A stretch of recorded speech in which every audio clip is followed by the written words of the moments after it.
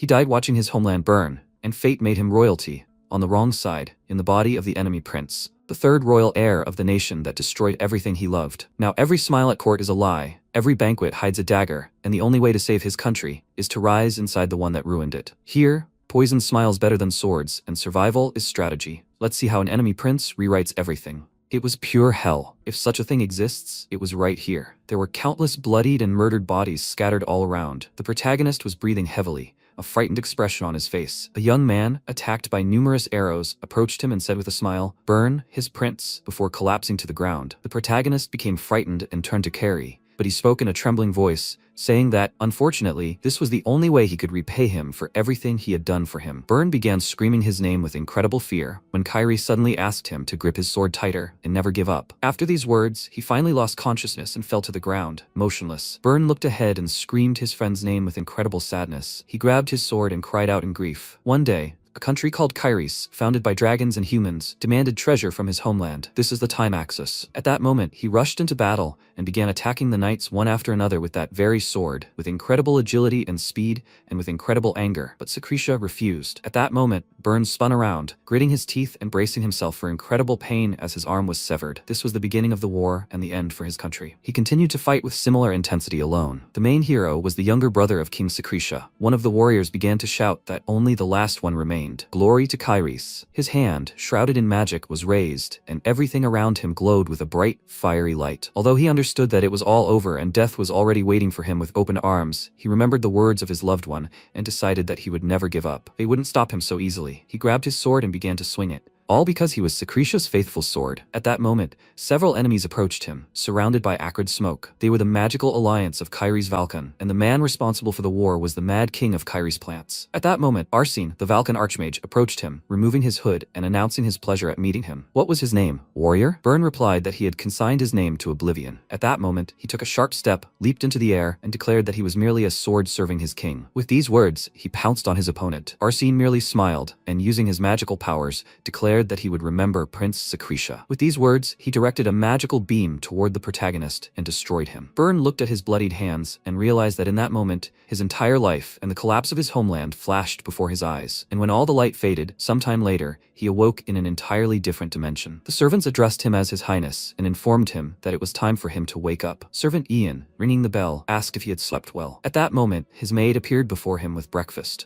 He rose from his bed in fear, and his subordinate informed him that he needed to hurry, as Prince Plants had already left. He grabbed his things and began screaming. What? Plants? He began examining his hands, unable to understand what was happening, as they had been cut off. The subordinate began screaming in fear. What? Don't let him say such terrible things. How could his hand have been cut off? Was he perhaps having a nightmare? All the maids were perplexed and watched the scene. The protagonist clutched his face and cried out in anger. The servant asked what was happening to him. He was pondering the name of the man for whom hatred lingered deep in his soul. His hand was intact, and a servant he had never seen before stood next to him, and even memories that had never been his, all of it filled his head. He clutched his head and asked, "Can they tell who he is?" Servant Ian approached him and asked in bewilderment, "What?" He was Kalian Rain Kairis, the third prince of Kairis. He examined his hands carefully and realized that it all resembled his worst nightmare. His hands trembled, and he asked again, "Kairis, but how could this have happened? What was happening to him?" He turned around and shouted, "What date is it today?" The servant replied, "April 28th. Kalian asked again, "Then what year is it?" He replied, 522, Your Highness. Something wrong? He realized this simply couldn't be true. That meant there were still 10 years left before the war began. The war had erupted over the time axis. The time axis was a strange artifact rumored to be able to reverse time,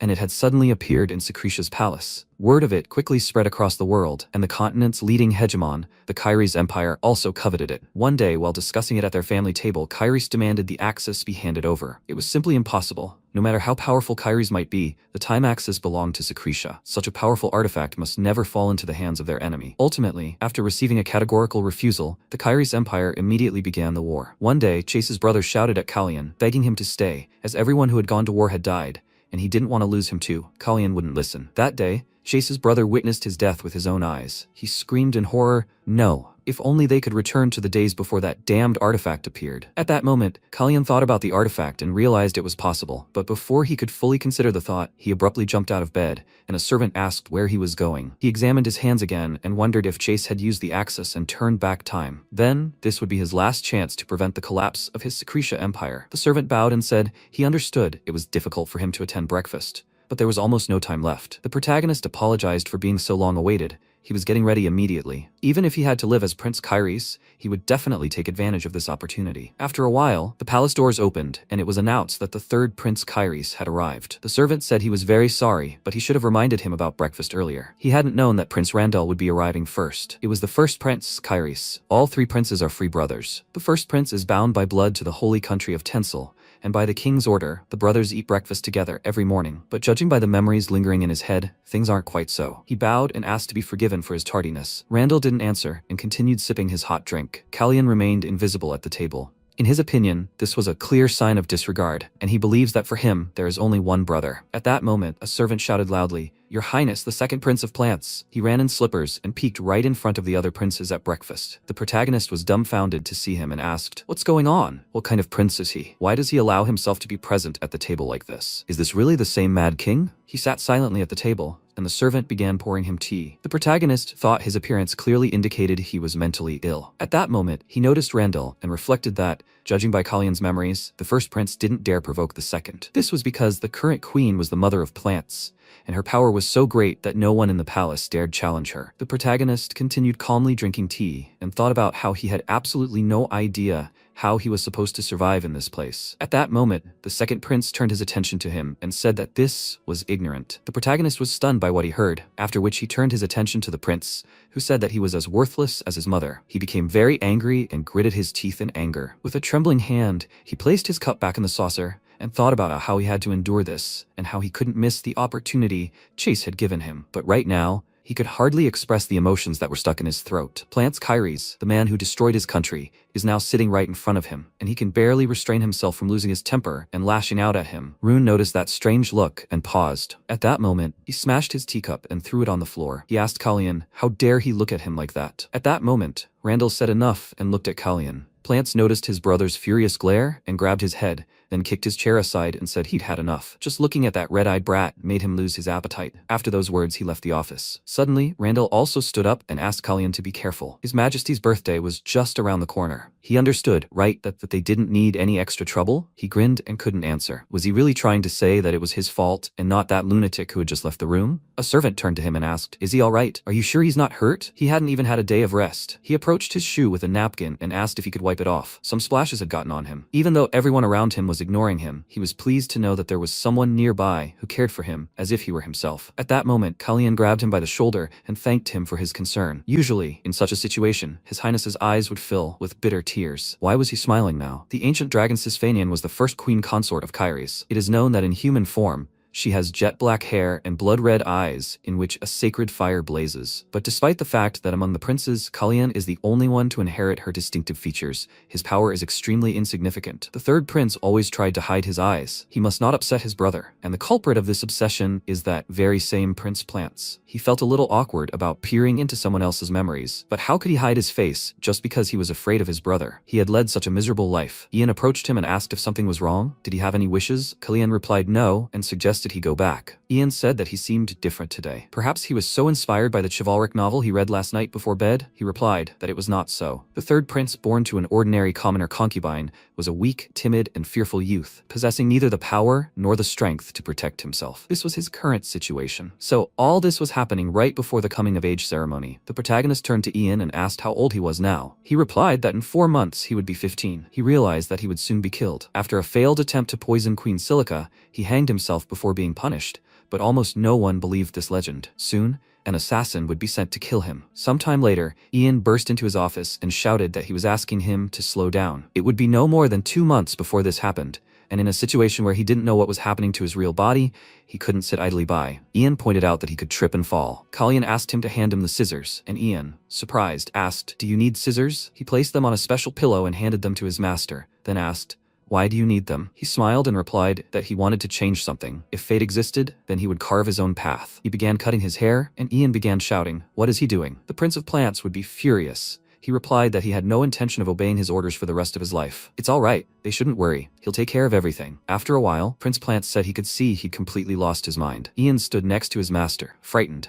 unsure what to do. And this is what he calls taking care of this problem? Plants sat down at the table and addressed him as Red Eyes, but he replied that his name was actually Kalyan, and he was reminding him of that. Plants smiled and said, exactly, then frowned, and began shouting that he wouldn't call him by his name. At that moment, he swung a sharp knife from the table, and the surrounding servants were dumbfounded, as was Ian. The knife came right at Kalyan, who grabbed it in his hand, cutting himself and bleeding. He held the knife firmly in his hand, and Ian began screaming that his wound needed immediate attention. Plants chuckled and said his hand had simply twitched. His brother was hurt, so what should they do? He continued to mock his brother, but at that moment, Kalyan gripped the knife even tighter in his hand, and rising from his seat, placed it right on the table next to Plants, and told him not to worry, because no matter what happened to him, he would certainly be fine. Plants looked at him in bewilderment, and Kalyan, leaving the knife, left the room. After some time, Ian began treating his wound with all the necessary means, then asked if perhaps he should call a healer. He replied that there was no need to do that. It was just a small cut. Ian was perplexed, and Kalyan asked why he didn't try to dodge. He saw the knife flying straight at him, didn't he? So why was he standing still? He could have easily dodged it. Ian remained silent, then replied that he didn't know how the Prince of Plants would react to this,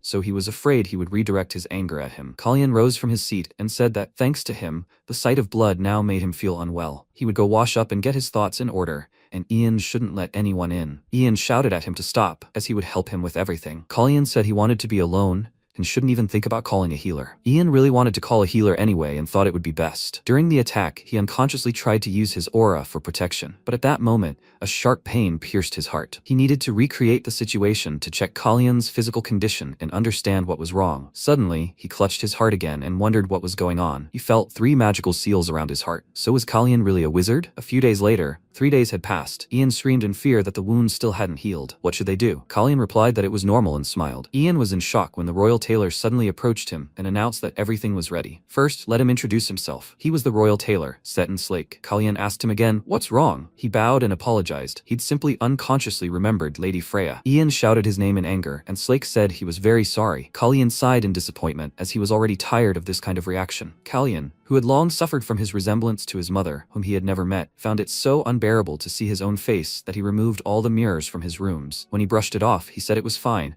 He looked very much like his mother. Let him just do his thing. Slake replied that he would first take his measurements. After measuring his hand, he advised him to eat better. He apologized for saying this, but young men his age were usually larger. Kalyan replied that he was eating normally, but when he looked in his mirror, he realized that there was indeed cause for concern. The royal family of Kairis descended from dragons, or more precisely, from 8 heroes who once sealed an ancient evil. Descendants of Sisvanian and Hazar, the royal dynasty of Kairis possessed healing powers and magical talent, bestowed upon them by the blessing of Sisvanian. In other words, Kalyan's wound should have healed long ago, but he still felt pain when trying to use mana. He understood he was in a dire situation, unable to use either aura or magic, and if this continued, he would truly be killed. Slake turned to Ian and announced that he had prepared several samples. Would he care to take a look? Kalyan turned, wondering if he needed someone knowledgeable about the properties of mana. Slake continued to say that he had prepared outfits for him that would be perfect for His Majesty's birthday. At that moment, he realized the birthday was very soon. He was sure he would be there too. That same great wizard, Alan Monasil. He had to meet him. He was one of the 3 great wizards on the continent to have reached the 7th circle of power. He was a role model for an entire generation. The story of how Alan was invited to the King of Kairos' birthday party, but for some unknown reason was not allowed to attend. This even reached neighboring countries, including Secretia. And that same humiliated wizard, 10 years later, proved his worth by becoming the only archmage of the 8th circle on the continent. No one knows more about him than he does, and Kalyan hopes that with his help, he can solve his problem. He can only guess at the real reason, but in Kairis, people have a low opinion of mages, so he's not sure if he'll listen to him. In all likelihood, the knights have overrun the Kairis palace under the influence of the Breeson family, to which Plant's mother belongs. And to keep the Breeson family in check in the future, he needs the power of the wizards. If he can win Alan over to his side, he might even be able to prevent the war that Plants will unleash. But for now, he'll turn his attention elsewhere. At that moment, the maid asked with incredible pleasure if the ribbons were too small. She liked these big ones. Slake asked how about adding more lace. The protagonist said he had to somehow cope with this problem, and sharply stated that he did not need any ribbons or frills. Did they seriously think he would wear lace, especially with bells? Who did they think he would look like then? After some time, he sipped tea and, putting the mug on the table, thought about how little by little he was beginning to get used to this life. His wound had almost healed, and from that day on, Plants ignored his existence, so everything went without incident. Ian approached him and announced that he would have a riding lesson in the morning and dinner with Her Majesty and Viscount Breeson in the afternoon. He asked if that was really true.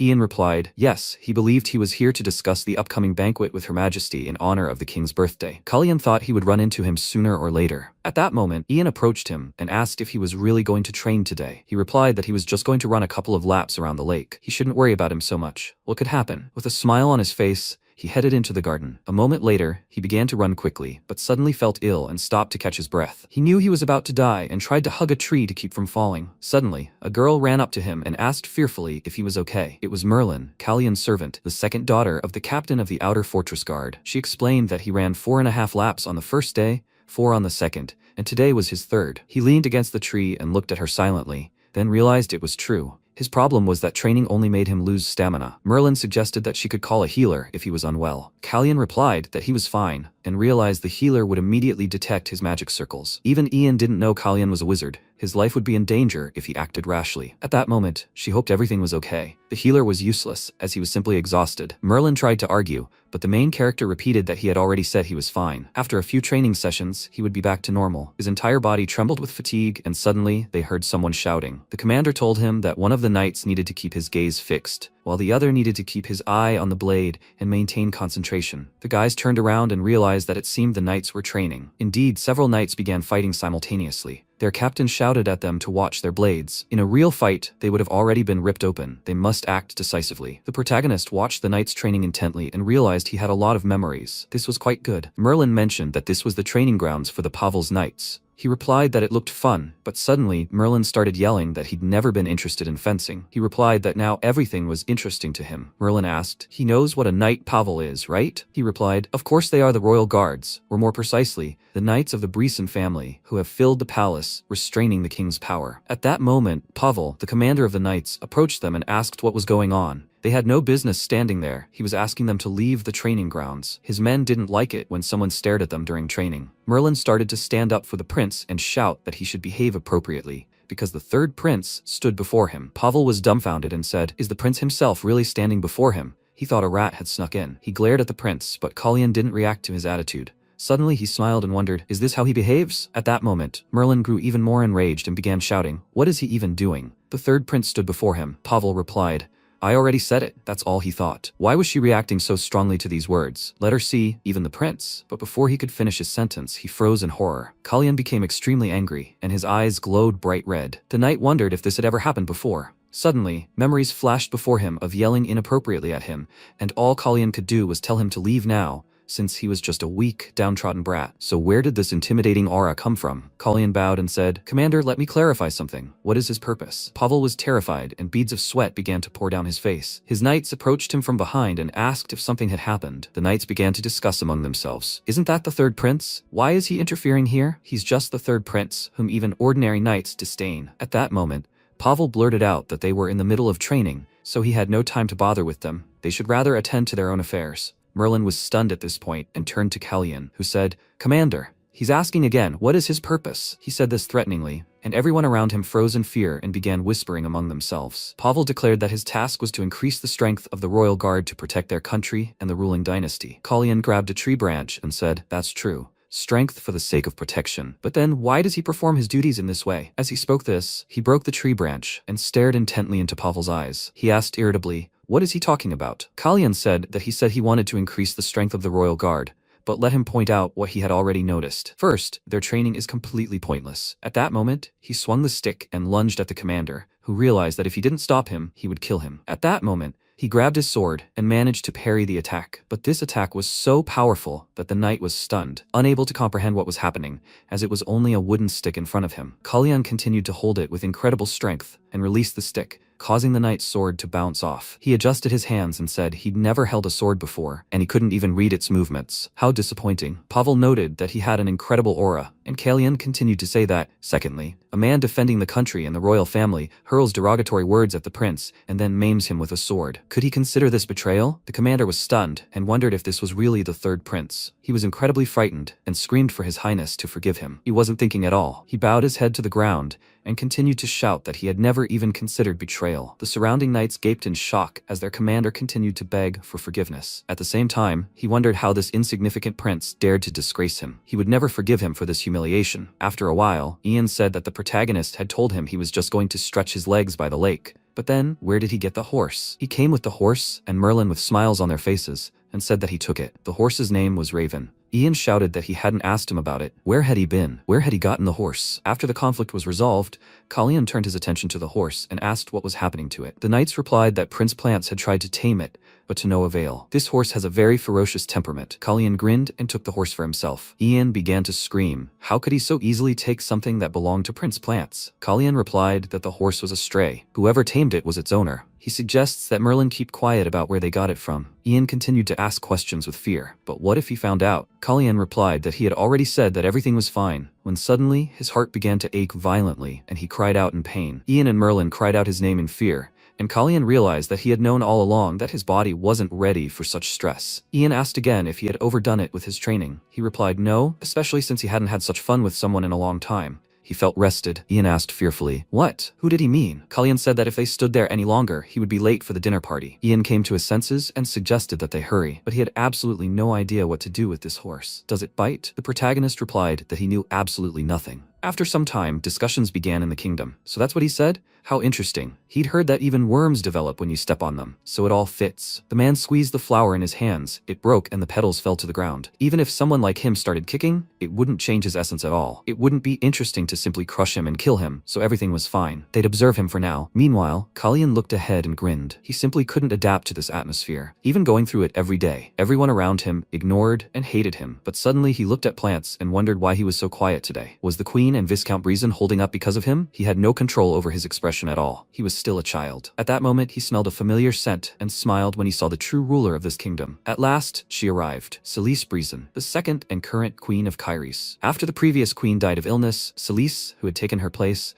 lent her Breezen family's power and assumed control of the Royal Knight Corps. Most of the nobility also supported the Breezen family, so Celise's power only grew with each passing day. Meanwhile, the third prince, Kalyan, with no influence whatsoever, became a laughingstock even to a lowly commander. At that moment, the Viscount announced that he proposed to do the same with Commander Fable. Celise replied yes, they would pay him adequate compensation. He understood, and Celise asked that in the future, he not report such trivial matters to her. Afterwards, she sat down at the table and asked if she really should pay attention to such trivialities. Kalyan carefully examined the queen, who suddenly turned to him and remarked that he had grown so much in recent times. He smiled, noting the reaction, then said it wasn't that much. He'd expected something like this, and said he would definitely grow up in the future. Then took a glass of wine and looked confidently into the queen's eyes. Everyone around him also noticed his gaze, and suddenly a servant cried out. Of course, but whether he'd grown up or not, he almost didn't recognize him. He showed his face, and he was very pleased to see it. He should have gotten a haircut long ago. It was Viscount Raynon Breezen, the second son of the Marquise of Breezen, and since he was still in his growth phase, he was sure to grow even more. But before he could finish the sentence, the queen suddenly slammed a heavy object on the table in anger. He turned around in fear and asked, "What's wrong?" He was terribly hungry, so have them bring him some food quickly. At that moment,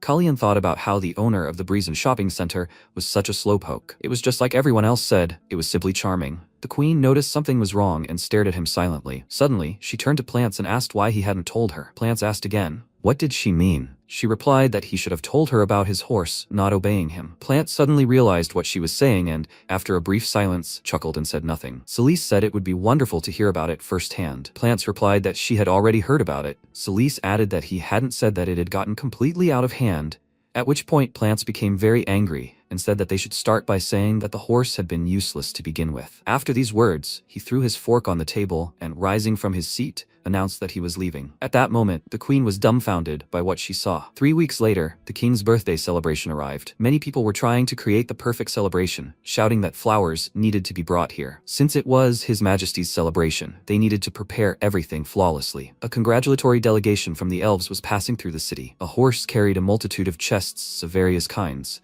and those around them wondered if these were all gifts. The festive banquet promised to be exquisite. The princes must be immersed in preparations, right? How they longed to see them. They were so excited. At that moment, the protagonist was in the room with Slake, who was looking at the measurements and wondering what was going on. Hadn't he started eating more? Suddenly, blood began to flow from the protagonist's nose. His entire hand was covered in blood, as was the floor around him. Ian began to scream in fear. "Your Highness, the others must quickly get a handkerchief." He replied that it wasn't so bad, he just hadn't slept well lately. He could see it. The bleeding had already stopped. Ian said that wasn't the issue at all. Slake suddenly apologized for his impudence, but explained that the problem was something else. He'd been losing weight steadily. 3 weeks ago, he hadn't been this thin. The protagonist realized his problems and asked with a smile, Is it really that bad? Maybe it was because of his intense exercise? He had been working out hard, but his stamina was only getting worse. Considering the pain he still experienced when trying to use mana, there was something wrong with his heart. Slake advised him not to be so careless about his health. Had he seen a doctor? Kalyan replied that it wasn't that bad. Why would he need a doctor over a simple nosebleed? The conversation in his room started again about the doctor. But why did he have a nosebleed in front of such people? Slake replied that it wasn't just blood, but the protagonist still insisted that he was truly fine. He wouldn't be able to shake this problem off so easily. Suddenly, Ian approached them and said he knew it because he'd been picking his nose the day before. Kalyan was as stunned as Slake, and Ian continued, saying it must have been hard for him to talk about something so personal. Kalyan asked again, "What's going on?" All the servants were laughing at the idea of Prince Kalyan having such a secret habit. Ian continued, saying that, as he'd already said, Prince Kalyan ate well and exercised, so the nosebleed was probably just a habit,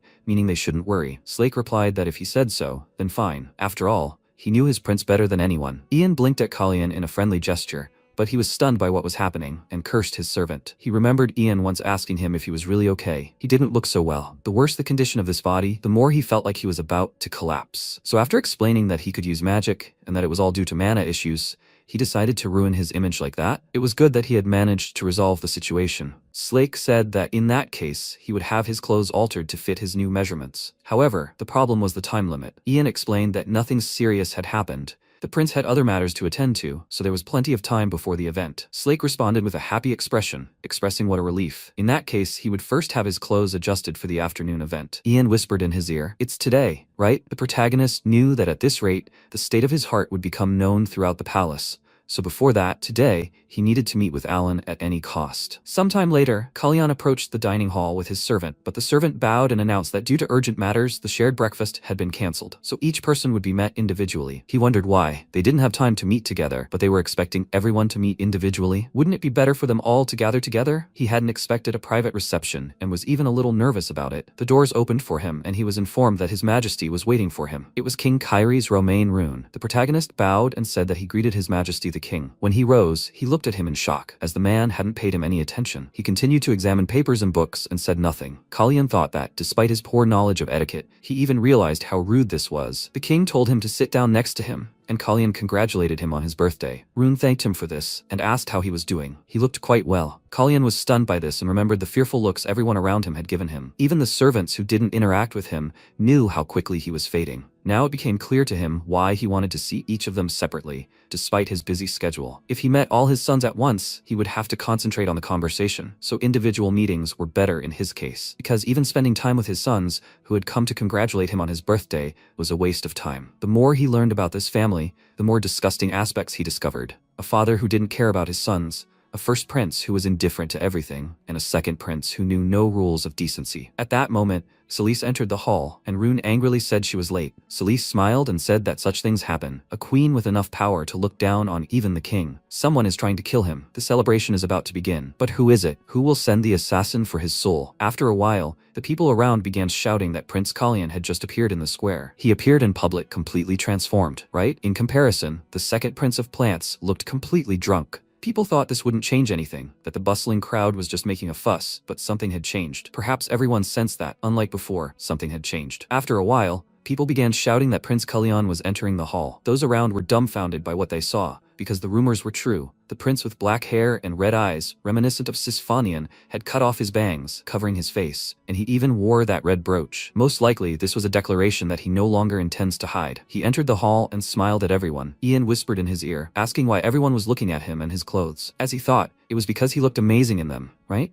The Seton would be glad to see him in person. Kalyan replied that they were looking at him, wondering how someone like the third prince could go out in public wearing such jewelry. Did he even understand how difficult it had been to stop Slake? He should be glad they had agreed on this. If he had pinned on everything they offered, the reaction would have been much worse. Ian replied that he was very happy with it. Those two were the most ignorant people, so they had thoughtlessly chosen this brooch. Kalyan said that Ian had said that his family also lived in Kyrie's, right? Ian replied that he saw that he remembered this story. His younger sister and father had returned to their hometown, and the rest of the family remained in the capital. He asked when they would arrive at the royal palace. Ian replied that they would come if they received such an invitation. When should he bring the raven to the garden? Kalyan realized he seemed reluctant to answer that question. Everyone has undesirable topics of conversation, so that was normal. For now, he suggested waiting for the right moment. He would like to see someone. Ian asked with incredible surprise, but who? Cullion raised a finger and asked if he knew why this ballroom was called Siegfried's Hall. He replied that it was obvious, as it was named after the first patriarch and one of the 8 heroes of the two-sided war, Duke Kitros von Siegfried. The only ducal family in Kyrus, Siegfried. Despite their considerable influence, they have remained loyal to the royal family for over 500 years,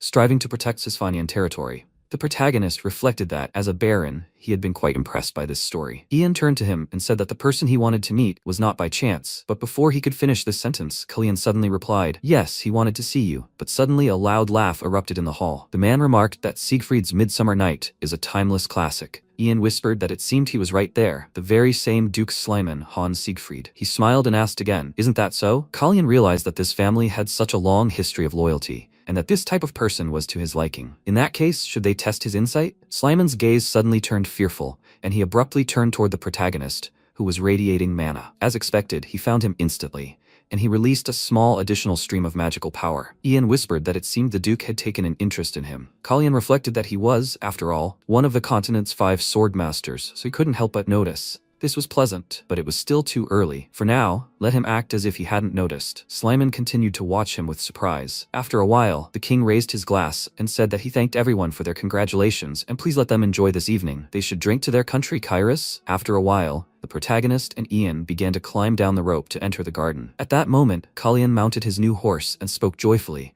as one would expect from the intelligent and gentle Raven. Ian shouted at him not to be fooled when he wasn't around. Well, as they could see, he caught on so quickly, there was no point in arguing with the first epithet. They just needed to get to the main gate? Cullion replied, yes, and while they waited, he could enter without an invitation. Suddenly, they heard someone talking near the gate. Alan informed the night guards that he had come quite a long way to participate in the celebration. The knight replied that he couldn't enter and that he should please leave now. Cullion realized with joy on his face that he was here. The paragon asked again, are you sure he wanted to deny him entry because of some kind of invitation? His name was Alan Manasil.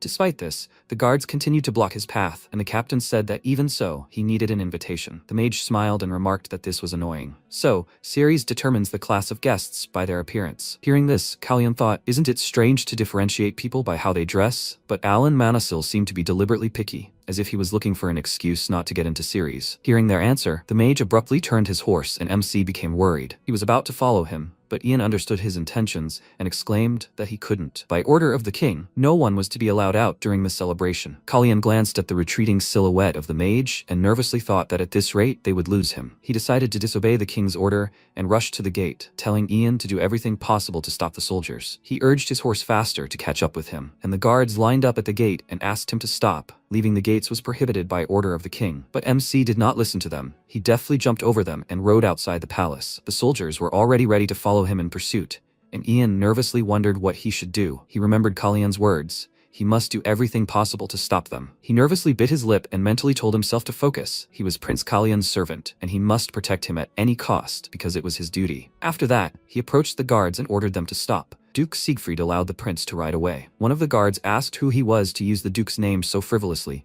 and he, letting down his hair, declared that he was Soroyan Siegfried, the duke's eldest son. After his father found out what had happened, he couldn't stop laughing loudly, which made Ian feel a little ashamed. He said that was no reason to laugh like that, after which he called out to him with embarrassment, and Romain, wiping away tears, asked him for forgiveness. He simply couldn't believe that his son had thought of such a thing. He patted his head and said with a laugh that this was his son, who had left the family as a child, but it was a good decision. Ian answered that something was completely wrong. This would definitely affect his relationship with His Majesty. Slayman said that he wouldn't ask. His son looked at him in surprise, and he repeated that he wouldn't ask about it. Romain was thinking too much. If a child received help from Siegfried, he would be put in a position where he would have to doubt the good intentions of the family, and if they weren't punished in any way for this assistance, it would be tantamount to acknowledging the friendly relationship between them and the prince, which Breezen would undoubtedly see as a problem. So the situation would be hushed up as if nothing had happened, regardless of the reasons for this action. Meanwhile, MC finally caught up with Alan, and he stopped, saying that it didn't seem like he was going to criticize him for not inviting him. He removed his hood and turned to him, asking why the third prince of Ceres was pursuing an old man like him. Cullion glanced at his face and thought that he had heard that upon reaching the 7th circle, age rolls back, and apparently that was true. He noted that it was already so late. Was he really going to go back? He answered him that when he tried to open the closed door, it turned out that the threshold was still too high. His words immediately began to irritate him, and he thought, was he really going to communicate with him in metaphors? But two can play this game. He said with a smile that he was asking because he was banging on a closed door when it was open. By this, he meant the question, where did he put the invitation kindly left for him? Alan told him that he was busy fighting the wind and forgot to clear the dust from the threshold. He didn't expect the guards to make the mistake of trying to keep people out. After that, he thought that he wasn't apologizing to him, but criticizing. Was this honesty or just shamelessness? He smirked and thought that the third prince was so interesting. At their first meeting, he had the look of an ordinary 14-year-old boy, and then he noticed his hand holding the reins, which immediately surprised him. He abruptly approached him and asked for his forgiveness, after which he grabbed his hand and used magic, which responded with a sharp pain in his heart. He clutched his chest, feeling Alan's mana pouring into his body, and then bright flashes began to emanate from the point of contact. The horse became agitated and reared, breaking contact and finally subsiding with the pain. Alan noted that even the doors closed completely. The wind was no barrier, and MC realized he had already noticed the state of his body. He pulled himself together and realized he was right. He had been unable to use mana for some time. Alan thought that wasn't the problem at all. He really didn't know that the problem was something else. His gaze fell on his hand again, and he frowned, thinking that the series treated mages poorly, even though they were the descendants of dragons. The great mage had come to such a family himself, intending to make them look foolish for letting him slip away. However, could he really call this meeting with the young prince on his way destiny? He wondered why he wanted to see him, and he fell silent, carefully considering his words. He would understand if he were lying. After that, he dismounted from his horse and spoke his name, saying that he would like to possess it. He feels like his life will soon be in danger. It's not that Alan didn't know about the situation the third prince found himself in, hated by everyone, surrounded by enemies. He moved his finger slightly, erecting a sound-blocking dome over them, and jumped off his horse. Seeing the barrier, Kalian wondered in surprise. Did he use magic without even saying a word? Was he really a seventh circle mage? Alan asked. Was his goal simply to prevent this from happening, or to try to get rid of the root of the problem? He smiled and answered him that for now he just wanted to prevent it from happening. Alan was surprised that he said only for now, and he continued, saying that he also wanted to eliminate the source of the problem, even if it meant taking the throne. The mage grinned and thought, is the throne just a tool for him to achieve his ultimate goal? And this is said by a prince with a dying body? A prince who so resembles Isfanian, a prince who needs him to achieve his goals. This is so interesting. In that case, he will see what he is capable of. He asked Kalian to give him another invitation, and he smiled triumphantly and knelt before him, joyfully saying that he, Kalian Rain Cyrus, greets his mentor. The magician responded that he, Alan Manisil, accepts His Highness's invitation. Thus, he promised him to save him. Meanwhile, Ian asked his father if he was sure that no one in the royal palace knew who he was. He answered that he had taken care of everything. He did not need to worry so much. The guy thoughtfully touched his chin and said that perhaps if he were recognized,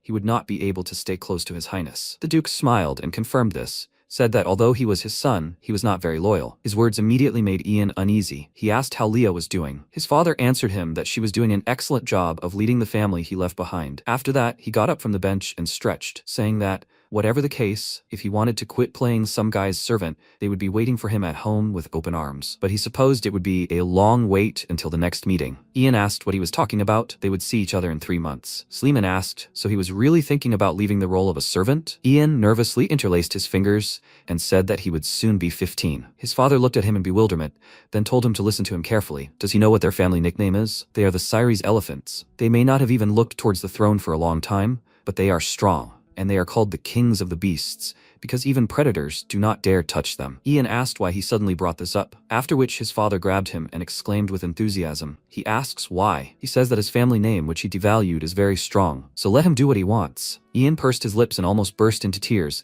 and his father squeezed him tighter and said that he was such a scoundrel for making him worry about him. He squeezed him so hard that the boy felt pain, and he exclaimed that he was really going to die now. When his father finally let go, he stood up and straightened his clothes, calling him Duke. Slyman waved and told him to go quickly, and he bowed to him and said goodbye. Watching him go, Slyman thought, what kind of useless stubbornness is this? He really is Siegfried. He remembered what happened earlier and wondered when that boy managed to grow up so much. He really wondered what he was planning. A new day dawned, and a carriage with the 7 red flowers and a silver wand pulled up to the palace. The nobles who saw it were surprised. The woman said she heard his contract with Riberin had expired. The man next to her asked, but how did he end up in Ceres? She said it was an obvious decision after such an experience. If it weren't for his relationship with King Riberin, he would have left already. It must be all about that rumor. The nobles started talking about Alan's son, but at that very moment the carriage door opened and the mage climbed out and looked around. He smiled slightly nervously and thought that his new apprentice had done something extremely sweet. Yesterday he had told him to arrive at exactly 9:30 in the morning,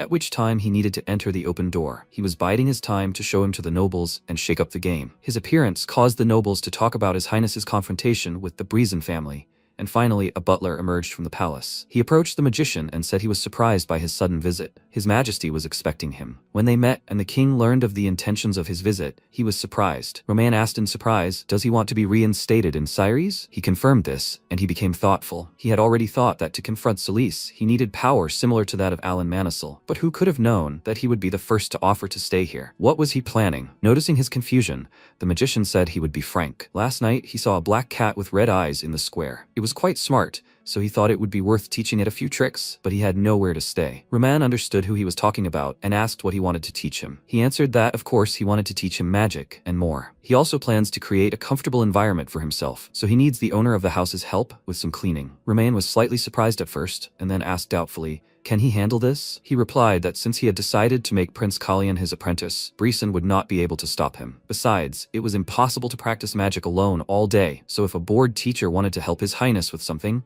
they would not be able to interfere. All these thoughts were Prince Kalian's true invitation. Romain clenched his fist, having made his decision, then rose from the sofa and said that he would make room for him. It was already a complete mess here. It couldn't get any worse. He approached his desk and said that for some reason he was interested in something. He had heard that there was nothing special about this child. The mage thought in confusion. Nothing special? His state of health alone was already a peculiarity, so much so that it was hardly possible to find anything within the norm. The king continued, saying that he had also been told that he was full of fear. Therefore, he found it hard to believe that this child, who was afraid even of horses, was chasing him. If there had been anything remarkable about him, he would have known about it by now. The magician was surprised that he was only speaking about what he had heard from others, and asked if he even knew His Highness's height. Roman turned to him. He could not answer his question, and the magician only became convinced that he knew nothing about his son. He stood up and declared that at times attention can be poison, and indifference a cure. However, he knew very well that being busy in this case was just an excuse. The king did not like his tone and said that he would attribute his inappropriate behavior to concern for his student. It was ridiculous that he had to explain this, but he valued princes enough, especially Kalian. He was already his favorite. He decided to end the conversation there and was about to leave, but Alan snapped his fingers, creating a barrier preventing him from leaving,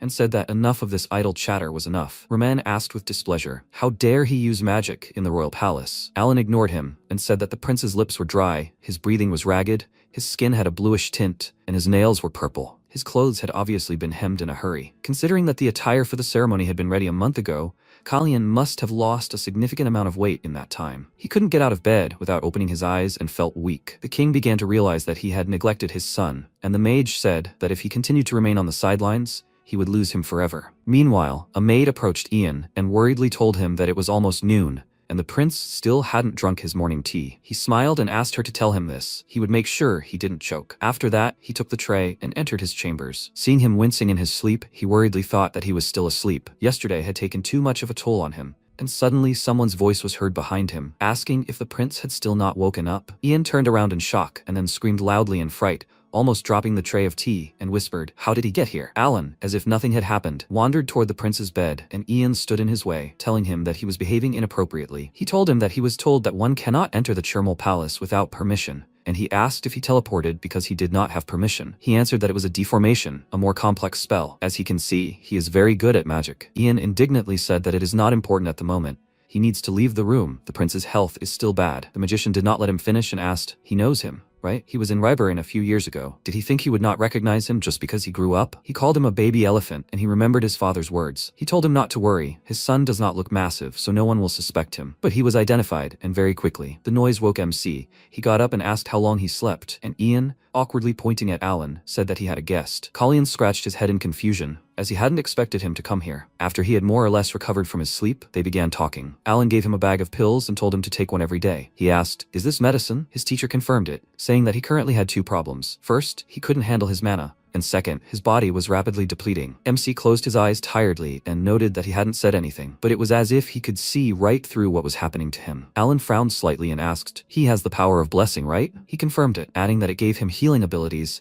and an affinity for magic. Although he had a feeling that this healing power had disappeared somewhere. And maybe he had heart problems? Alan asked. Has it ever occurred to him that it was a strange combination, a mixture of healing powers and magic? Kalian replied that he'd considered the possibility that the blessing strengthened his heart. After all, the source of both mana and life is the heart. The mage smiled and confirmed this. The power of the blessing strengthens the heart. But this power hasn't disappeared. He has no heart problems, and his mana isn't blocked. MC inquired about what was wrong with him, and he asked if he'd ever considered that Sisvanian's blessing hadn't disappeared, but simply reached its limit. His eyes widened. Understanding dawned. Something had affected the blessing's power, so it was no longer able to heal even the slightest wound. He asked apprehensively, "So it's poison?" The mage replied that if it weren't for the blessing, he would have been dead long ago. Treating such a deadly poison puts a strain on his heart, straining his healing powers, and any attempts to use mana would be rejected by his body. MC thoughtfully rolled the pill between his fingers and thought that Kalyan had originally been killed, but he had been poisoned before it had entered his body. Such things are not spontaneously planned. Then why did they kill a child who would have died anyway? A different aura began to emanate from his anger. Alan immediately noticed it and stared at him in shock, thinking that such bloodlust was unusual for a 14-year-old boy. Who was he really? MC asked. So these pills were an antidote? The mage confirmed this. He had acted in a hurry, but he was confident it would work. Kalyan looked down at the pill, lost in thought, then asked what if he took the poison and the antidote at the same time. The mage immediately became worried and exclaimed that if he continued drinking the poison, the antidote would only delay the effect. He noted that this was already enough, and he worriedly exclaimed, "Is he really going to take both at the same time? Maybe he has suspicions?" He replied that he did indeed have one theory. He thinks the source of the poison is the tea he drinks every morning. He drinks it in front of everyone, so it's easy to tell that the poison has been taken. And since no one else drinks it, they figured it was the safest option. Most likely, old Kalyan noticed changes in his body, and one day refused to drink tea full of poison. Perhaps this is why it all ended with strangulation. The situation changed when it got into his body, so now he doesn't know how they will decide to eliminate him. Therefore, at least until he finds out who is behind all this, he needs to keep it all a secret. He told the teacher about this, and he asked if this is really the only reason. He answered him that if it turns out that the problem was in the morning tea, then Ian and the other servants will be at risk. The criminal probably does this regularly, therefore he believes that he will not be caught. The magician thoughtfully looked away and quietly said that the baby elephant will be fine, after which he grabbed his head and said that he understood everything. What is he going to do now? MC immediately remembered his father. He once told him that to lure someone else's trump card, you first need to throw away your own. At such moments, he always remembers him. He asked the teacher to escort him outside the palace tomorrow evening, and at the same time, the servants began urgently waking Prince Plants because the queen was coming to see him. She walked quickly along the corridor. They managed to wake him but did not have time to dress him. Having dispersed them, the queen approached his bed and abruptly pulled back the curtain, saying that it looked like he was already late for preparing for his afternoon plans. He doesn't think so? Her son tiredly touched his face, and she exclaimed in displeasure that he reeked of alcohol. He didn't learn his lesson even after being forbidden to drink at an open ceremony. He took a glass of water from the nightstand and asked what she was doing here. Let her just answer and leave. She bit her lower lip in irritation, after which she said that Kalyan had taken a mentor and that he was a mage of the 7th circle, Alan Manassel. The nobles were already hesitating. Plants asked, "So what?" The queen abruptly approached him and threateningly ordered him to ensure that all her efforts invested in him would not go to waste. Let him get dressed immediately. She waved her hand at the servants, telling them to get to work, and told her son that many eyes would be on him today, so he better not disappoint her. After that, she left, her words greatly angering Plants. He jumped out of bed and smashed a glass of water on the floor, but this injured him, and the servants immediately ran to him out of concern. Ignoring the wound, he waved his hand in anger and ordered them all to leave, and as soon as Kalyan's face popped into his head, he clenched his teeth until they creaked. Soon, a solemn procession led by the king rode through the city streets. All the townspeople sincerely congratulated him on his birthday and wished prosperity and glory to Ceres. Seeing the princes, the child sitting on his father's shoulders joyfully pointed at them, and he told him that the one with dark hair, the one he most wanted to see, was Prince Kalyan. MC waved to the townspeople, causing them to cheer, and Ian, walking next to him, worriedly asked how his body was. It was good that he looked better than yesterday. He answered with a smile that this was expected. He had rested well yesterday. Perhaps it was the antidote, but he really did breathe easier, and the chest pain had subsided. Ian said discontentedly that there were so many events today. After the parade, there would be a horse riding show, and then the ball. What if his nose bleeds again? This was too much. MC laughed nervously and remarked that he was worrying about him too much. Still, he could participate in all the events in good condition, and that was enough for him. He glanced at the townspeople waving at them with smiles and noticed two suspicious people, a girl and a guy, in the alley. Looking at the guy, he immediately remembered his old friend Kyrie. That day, he had protected him with his life, and when he looked at his face, he was only convinced that it was definitely him. But what was he doing in Ceres? Raven immediately sensed his master's emotions. It glanced at the alley and started to go there, but Ian stopped the horse by the reins and asked why it was suddenly acting up. He pulled the reins back, returning Raven to the road, and asked if it was because there was someone there. Kalyan looked sadly at the two people who were already leaving the alley and patted his horse, asking if it felt it too. But they couldn't go there now. He mentally told Kyrie to just wait. He would definitely find him. When they arrived at the show venue, they were met by Melfier Polin, the owner of the Polin Shopping Center. He greeted His Majesty and said that they had prepared performances that he would definitely like. MC thought that it was he who had prepared the horse riding show instead of the Breezen family. Thanks to this, he avoided pointless hassle. However, he was worried about something else. If his memory serves him correctly, Randall will suffer during this show, and afterward,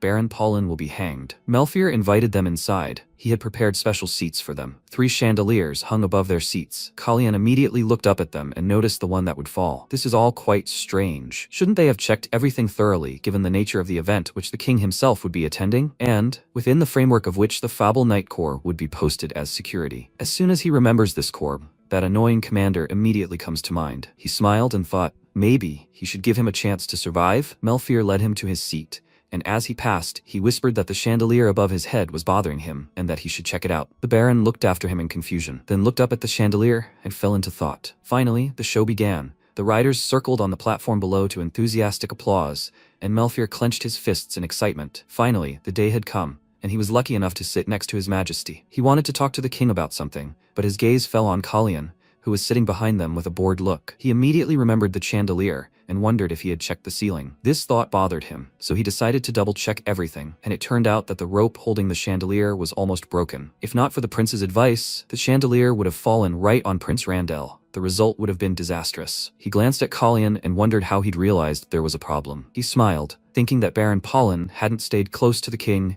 and had come to a useful conclusion. He was also decisive and knew he needed to look ahead rather than chase immediate gain. But why had the Breezen family turned against Polin to the point of preparing such a fuss? And then he noticed Plance's gaze, which surprised him slightly. He looked at him thoughtfully for a few seconds and then told him to know his place. He felt so disgusted that his filthy, pathetic blood was making his throat ache. Despite the cheers below, everyone around him heard the prince's words. Randall, the king, and the queen immediately turned to him in shock, and MC covered his face with his hand to hide his expression, thinking, pitiful, pathetic blood? He doesn't know what he's up to, but he never thought he'd be of any use. Celeste must be angry now. How much longer will she sink to the bottom? The queen, meanwhile, nervously covered her face with her fan and glared at her son, thinking he was an idiot, even though she'd warned him so many times. But when she saw his expression, she was surprised. He was smiling, pleased with her reaction. She immediately realized he'd said it on purpose. But why? Why today? The aristocrats immediately started discussing it. How could he say such a thing in the presence of His Majesty Romain? After that, they can't support Prince Plance anymore. Wouldn't Prince Kalyan, who receives support from Alan Manisil,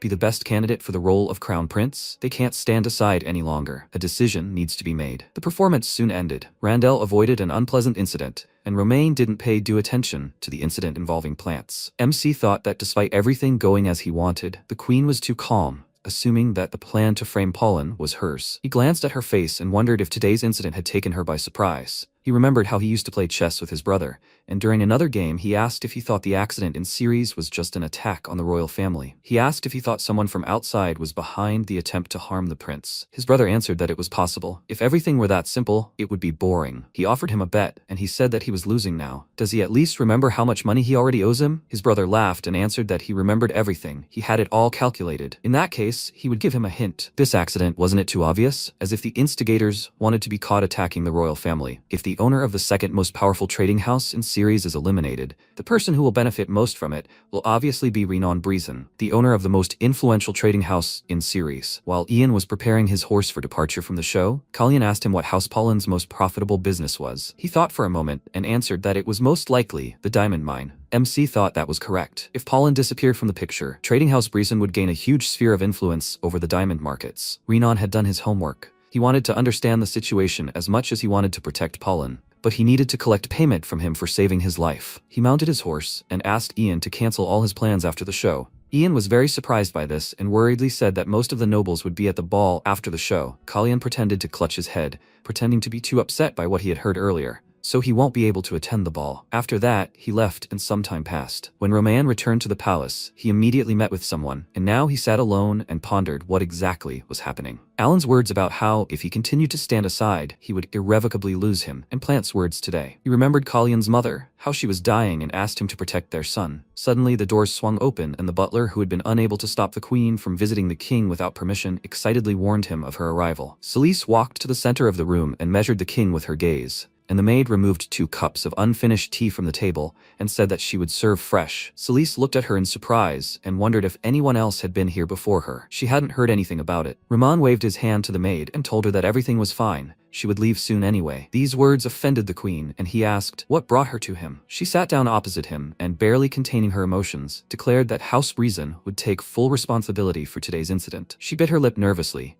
and Roman, noticing this, wondered if she had decided to stoop to this level because of Plant's mistake. Apparently, her son's reputation was above all else. At the same time, she hadn't lost any of her audacity. She said that today's spectacle was quite impressive, and Baron Pollen deserved a reward for organizing such a wonderful celebration. Doesn't he think so? Rahman remarked that it seemed she had already thought of exactly how she wanted to reward him. She opened her fan and answered him with a smile that he was right. She planned to transfer to him House Breezen's exclusive right to supply the royal stables. The king's hand trembled, and he grinned and wondered if she was going to lose such a profitable niche. Everything was just as Alan had predicted. He had met with him shortly before, and he had said that the queen knew that something would have to be sacrificed to mitigate the damage caused by Prince Plants. But she was not yet desperate enough to recall the knights she had stationed in the palace. Therefore, she would come to him with an offer that she believed would ensure an equal exchange. And once that happened, let him show her that he was willing to overlook the matter. At this moment, Rahman wondered if this was a mentor strategy or a student strategy. He told the queen that he and Plants would enter the ballroom together that evening, which pleased her greatly.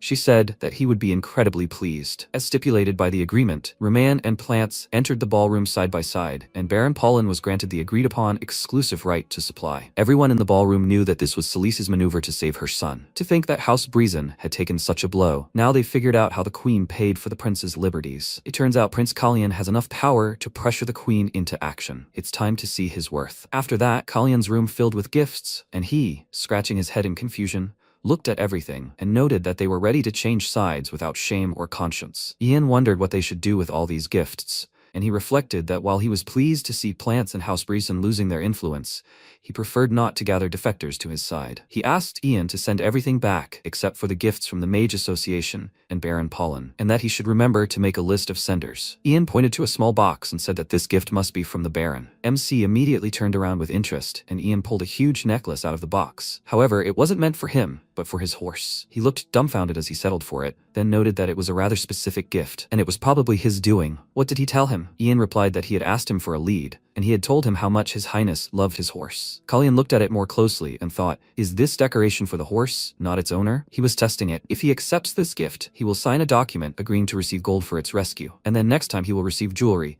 which will finally pay him off. But it's not that simple. He is mistaken if he thinks that he can buy him off with simple jewelry. He asked Ian to find out how much this necklace is worth and send the required amount to the Baron. The guy put the necklace back in the box and asked, are they buying this? It is, of course, a unique item. But MC interrupted him and said he wasn't buying it for its uniqueness, and in fact, the award for uniqueness definitely went to this gift. He pointed to a potted carnivorous plant, and Ian, glancing cautiously at the tag, said it was from the Mage Association. Kalyan remarked that they definitely had a unique aesthetic. So, this creature was being sold as a gift? Ian said there was a note with the plant. It seemed quite rare, and there were also care instructions. It was a magical flower that spreads bioluminescent pollen before dying, popular among herbologists. MC immediately looked at the plant in surprise and smiled, an idea having occurred to him. Ian asked if they would send it back, and Ian said they would keep it. He had an idea. Time passed, they brought him tea, and suddenly there was a clink, the cup broke, and the maid who brought it immediately turned around. Ian immediately rushed to the prince, asking if he was okay, and he answered that he was fine. His hand just slipped,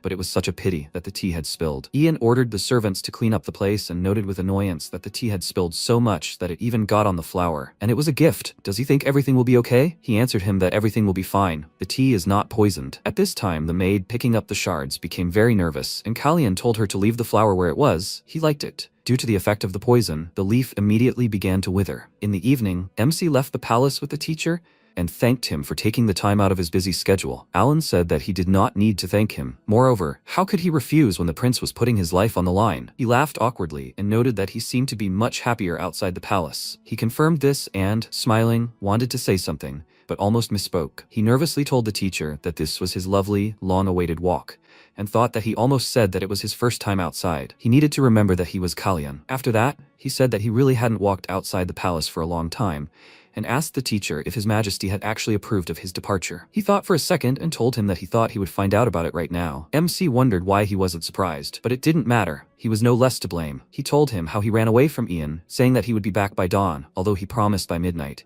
And Alan noted that he really was his student. Kalyan smiled and told him he'd take it as a compliment, his face turning serious. He asked if he took the antidote regularly. He told him he'd taken one this morning and was feeling much better, so much so that the person who'd slipped the poison was now in a panic. All the pieces of the puzzle would fall into place once they took the bait. Alan smiled and said he applauded his resourcefulness. Maybe he didn't need it after all. He told him that wasn't true. None of this would have worked out if it weren't for the gift he'd sent. Alan turned his horse, and sighing heavily, said he'd be leaving him there. However, he thought he should have let him stay. MC pulled his hood up and laughed, saying he knew he'd understand. Alan said the Magicians Association office was on Tina Street. He should find it there as soon as he was done with his business. Kalyan said goodbye to him and wished him luck, after which they ran off in different directions. MC wandered into a shopping street and purchased a sword from a blacksmith. He examined his dagger more closely and thought it would suit him. He would use this sword until his order was ready. After that, he approached the entrance to the alley and peered into the darkness, thinking that now all he had to do was get information. Secretia maintains a spy network across the continent to gather information from other countries. However, these spies do more than simply gather information. Each agent undergoes years of rigorous training to become elite assassins, and the people who created this network of assassins were none other than his father, King Deblon, and Byrne, his former self. He dismounted from his horse. Now he was on Tana Street, near the Dovecot. He looked at the sign and thought that he knew firsthand how dangerous they could be, since he was the one who personally trained them. Not to mention that he was now the Prince of Syres. Two drunks passed him, and he immediately pulled his hood up, thinking that once they realized someone like him was near their base, he could forget about a safe return. His black hair and red eyes were too noticeable, so he better stay hidden. He entered the Dovecote and immediately noticed that it was much more spacious than it looked from the outside. The shopkeeper asked if he was looking for a pigeon, and he replied that he wasn't. Those birds had yet to wake up. The man immediately responded to his words and said that they simply liked to sleep. Kalyan approached him and smiled, saying that maybe they were tired. They had covered quite a distance, after all. The man remarked that that was precisely why they were still sleeping, and he, noticing the dummy birds with keyholes on the backs of their heads, said that tired birds could rest their wings here. The man looked at him suspiciously and asked why he was there, to which he replied that he had come for bird food. He noted that he had come to the right place, then swung the knife sharply, cutting his hood and saying that he didn't remember him selling pigeons recently. MC thought that this was definitely not an ordinary person. It would be difficult to figure out Kalyan's body with him. He pulled the knife away from his face and said with a smile that the bird had obviously simply left its nest and gone in search of food, so of course he couldn't sell it. Here, birds are called secret agents, who collect information. Secretia keeps the identities of agents secret, even from each other. This way, even if one of them is exposed, nothing will point to Secretia. The man asked whose bird he was, and he thought that even if he used his father's name and pretended to be a secret agent for Secretia, no one would know. He replied that he was a Nebulad bird, and his gaze immediately became surprised. MC said that now let him provide some food to this bird that had just left its nest. Now, he would become the first prince of Syres, who would use the secret agent Secretia to steal information about Ceres. After that, the man opened a secret passage to the second floor and asked him to follow him. As they walked, Kalyan looked around and thought, so there was a hidden place like this? The man said that he must be new, so let him remember his name, because they would meet again. He is a white eagle. MC introduced himself to him in response, saying that he was a red swan, after which they went up to the room and he asked what kind of food he needed. He crouched down and said that he needed one item, one piece of information, and the man immediately extended his hand to him, saying that it would cost 8 plorin, payment in advance. Kalyan looked at him in confusion and wondered if he'd named the price before he'd even mentioned the specific item and information he needed. Was he deliberately trying to trick him, to make him lower his guard? Noticing his reaction, the white eagle shrugged and said it was a fixed price. After that, MC handed him the payment and he handed him the scroll with the information. He read it all carefully and asked if everything was correct. The white eagle replied that, given the size of the requested area, this was the only suitable location. Kalyan thanked him, noting that it was useful information, and as he was about to leave, the white eagle warned him to be careful. He turned to him, and with a smile he explained that the rules there were harsh. He smiled back, then left, thinking that no matter how harsh the place was, a white eagle, ready to attack at any second, was far more dangerous. Having saddled his horse, MC headed to the place. His path led across a bridge, but there was a crowd of people in robes there. He wondered what was going on here in the middle of the night. Attracting attention wouldn't be the best idea. According to the map, he needed to cross the bridge, so he would act quickly. But when he approached the bridge,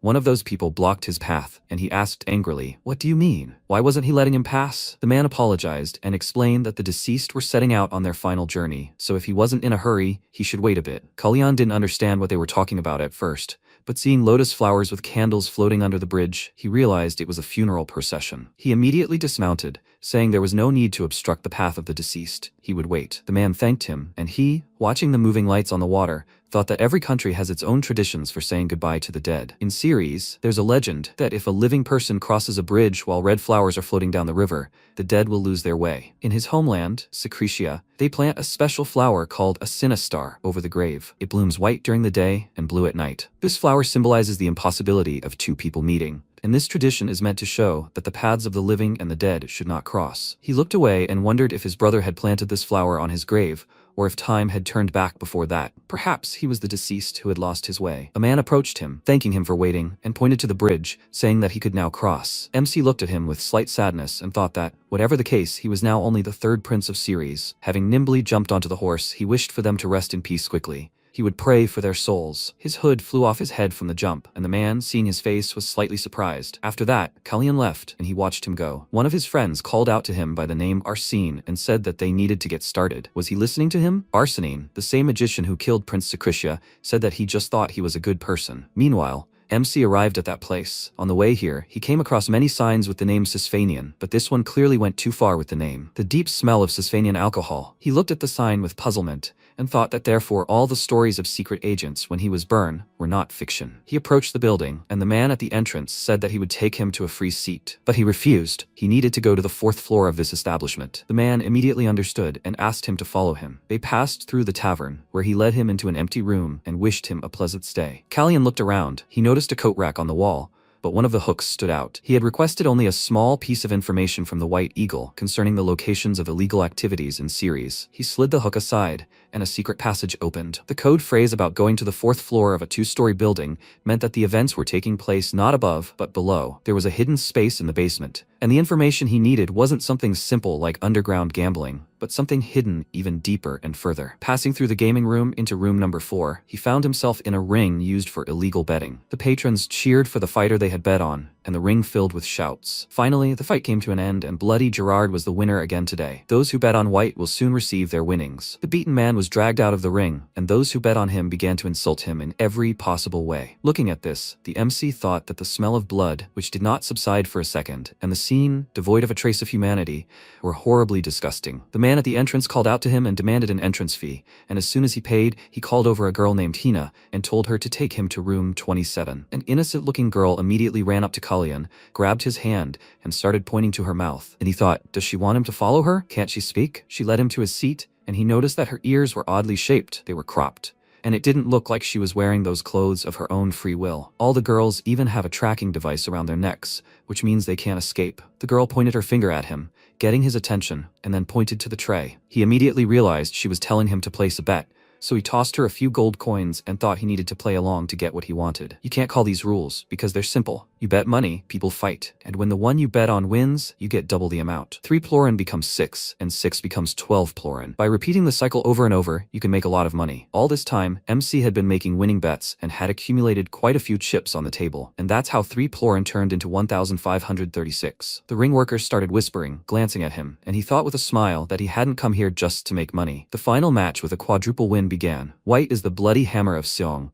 and his opponent today will be the undefeated guy. As soon as he entered the market, Kalyan excitedly leaned forward. It was him, Carey. When he was still Byrne, he told him that in the past he was kept in a place where they made money from fights, until his sister died, and now Carey was right next to him. He remembered how he asked him if he wanted to become a knight, and then Kyrie answered him that he would like to become His Highness's sword, and he died being his sword. In the ring, they called him Monster-Eyed Kyrie because of his heterochromia. MC immediately bet on black. He put everything on Kyrie. Hina, looking at this huge number of chips on her tray, was very surprised, and the other spectators were perplexed and thought that he knew something, or perhaps he was just crazy. The man entertaining the spectators said that his current win rate is 0%. And although he has never won before, will he be able to atone for his mistakes in this rematch? The man who had previously demanded his entrance fee called out to him and said that this was a very large bet. Such extravagance was unnecessary. He said this out of pity. He should bet on the other guy. That idiot has never won a single fight. Hina was slightly upset by his words, but Kalyan distracted her, asking if she had checked everything. He meant the chips he had bet on black,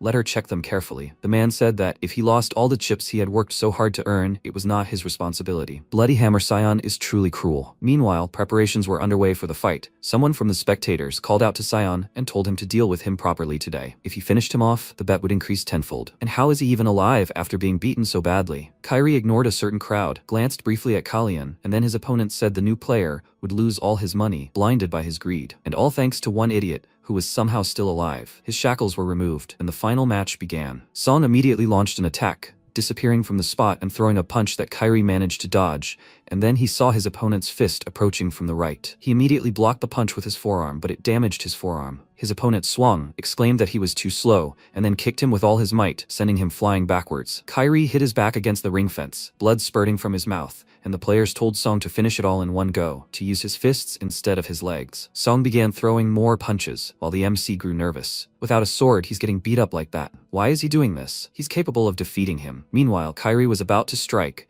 but his opponent dodged and smirked, noting that he told him he was too slow. After that, he struck again, calling him a cockroach that was too tenacious, causing blood to spurt from his mouth once again. Sion, delivering a series of quick and powerful blows, shouted that this time he would finish him off. The time had come for the finishing blow. Kalyan realized that at this rate, Kairi would lose, so he jumped up from his seat and called out loudly to him, telling him to keep his shoulders covered before he attacked. Kairi heeded his advice, and then his opponent's fist appeared in front of his face, and he instinctively dodged, then crouched down and pulled his arms close to his body. MC smiled, the situation immediately turning in Kairi's favor. He punched his opponent in the chest, causing him to lose his balance, and then immediately delivered a second punch, right in his face. Having lost his tooth, Sion fell unconscious to the floor, and everyone present stared at him in shock, not understanding what had just happened. A man shouted that monster-eyed Kairi had defeated Bloody Hammer, Sion, and earned his first victory. The players began to curse Sion, and Kairi turned to Kalyan and lingered his gaze on him. He smiled widely, rejoicing at his victory, and at that moment, a tall man approached him and said that a person was looking for him and that he should follow him. He was led into the ringmaster's office, and he remarked that he was quite talented,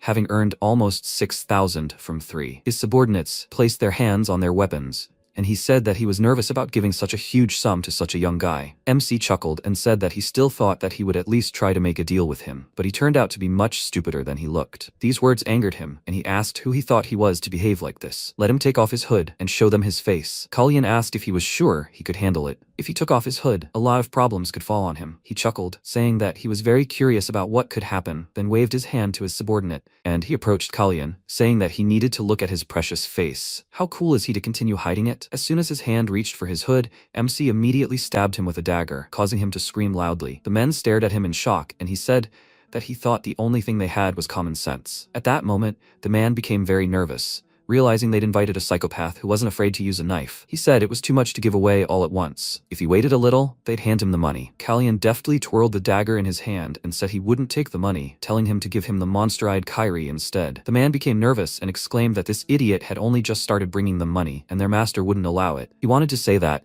but quickly realized it was complete nonsense. If he said that, he'd immediately lose his head. No matter how good he was with a blade, he was alone here, and there were significantly more of them. He wanted to refuse, but MC immediately realized his intentions and attacked with his aura, causing the man to immediately feel a chill in his pants. Kalyan ripped his pants, revealing his pink underwear, and asked if he'd take his 6,000 plorin and his life, and if he could negotiate. The man became very nervous. The guy had used aura right before his eyes. He immediately ordered his subordinates to drag Kairi here immediately, while MC covered his mouth, where a trickle of blood had flowed, and thought that he couldn't repeat this trick twice. This body couldn't take it anymore, so he had to hold out until the end. His subordinate soon returned, but alone, and said there was one problem. Kairi said he wouldn't leave without Hina. Kalyan wondered who it could be, and immediately remembered how he told him about his sister. She chose death, after which he left the fighting ring, feeling anguished at not being able to protect her. He lazily waved his hand at the man, showing that he didn't care, and ordered his subordinate to simply drag them here. MC said that he would bring her himself, and this guy was about to go and prepare everything so that they could leave without any problems, but he forgot something. Kalyan extended his hand and said that he needed to collect his entry fee and winnings. After that, he easily led Kairi and Hina out of the structure. It was clear that they were confused and scared. Hugging his sister so that she would not be so worried, Kairi thanked Kalyan for helping them. He wanted to ask about his intentions, but MC interrupted him, saying that there was no need for unnecessary suspicion. He took off his cloak and threw it over the girl, adding that he had no evil intentions. Seeing his face, Kairi was very very surprised. The third prince stood in front of him. He immediately bowed his head to him and apologized, saying he hadn't acknowledged him and dared to mistrust him. Kalyan touched his shoulder and asked him not to bow his head. He was the one who shouldn't do that. Brother and sister, half-elves, penniless. It was obvious what kind of life they had led. In his past life, Kairi had failed to protect his younger sister, Hina. He pointed at the boy and said that the habit of exposing his shoulders during battle was very typical of all novices practicing fencing. Would he like to become a knight? Kairi looked at his sister and declared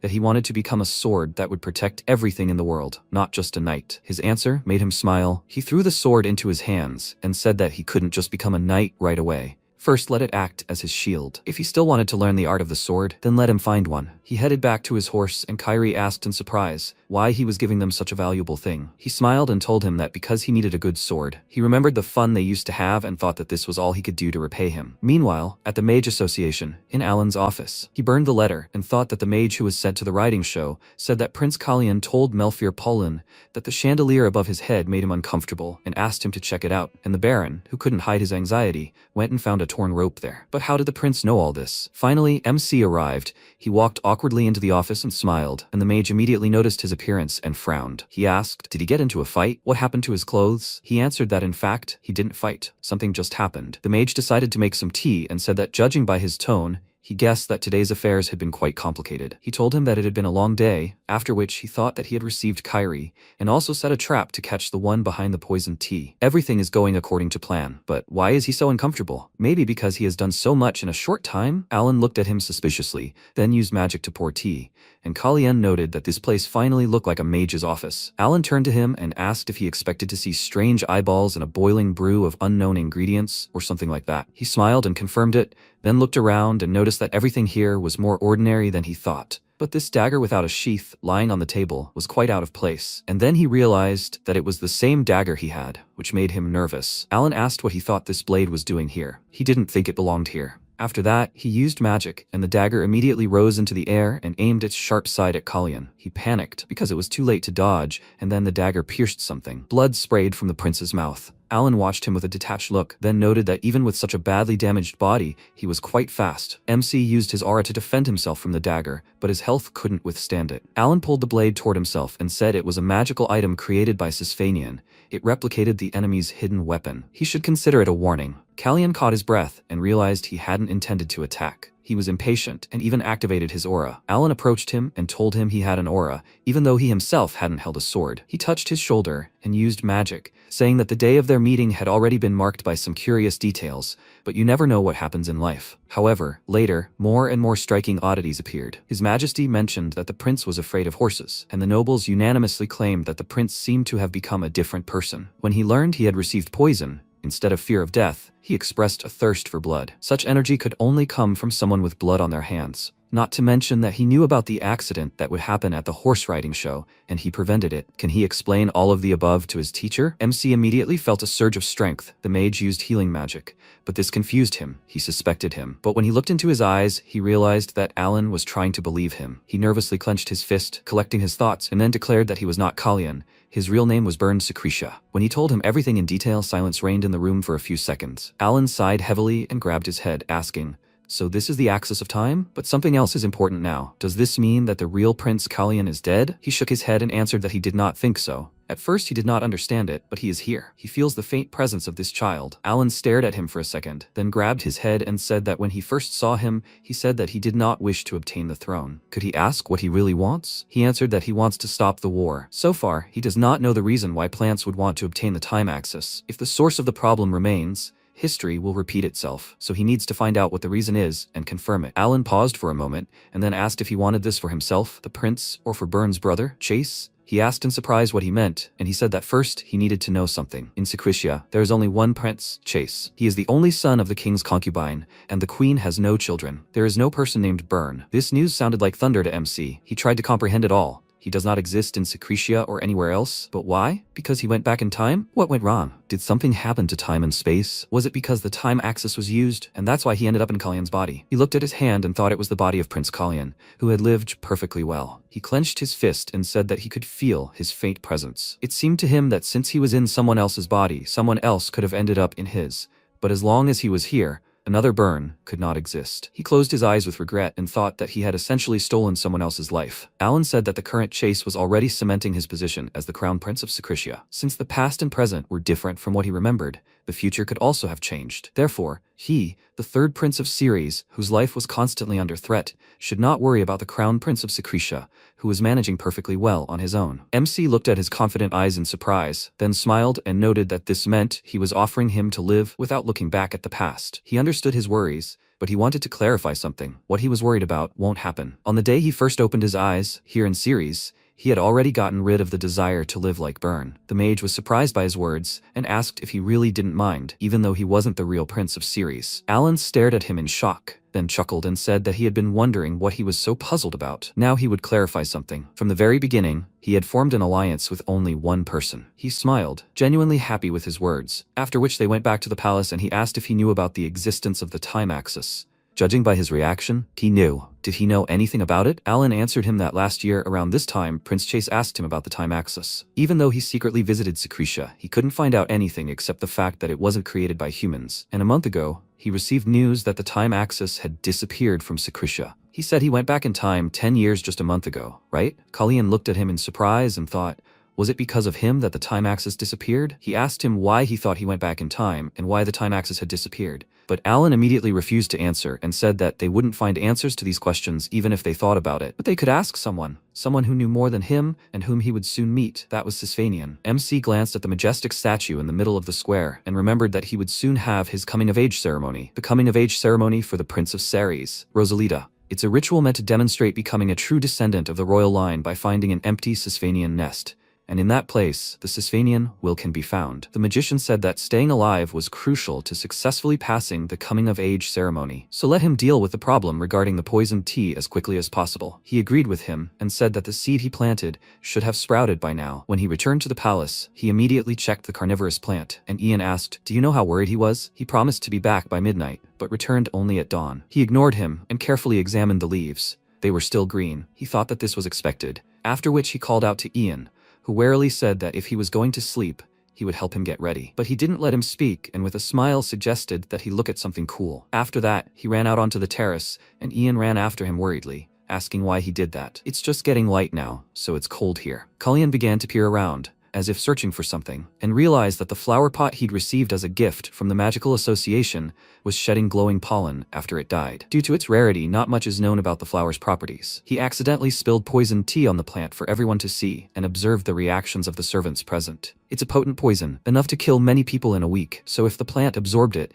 it would definitely not survive. However, the flower didn't wither at all and was perfectly functional, as if someone had deliberately switched it. And then the glowing pollen appeared. Ian's eyes sparkled with delight, and a beautifully shining trail appeared across the palace grounds. After the switch, the suspected culprit couldn't simply dispose of the flower, so he must have hidden it in a safe place. And that's how the flower pot led MC to the culprit. The trail of pollen led straight to the owner of the Hysia Palace, Queen Celise. Morning came, this time cloudy and rainy. Kallian went to the window, watching the rain, and the doors to his room quietly swung open. Ian entered. He greeted him and asked if he slept well. Ian stared at him in surprise and replied that the night had been good. After that, he put the tray of tea on the table and said that he felt a little awkward hearing the morning greeting from him, which he usually said. MC smiled and told him that he simply got up early, and he, handing him a cup of tea, noted that this was the first time it was so unexpected. He took the poisoned tea and Ian glanced towards the window, asking if the sound of the rain woke him. At that moment, Kallian took the first sip. The taste was slightly different than usual. This means that Celise increased the dose of poison. He asked the guy if there were any events planned for this week that all the nobles would be attending, and he replied that there would be a conference that the king would also attend next week. MC thoughtfully took another sip. After the noble conference, there would be an evening banquet,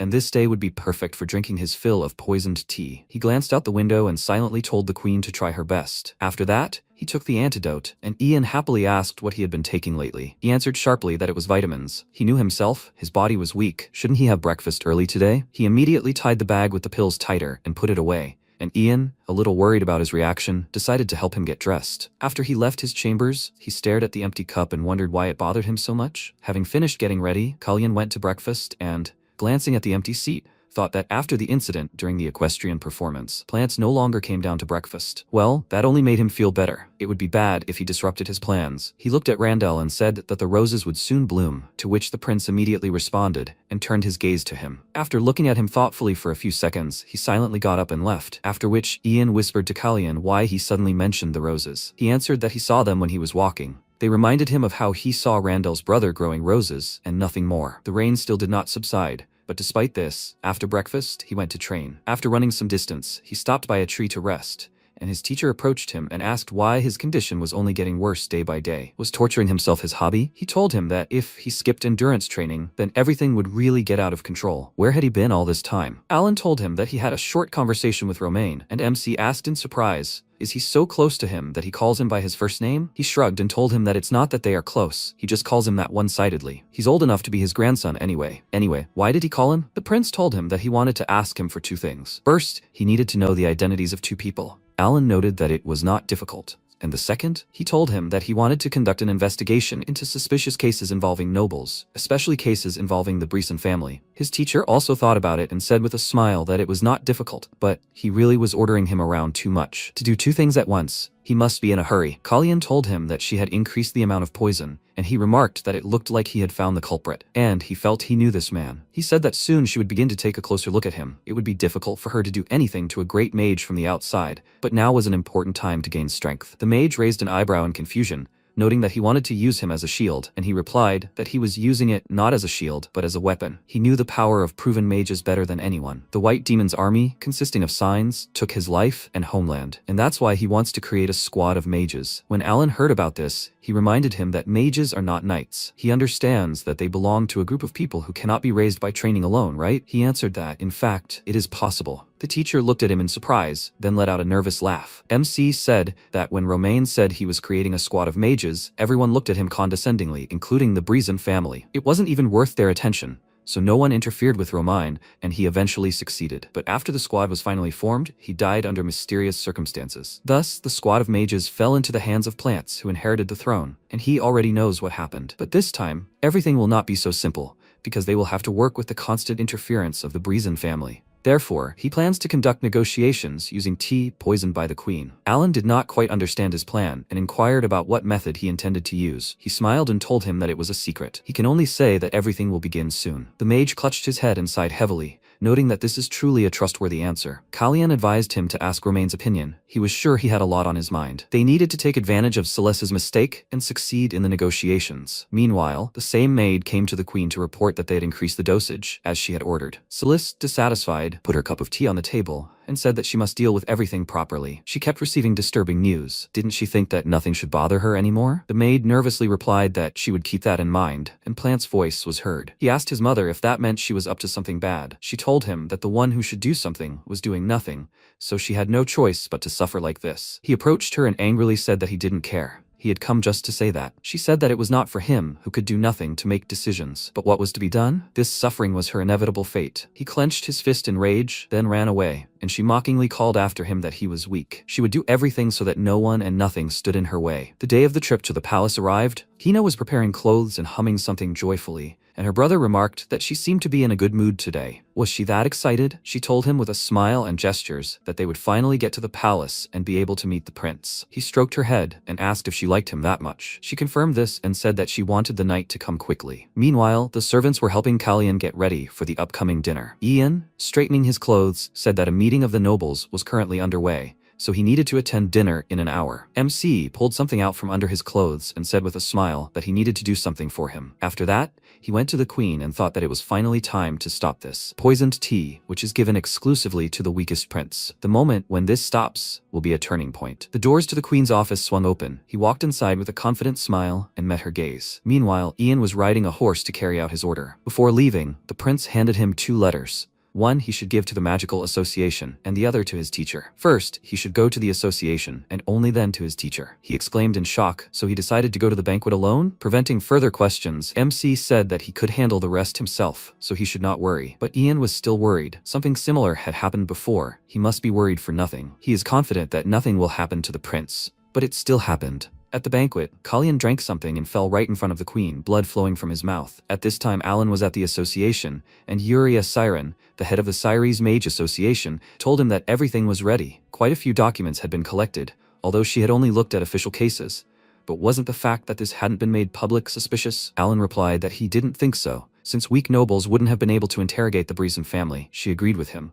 Otherwise, they could have become the next unsolved case. But how was the prince going to take advantage of this? Alan remained silent, and at that moment, the doors swung open, and Ian appeared on the threshold. He worriedly called out to the head of the association, and seeing Alan, said it was good that he was there. The prince sent letters to both of them. As soon as Alan read the letter, his face darkened, and he grabbed his things, cursed, and rushed to the exit, asking where this banquet was supposed to be held. Ian answered him that if he didn't have an invitation, he wouldn't be able to get there. And then Alan turned sharply to him and shouted that now was not the time to worry about that. His master could die. His words made Ian very worried. In his letter to the teacher, Kalyan wrote that today he was going to make a deal with Celise, putting his life on the line. If something went wrong, then let him save him. An hour ago, MC entered the queen's office. A servant poured them tea, and when they were alone, Kalyan said that there were only two of them, so he suggested they be honest with each other. She abruptly folded her fan and loudly put it on the table, saying that she didn't mind, although she wondered what difference it would make. He took a sip of tea and said that he suggested that they be honest with each other and not forget about decency. She crossed her arms over her chest and said that she had been wondering what he wanted to tell her. But in the end, he had only decided to argue with her. She already regretted that she had shown interest for a moment. As befits someone of such low origin, he was rude. When he mentioned the poisoned tea, she immediately fell silent and turned her gaze to him. He smiled and suggested that she get it over with. He was patient,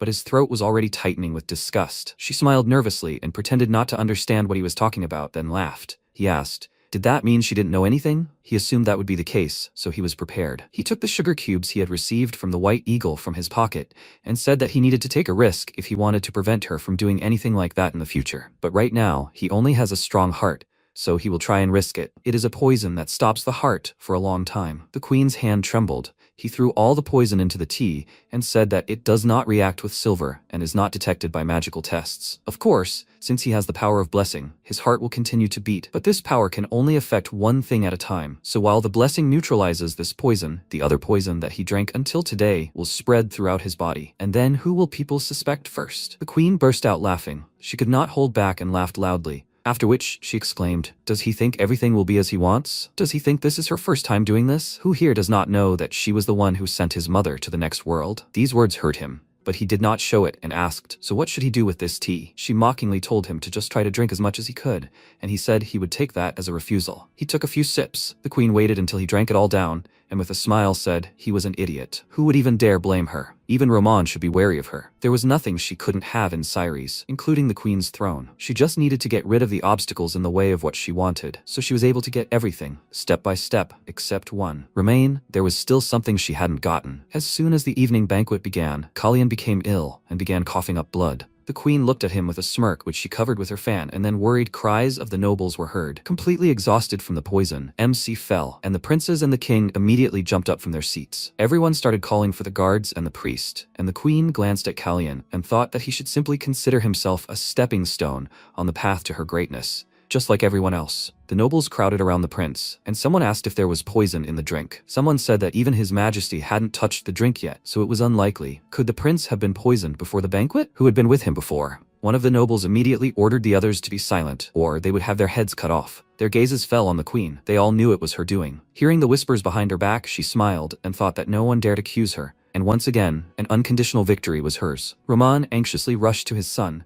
He raised him and asked him to wake up, then asked the guards where the priest was. He panicked and ordered his son not to close his eyes, and he quietly called out to him, holding out his hand. Roman immediately remembered his mother's death. That day, she had also extended her hand to him and asked him to protect their son. And now, seeing Kalyan in exactly the same position as her, he became very angry. The queen said that she never thought such a misfortune would happen within the castle walls. She could not stay here for a minute longer, so she would return to her palace. She headed for the exit, and he hissed through his teeth, asking, "Is she trying to kill his son too?" He shouted her name loudly, and all the nobles stared at her in fear, and she turned to the king in shock. This time, he did not remain silent. The nobles immediately plucked up their courage and began to discuss the situation. After all, they had been together before the banquet. Had she really been planning to poison him all this time? If this was her doing, then everything fits. In fact, everyone was simply silent, but she was openly poisoning the prince like this. Celise nervously clutched her fan, then quickly opened it and covered her face with it, saying that she had absolutely no idea what he was talking about. As she had heard, Kalyan was a sick child. Romain furiously said that even when Freya was ill, she, surrounded by the Brazen Knights, said the same thing, all because of the illness. Even now, she had exactly the same expression on her face. The queen thought that even acting like this, he would not be able to make her out to be a criminal, since no one would agree with his accusations. After that, she asked, was the child healthy? The princes who gathered for breakfast every morning should be aware of Kalyan's health. Randall became worried, and she turned to them, asking if she should check with them about this too. Romain said that was enough, and she exclaimed that she was simply worried about the fuss he had made, worried that Kalyan, or rather their children's condition, would worsen. He drew his sword, angered by her words, and Plants told her that she could call anyone her child, but definitely not Kalyan. The queen turned to him in surprise, and he said that Kalyan was fine. He had never noticed anything wrong with his health. He even told them not to worry. She hissed his name through her teeth in rage, not expecting such a setup from him. And at that very moment, a priest ran into the banquet hall. The queen fled to her palace amid the noise, and the priest approached Kalyan, and the king asked him to quickly use his divine power. As soon as he reached out to him, he was repelled by a magical barrier erected by Alan. He ran into the banquet hall and anxiously exclaimed that this would only kill him. The king shouted in rage, "What is he doing?" Kalyan needed urgent treatment. He didn't let him finish and said that the prince had a circle in his heart. They immediately fell silent, understanding why he did it, and he said that if a magic circle clashed with holy power, then, as they well knew, the owner's heart would explode and he would die. Romain asked in a panic what they should do then, and when his son began to cough again, he turned to the magician in fear and exclaimed, "If holy power is powerless, then what should they do? Use magic? Can they help him with this?" Alan answered him that if we are talking about a healer with the power of nature, then it is possible, but magic will not help. Romain, in a panic, ordered him to come up with something then. Doesn't he see how he is suffering? At that moment, Alan remembered his son, who was dying from poisoned wine right before his eyes, and asked what was wrong with him. And now the same thing was happening to his student. He placed his head on his lap and stroked his face. MC immediately opened his eyes and looked at him, wondering why he had that expression. Alan used magic and said that he had no idea that he would use this spell again in this life. When his son was suffering from poison,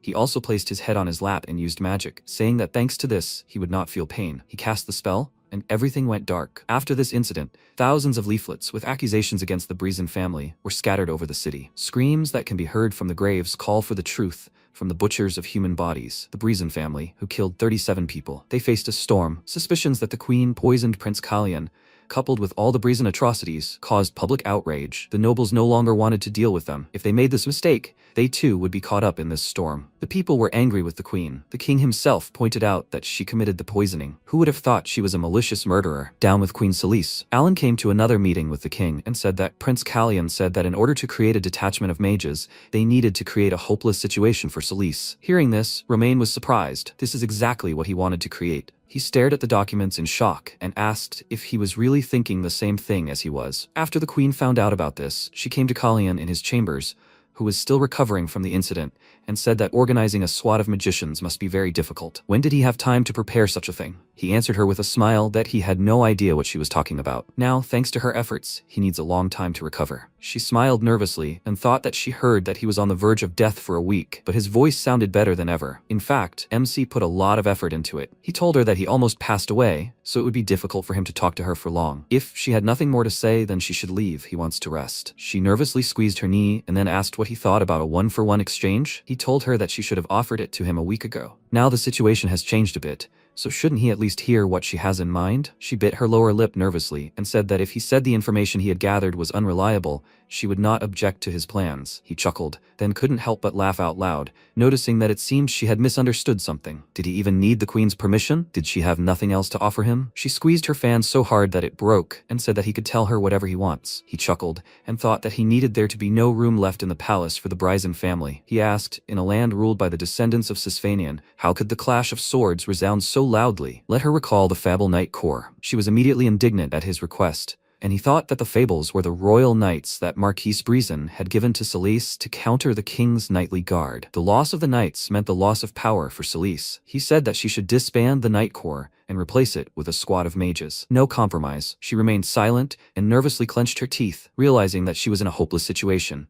And then MC waved his hand to his servant, and he presented her with a pledge under the seal of an oath. She looked at the document in shock and exclaimed, "Is that what the oath seal means?" MC confirmed it. "It is magic that seals the contents of the contract onto the heart of each party, and if the oath is broken, the heart will be torn apart, leading to immediate death. What choice will she make?"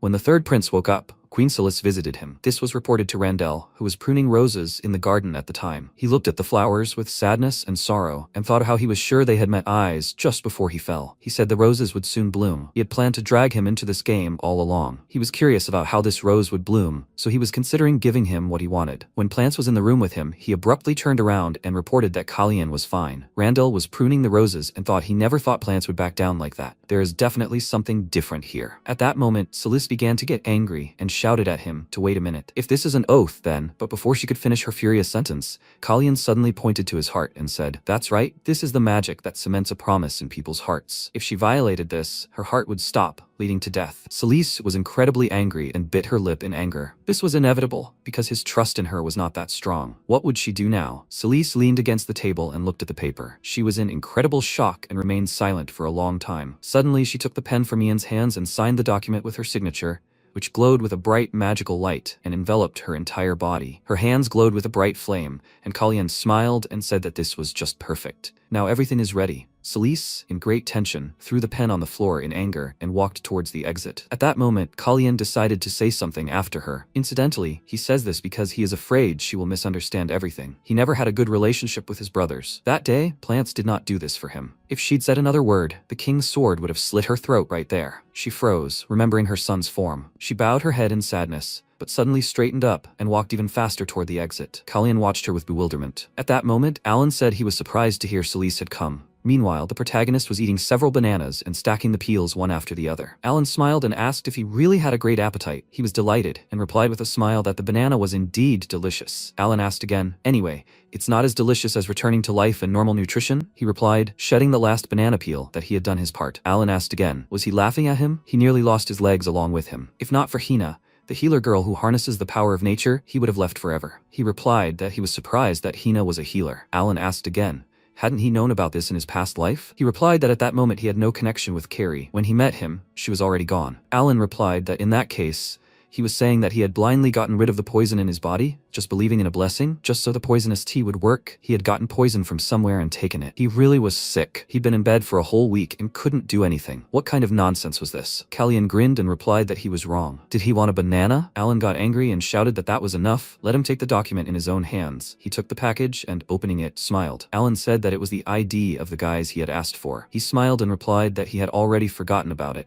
It was easy for him to make a fake ID. Suddenly, he read something and froze. These were the names of his close friends. Alan had said they needed a last name for identification, so he'd given them the prince's old name. It didn't look like he'd just met these children and brought them here. He froze, then smiled and thanked his teacher. This wasn't even a fake. It was legitimate identification. They were plebeians who lived on his land. From the very beginning, he'd been concerned about him, as if he were his subject. Alan replied that Romain had done it. Suddenly, the protagonist looked questioningly at the teacher, and Alan asked him again, what was it like to be the king's favorite son? He asked again, were such rumors really circulating? Alan said he'd caused such a scandal in front of the nobility that it couldn't have been avoided. Kalyan wondered, what, and how was he supposed to feel after that? This was something a person should savor to the fullest. After a while, he continued sitting on the sofa in his room, pondering the pressing matter. He turned to Ian and asked him to remove the banana peel. The servant approached him and addressed him by name. Kalyan asked again, what happened? Ian had something to tell him. He was going to stop serving him. At that moment, the protagonist was dumbfounded by what he heard, and his mouth fell open in shock. Ian had flashbacks to his childhood, walking through his house and suddenly quickening his pace. It was the far right room on the second floor of their mansion. He was hiding behind a pillar and shouting that he was here. He found himself near his brother, who was lying wrapped in bandages on his bed. He was happy and greeted him. In that room, he felt a deep sense of guilt. His brother asked if he had heard the chirping of cicadas today. Ian confidently answered, yes, they are black, ugly, and very noisy. They can be found in the summer. Cicadas make a strange chirping sound. They also have very funny wings. It seems like their whirring comes from the belly. His brother confirmed that they were so strange, and Ian replied that they were indeed so. Did he want to see them? In that case, Ian would catch some for him. But his brother replied that he didn't want that. He found them incredibly frightening. He would rather listen to his violin playing. His condition worsened with each passing day. When he overheard a conversation between his father and his subordinate, The latter mentioned that the son of Lord Manisil was an expert in medicine, and he thought they could try to contact him again. But wasn't the problem something else? How could he ask for such a thing? Sleeman lowered his gaze and said that it wasn't easy for him either, and there had to be another way. He didn't know then that a person who can't get something shouldn't even offer it. Suddenly, he was stunned by what he heard when his brother grabbed him by the shoulders and shouted his name. He mustn't even think of turning away from him. He must look straight at him and never forget that he was dying. How terrifying it had been for him then. When a huge fire started in their house, people were shouting that they had to leave. They had to run away with Mr. Ian as far as possible because the fire was getting stronger. And so, on the day before his 15th birthday ceremony, his brother chose to end everything himself. After that day, summer passed, and then autumn, after which winter came. And until the chirping of cicadas filled the air, he withdrew into himself. His father, who could no longer bear to see him in such a state, forcibly pulled him from the captivity of the walls. He picked him up in his arms and took him outside. And suddenly, Ian asked his father, pointing to the side, "Who was this child?" His father turned and realized he meant this guy. This is the third prince of their kingdom. They locked eyes, and in that moment, he made the decision to serve him. Now he resigns as his assistant. Kalyan was stunned by what he heard, then began to ask in fear, "Wait, what is he talking about?" He replied that even though he was closest to the prince, he had no idea about many things, especially about what had happened to him. After all, he had personally administered the poison. At that moment, the protagonist grew even stronger and widened his eyes in shock. Ian explained that it was his fault. He had turned a blind eye to all the details that troubled him. Besides, he hadn't been there when he was in danger, and once again, he understood nothing of what was happening. That day, he could have died, and he hadn't seen the obvious. At that moment, he again recalled the outline of his brother, who had asked him not to forget that he was dying. At that moment, Kalyan began screaming his name, demanding that he look at him immediately. Ian began to sob bitterly and suddenly looked at the protagonist. He asked him to answer right now. Who stands before him? After these words, he silently looked into Ian's eyes, who replied that he was Prince Kalyan. Kalyan came closer to him, touched his chest, and said, "That's right. Let him know he's not dead." Only when he opened his eyes in an unfamiliar place did he realize he'd always been there. And the fact that he'd been able to endure all of fate's trials was thanks to him. He hadn't turned away from him, and that's why he'd survived. When Ian heard these words, his tears grew even more intense.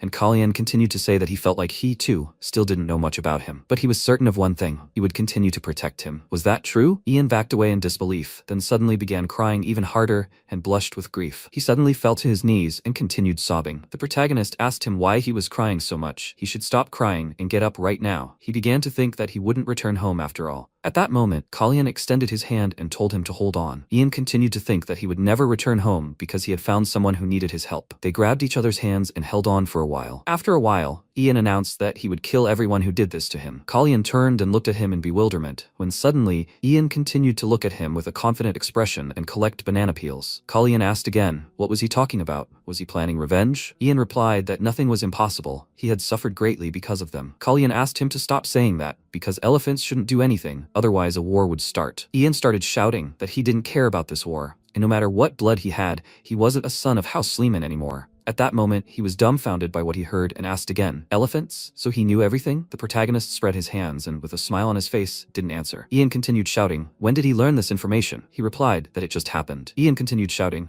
"How did he know this?" After these words, Kalyan grinned and said that once he threw away the banana peels, he should make him some coffee. At that moment, the protagonist wondered, Ian, will he become taller than him? Suddenly, Kalyan was dumbfounded by the copy he saw in front of him and didn't understand what was happening. This copy came closer to him and smiled at him, then passed through him. He remained watching from afar, and turning around, this copy smiled at him. Kalyan was stunned, clenched his fist, and held it out in front of him. Kalyan looked at it in surprise, then turned his gaze to his face, but began to evaporate into thin air. He was stunned by what was happening and saw a smile on the face of his copy, which attacked him with its magical light. It was a dream, and when Kalyan woke up, he examined his hands and rose from the bed. His window was open and a breeze was blowing through, so he had completely disappeared. He went out into the garden, picked up a flower, and said, yes. One might assume that he couldn't leave after receiving what he so desired, but instead, he suddenly and successfully disappeared. He looked at the sky and remembered Kalyan's appearance. This is life. It will give him this, what he wants. And drawing a smiley face in space, he asked, please make it happen. Kalyan closed his eyes and spoke. But if this life was shackles for this child, he too envies this complete freedom. Alan tried to add something, but Kalyan suddenly replied that he wouldn't pretend not to know. He had a lot to prepare for this to happen. He also needed to ask him for a favor. At that moment, he turned around and said he wanted to live his second life properly. With these words, he released the flower into the water. Pavel's nightly corps was quickly disbanded and returned to the Marquis de Brisson. Romain warned against trusting baseless rumors about the royal family. Alan announced that he would create an order of mages, and thus, 3 months later, the protagonist was able to gain weight. His clothes became too tight, and Ian, surprised,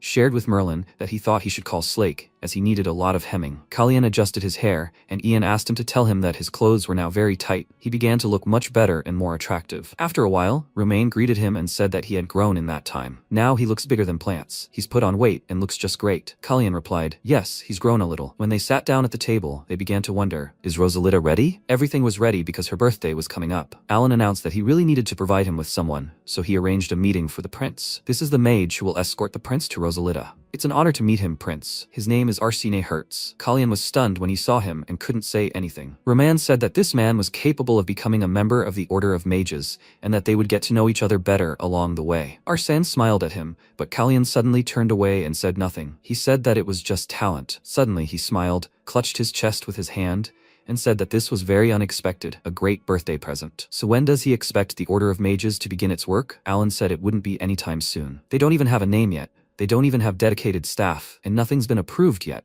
so they have a lot to do. This is just the beginning. Arsene smiled and looked at the protagonist, who looked at him silently and with hatred. Alan continued, saying that if you think about it, they are magicians, so why doesn't His Majesty choose the name? Romain asked again. Him. It seemed like he was thinking a lot about it. He had an idea for a name. He scratched his knee and replied that the name was Valkan. At that moment, Kalyan smiled and looked away. Alan smirked and said that it looked like he was expecting this. If he hadn't asked him about it, he would have been in big trouble. Romain blushed and started shouting that he was the one who asked him first. Suddenly, Kalyan turned to Mr. Arsene and asked what he thought about it. He turned around, bewildered, and asked again, but what does he mean by that? The protagonist asked if he liked the name or if it seemed familiar. At that moment, Alan pretended to be busy drinking tea, but suddenly he himself was dumbfounded. Arsene, after some indignation, replied that he thought it was a great name and placed his hand on his chest. Kalyan smiled and replied that everything was clear. Sometime later, when Alan and Kalyan found themselves outside, they began discussing under the protective barrier what he had just said. He never imagined they had such a relationship in the past. Did he want him to do something? Kalyan replied no, there was no need. But according to the prince, Arsene was the one who killed him. Of course, Arsene was different from him in the past, since the situation was changing, and he knew that the future he knew might not happen. But before he could finish his sentence, Alan asked him again what he meant. He replied that he was a little upset, with a furious expression, recalling Arsene's appearance. Suddenly, a servant entered their office and asked to greet the third prince. Kalyan smiled and said they hadn't seen each other for a while, and that he, Baron Melfier, would like him to make himself comfortable. He apologized for coming without warning and hiding his name. It was quite difficult for him to speak openly about such things. Melfier declared that it was a great honor for him to allow him to see him. At that moment, the protagonist reflected on the fact that Prince Kalyan had never met any aristocrats before, and the reason he came to him in secret was to attract attention, and the reason he sought him out was obvious. He decided to abandon idle chatter and speak frankly. He had come to pay the price for his life. What was Melfier's trade union selling? Melfier was dumbfounded by what he heard and didn't know what to say. Some time ago, they began a serious trade in diamonds and tinsel, and many treaties were also concluded with the imperial family, but this is probably not the answer the prince wants. His hands sweated with fear,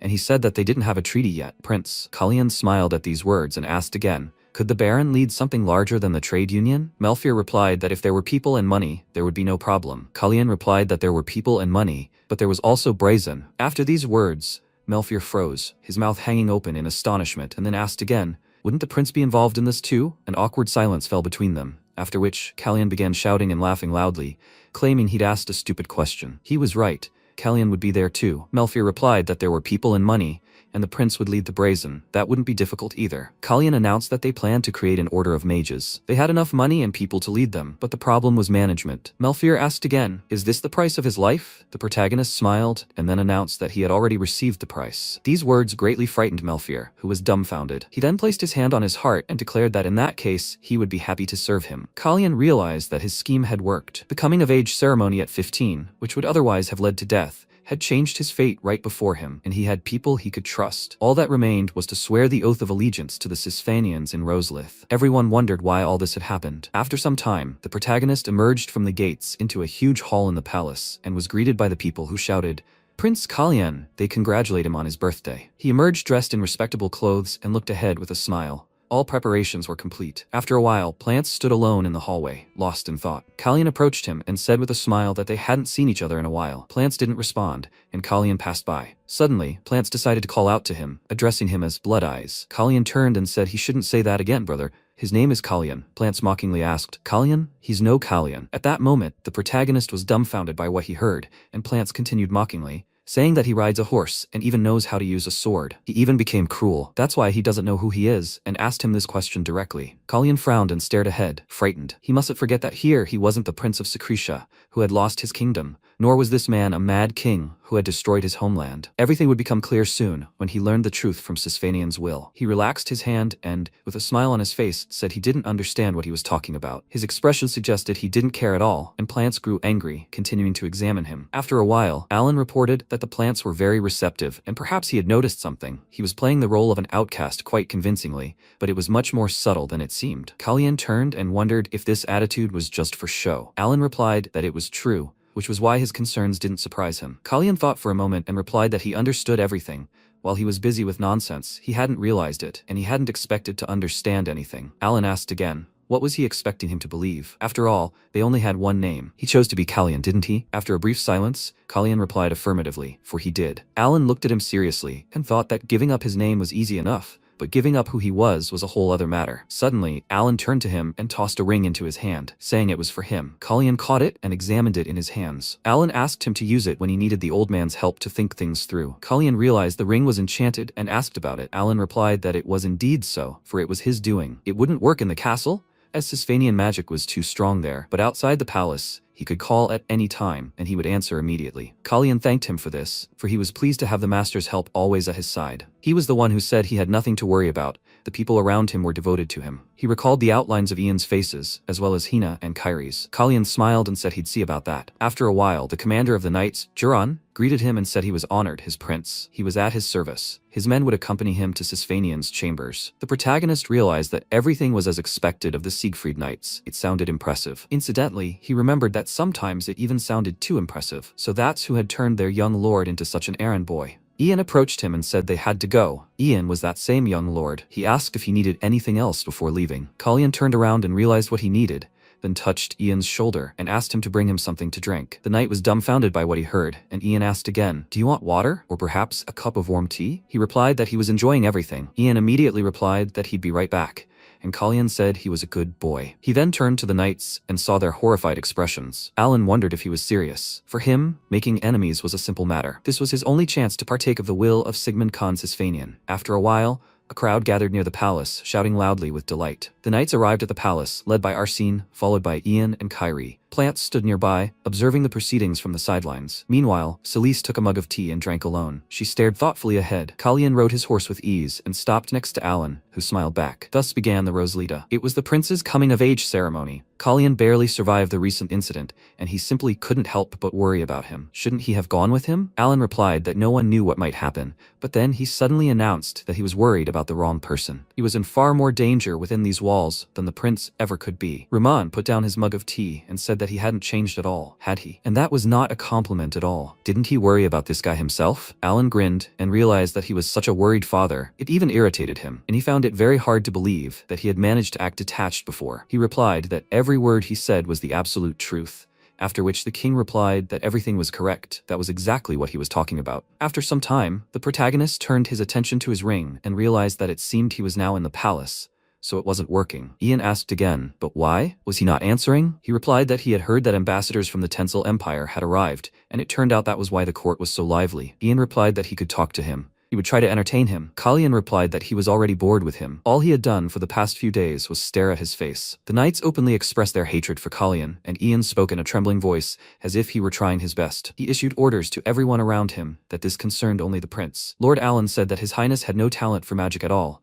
in fact, possessed only basic fencing skills. In other words, he was a gentle fellow, like a flower. They should be extremely careful when accompanying him. Did they understand? The knights were shocked by these words, and disgust was expressed on their faces. Their young master is the firstborn of House Siegfried, and he gave up his birthright for this? Could this really be true? They should reach Latron in a couple of hours. The protagonist, hearing this, became thoughtful. Ian suggested they stop here, but he asked him to wait. Suddenly, many knights began swinging their swords, and Kalyan, looking ahead, realized that whatever it was, it didn't pose any threat. It looked more like... But before he could finish his sentence, someone's hand appeared from the bushes, and a girl jumped out and started screaming for help. He realized those ears were special. Could she really be an elf? The girl introduced herself as Shia. The people around began to inquire about what was happening, and Shia said she was hungry. They asked if she was looking for food. She replied that she was only hiding. Kalyan said that the fact that she was there was already good. Shia said she should have told him about it right away and apologized to him. Kalyan considered the strange way she spoke, and something was clearly wrong. Juran asked what he was supposed to do with her. The protagonist replied that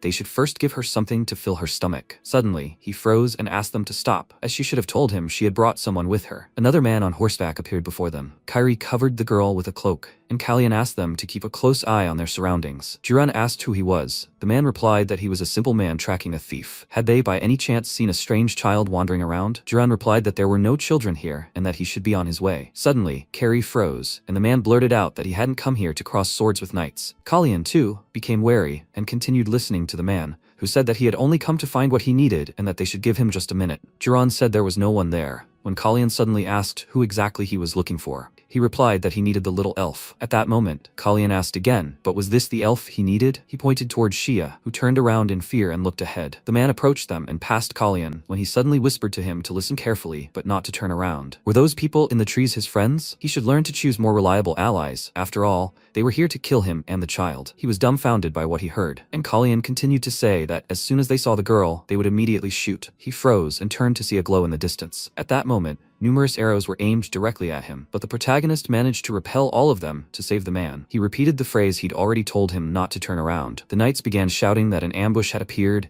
and that they must protect the prince. At that moment, Arsene used his magic to place the protagonist under a barrier, fully protected. Juran saw a bright flash nearby and began shouting that they should follow him but not go deeper into the forest. The volleys stopped, and it seemed they had decided to retreat. The man frowned and looked around. Arsene asked to leave the child with him and follow the prince. Kairi approached him and asked if he was okay. Suddenly, he froze and saw a man behind him trying to destroy him. He shouted at him from behind. The surrounding knights also looked on in fear, but the protagonist managed to repel the attack. The man froze, and beads of sweat began to roll down his face in fear. The protagonist used his magic and attacked his opponent in the chest. He was in great pain and fell to the ground, screaming loudly in pain as his blood spilled. The surrounding knights gaped even wider in surprise, asking, "What's going on? Was this magic? Was their prince really a sorcerer?" Ian started screaming, "Your Highness!" He too hadn't expected what was happening and continued screaming. He wasn't acting on his own anymore. It was a miracle he wasn't hurt. Why did he rush forward? After all, there were dozens of knights behind him. He only knew the basics of swordsmanship, and he was only a beginner sorcerer. But anyway, he was asking for trouble again. The surrounding knights thought his words were meaningless. Was he as delicate as a flower? How could such a flower do this to its opponent? After a while, Shia stood behind a tree, trembling slightly, and Kalyan approached her, removed her hood, and said they needed to talk. She was dumbfounded by what she saw and began screaming that it was all Luca's doing and that she knew nothing. He asked again, "So she's a thief, right?" She screamed that she knew nothing, and Kalyan asked her again, "What do you mean she doesn't know?" But that's exactly what they said. Shia screamed that it wasn't her, and Kalyan clutched his head in confusion. Then he turned to Arsene, who shouted back, "What happened?" Kalyan asked him to speak with the elf and report back. After all, the child somehow answered questions even before he asked them. Arsene replied that he would do everything in his power and smiled, then suddenly said in a trembling voice that he would report back to his highness when Shia appeared behind him and spoke faster. This name was given to her by her mother tree, which means spirit who rejoices in a horse. The elf lives in the Cerisi forest and his name is Ciaris Tian Evriha, something like that. He turned to Shea and mentioned that she had a friend, Luca, also an elf, who had stolen something from the bandits they'd just seen. As they fled, Luca separated, and Shay ran toward them, and he had no idea why she was answering questions ahead of time. Shay retorted that she wouldn't say that, prompting the protagonist to ask if this was a prophetic gift. In that case, Arsene can go about his business. Ian turned to him and asked what he intended to do with her. He replied that they'd drop her off somewhere near the forest, otherwise she'd be caught as soon as they left. They were on the same route anyway. Ian asked, so they were going to investigate this matter? Kalyan said they had a long journey ahead of them, so they wouldn't. They couldn't get involved in this mess or linger here.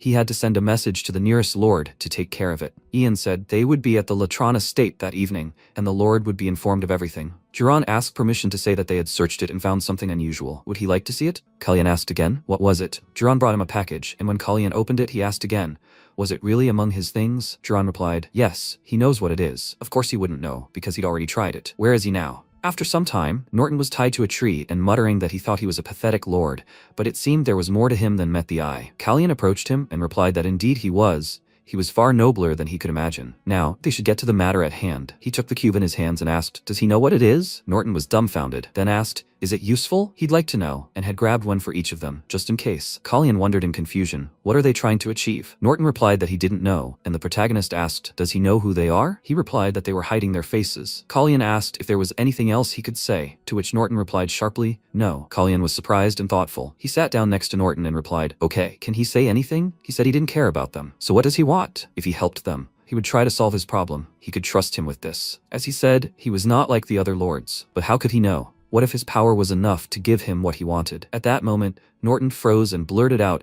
that his wife was currently in Hanson Village, and he knew it. Kalyan confidently replied, fine, he'll provide her with protection.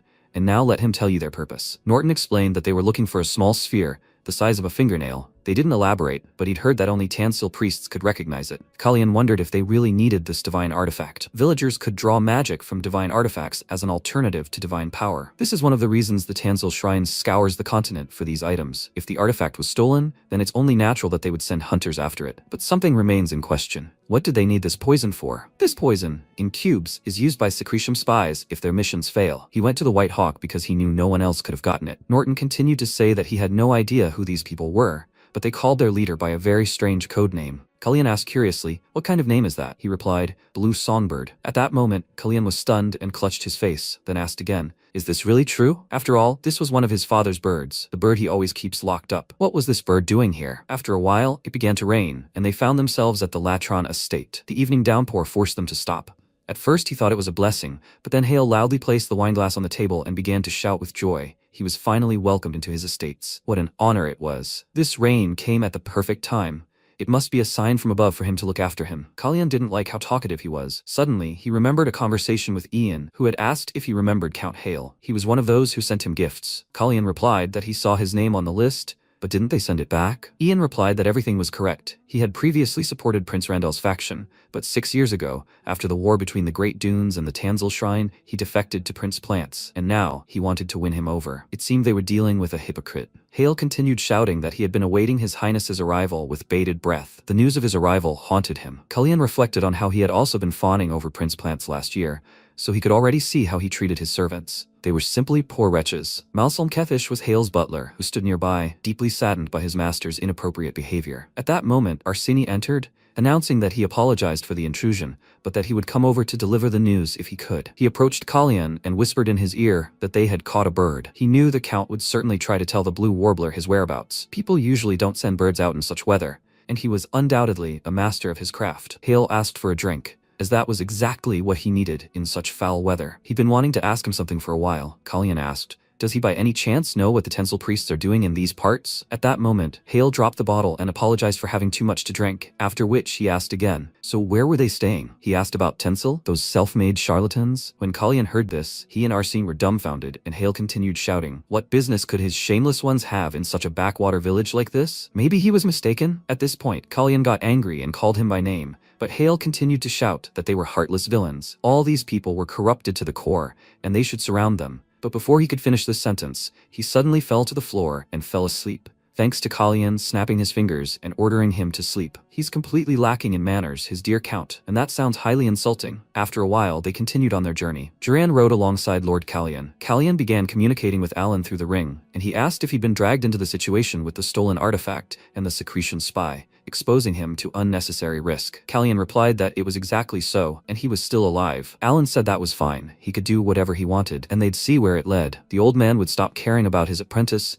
and leave for the warm south. The protagonist explained that he was worried about nothing, because if the Blue Singer was who he thought she was, then he was in no danger. Alan remarked that he had too many acquaintances. Kalyan reported that in her past life, the Blue Singer had never failed a single mission, and she must have recognized him as Prince Kairis the moment she saw him. This didn't stop her from emerging from cover and firing, but there was something else behind it, and that's where the master would come to his aid. He needed to find out exactly where this priest was. After some time, too much blood and dead people appeared in the room. They wanted to know what the Blue Singer wanted from meeting the priest. These people had been eliminated by a secret blue-haired girl. Sometime later, In one of the cafe's rooms, the employees were minding their own business. Suddenly, the door swung open and Kalyan entered. He greeted her and asked them to ignore the people outside, as they had come with him. The girl replied that he shouldn't worry, as she had no intention of sending someone to kill someone who wasn't involved in anything. He asked her again, "Is that true?" He thought she knew him and had ordered an ambush on his man. She replied that she knew who he was, and that was why she had warned them not to be reckless. Suddenly, he noticed one of the boys collapse unconscious on the table next to him. The people around him felt ill,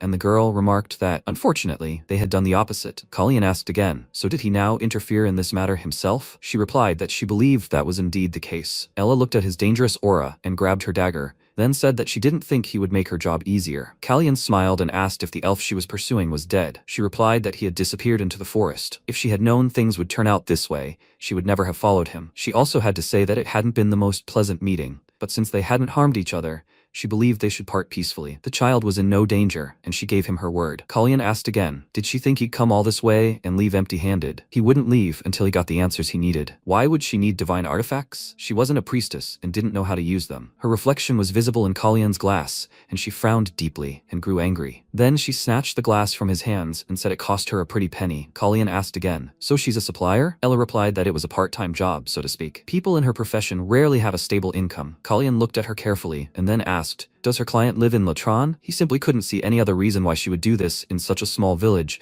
when she could always find clients among the Cirrus priests. Layla replied that her client always paid a fair price and that generous people were hard to find these days. Kalyan thought they hadn't known each other long, and only one thing could attract the attention of a secretion spy. This information. The blues singer must be offering divine artifacts in exchange for Cirrus's state secrets. She grabbed a bottle of wine and Kalyan noticed, then said he'd like to know something. Meanwhile, in the kingdom, Alan approached the king, who asked in bewilderment, did he come at such a late hour? Just to ask a question? Departing before rumors spread? Does he enjoy humiliating his king? Alan replied that his majesty is usually awake at this hour, and besides, he has the answer he needs, and he prefers not to waste time. He wants to get to the point right now. How many Tensilla priests are in Cirrus, and where are they? Romain asked again, does he know anything, or is he just curious? He thinks it doesn't matter. He's sure he's heard about Tensilla envoys. There are currently 14 dwellers in Cirrus, and he's not recalling them all except one, who remains to serve at court. They also made it clear that any requests for additional priests would be denied. It's ironic, because they were the ones who sent their tenants away under the guise of performing sacred rituals, but now they're making it seem like they've forced them into their service. If they're recalling their priests, it could mean they're facing an internal crisis. In his opinion, it looks like they're trying their best to recruit as many people as possible, hiding the emergency from the public. How did His Majesty react to this? The king replied that he told them they could take the priests home. Cirrus doesn't oversee the priesthood, but why was he asking? Alan reported that Prince Kalyan wanted to know where they were. Romain looked at him questioningly, and Alan asked again, was something wrong? He wondered why he was asking if the answer was so simple. Did he suppose he already knew, and that's why he left for Latron? Meanwhile, he was still with Ella and asked if Count Hale was still her client. He watched her reaction carefully, when Ella suddenly poured herself some wine and brought it to her lips, then announced that he didn't need to know that at all. At that moment, Alan announced that the sneak had deceived him. He must have had a priest under his wing all this time, and was selling state secrets to Sirius's spies for divine artifacts. Kalyan told him that everything was correct. They needed to return to the palace. And Alan asked again, why did he need to go to the palace? Were there any problems there? Kalyan replied that there could be problems, since the count had drunk too much and had set a price during dinner, so he had to use spells to put him to sleep. But now he wondered if he wasn't drunk at all. After a while, he returned to the palace, and Ian started shouting, how disrespectful is this? How many times must he repeat that the prince was out for an evening stroll, so no one is allowed near him? Katesh said it wouldn't take long. The thing is that the count wants to apologize for his inappropriate behavior at dinner, and if he could just tell them which way the prince had gone, they could resolve the issue. Ian asked, they understand, right, that this was a very poor attempt at an apology? He then blurted out that since when had it become common for butlers to inquire about the whereabouts of royalty? Katesh froze, his voice shaking as he tried to explain that nothing was as it seemed. Ian realized they were in trouble and wondered where Kalyan had disappeared to. Katesh asked if he could find out when the prince would return. Ian already hated this stubborn old man, and began shouting at him. How was he supposed to know that? He should go back to his chambers. Where were his manners? Katish assumed he could at least estimate the time, when suddenly Kalyan emerged from his room, annoyed that he wasn't being given a moment's peace. No one expected to see him there, and Ian and Katish were stunned by his appearance. Katish's mouth dropped open in surprise and fear, and Kalyan said, what a fool he is. All he had to do was send him away. Was it really that hard? Ian, confused, apologized to the prince with a wink at Kalyan, saying that the gentleman had been reluctant to leave and would now take care of everything. At that moment, Kalyan slammed his door, and Katish realized the terrible situation he'd found himself in. He began to beg for forgiveness, unaware that the prince was resting and would leave immediately. Kalyan, hiding behind the door, tried to catch his breath from the emotions he'd just experienced. He'd just behaved just like that idiot Plants, and it left him with a bad taste in his mouth. Ian entered his room and reported that he had returned earlier than expected, and through the window, no less. Ian demanded an explanation, but Kalyan replied that it was a long story, then asked if anyone suspicious had shown up while he was gone. He replied that it was only the butler, and that suspicious people usually entered through windows as he had just done. After all, this was the 3rd floor. Kalyan chuckled and said he would keep that in mind. Then he asked why he was so angry. He didn't remember ever snapping back in the palace. Ian replied that it was because he never listened to him. As requested, he immediately told the butler that he was going out for a walk, but he continued to ask for the exact time of his return. Kalyan wondered if that was really true. Ian confirmed that he hadn't let up, and seemed far more interested in the exact time than his location. He contacted his mentor and mentioned that the Count seemed to be starting to worry about him snooping around in his affairs. So they were right, he wasn't drunk when he staged the scene. Alan asked, but why was he even putting on such a show? The protagonist replied that it was a common ruse to distract them from his deal with Ella, which was supposed to take place that night. This, in turn, also explained why she had shown up in the first place. The wine was supposed to give the Count a good excuse to slip away unnoticed, but his plan had been foiled when he'd put him to sleep with a spell. Upon awakening and learning he'd left the palace, he sent his butler to verify his intentions. Alan replied that it sounded convincing enough, but one question remained. Why was he so desperate to get his hands on divine artifacts? The protagonist assumed this was the perfect gift to win over the sacred kingdom of Tencel, specifically Randel's mother's homeland. So to sum it up, the Count maintains close ties with the Randel faction, while simultaneously playing with the Blanche faction. Furthermore, he showered him with gifts behind their backs, even handing state secrets like Kyrie's to Secretia spies. It was as if fate itself had brought him together with that boy to lead him to the necessary clues. The man he was hunting pointed him to Ella. From her, he could learn that Hale was sending divine artifacts to the Sacred Kingdom in an attempt to win over Randel. Could this really be just a coincidence? The downpour would continue tomorrow, and since he'd already left and was stuck here, he'd try to expose this mole. Meanwhile, Hale was incredibly angry and smashed the dishes in anger, shouting that he was an insolent brat. He should have known he'd be in trouble when he sent the gifts back. He must have used some kind of spell on him. Only a spell could have caused such a deathly deep sleep. All his plans had collapsed because of this idiot. He revels in his feigned arrogance, just because the Archmage is on his side. He's just a dirty freak who doesn't deserve a place among the prince. And Celine, that stupid woman, why didn't she kill him before all this mess started? He spent a fortune trying to win over the Marquis of Bryson, and now all his connections with the aristocracy will go to hell? He was promised rich estates near the capital, but this scandal over Celine had ruined everything. Suddenly, Katish knocked on his door and entered the room. Hale announced that he had finally arrived. He asked sarcastically,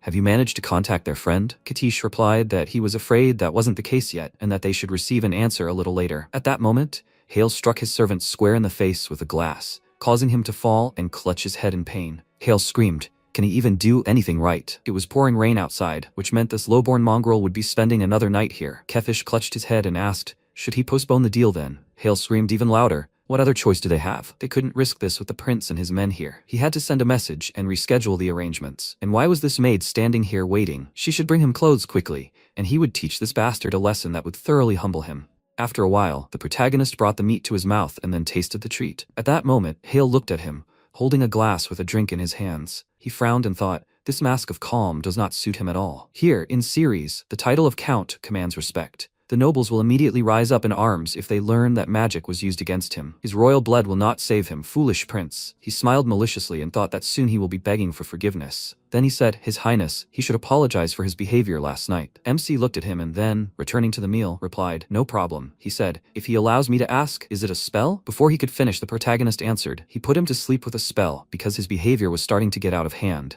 He looked at him in bewilderment and shouted, what? The protagonist extended his hand and said that all this was the work of the past day. He suggested not to dwell on it. He is the lord of the provincial lands. He can assume that this is the first time a member of the royal family has visited him, right? He smiled and, placing his hand on his chest, added, he must have been overexcited. Hale smiled and said, yes, overexcited, a spell. He thought irritably, what a sneak, now he looks in a bad light. Then MC added, did he see? He was completely exhausted dealing with the ambusher. He was surprised. The ambusher? Was he, by any chance, talking about the dying man who was brought here? He replied, yes, he managed to find out the most interesting information. Hale thought, he should find out more about this. Then the protagonist folded his arms across his chest and said, the name of a certain species of bird. The next second, Hale spat out his wine, and Malcolm said anxiously, my lord, his clothes. He took a handkerchief from his pocket and held it out to Hale, but he shouted, don't disturb them. They're talking with the prince. The next second, the protagonist said, of course, they still have to go into detail. but he thought it would be interesting to hear about what was happening on his lands. Hale then rose from his seat and, placing his hand on his chest,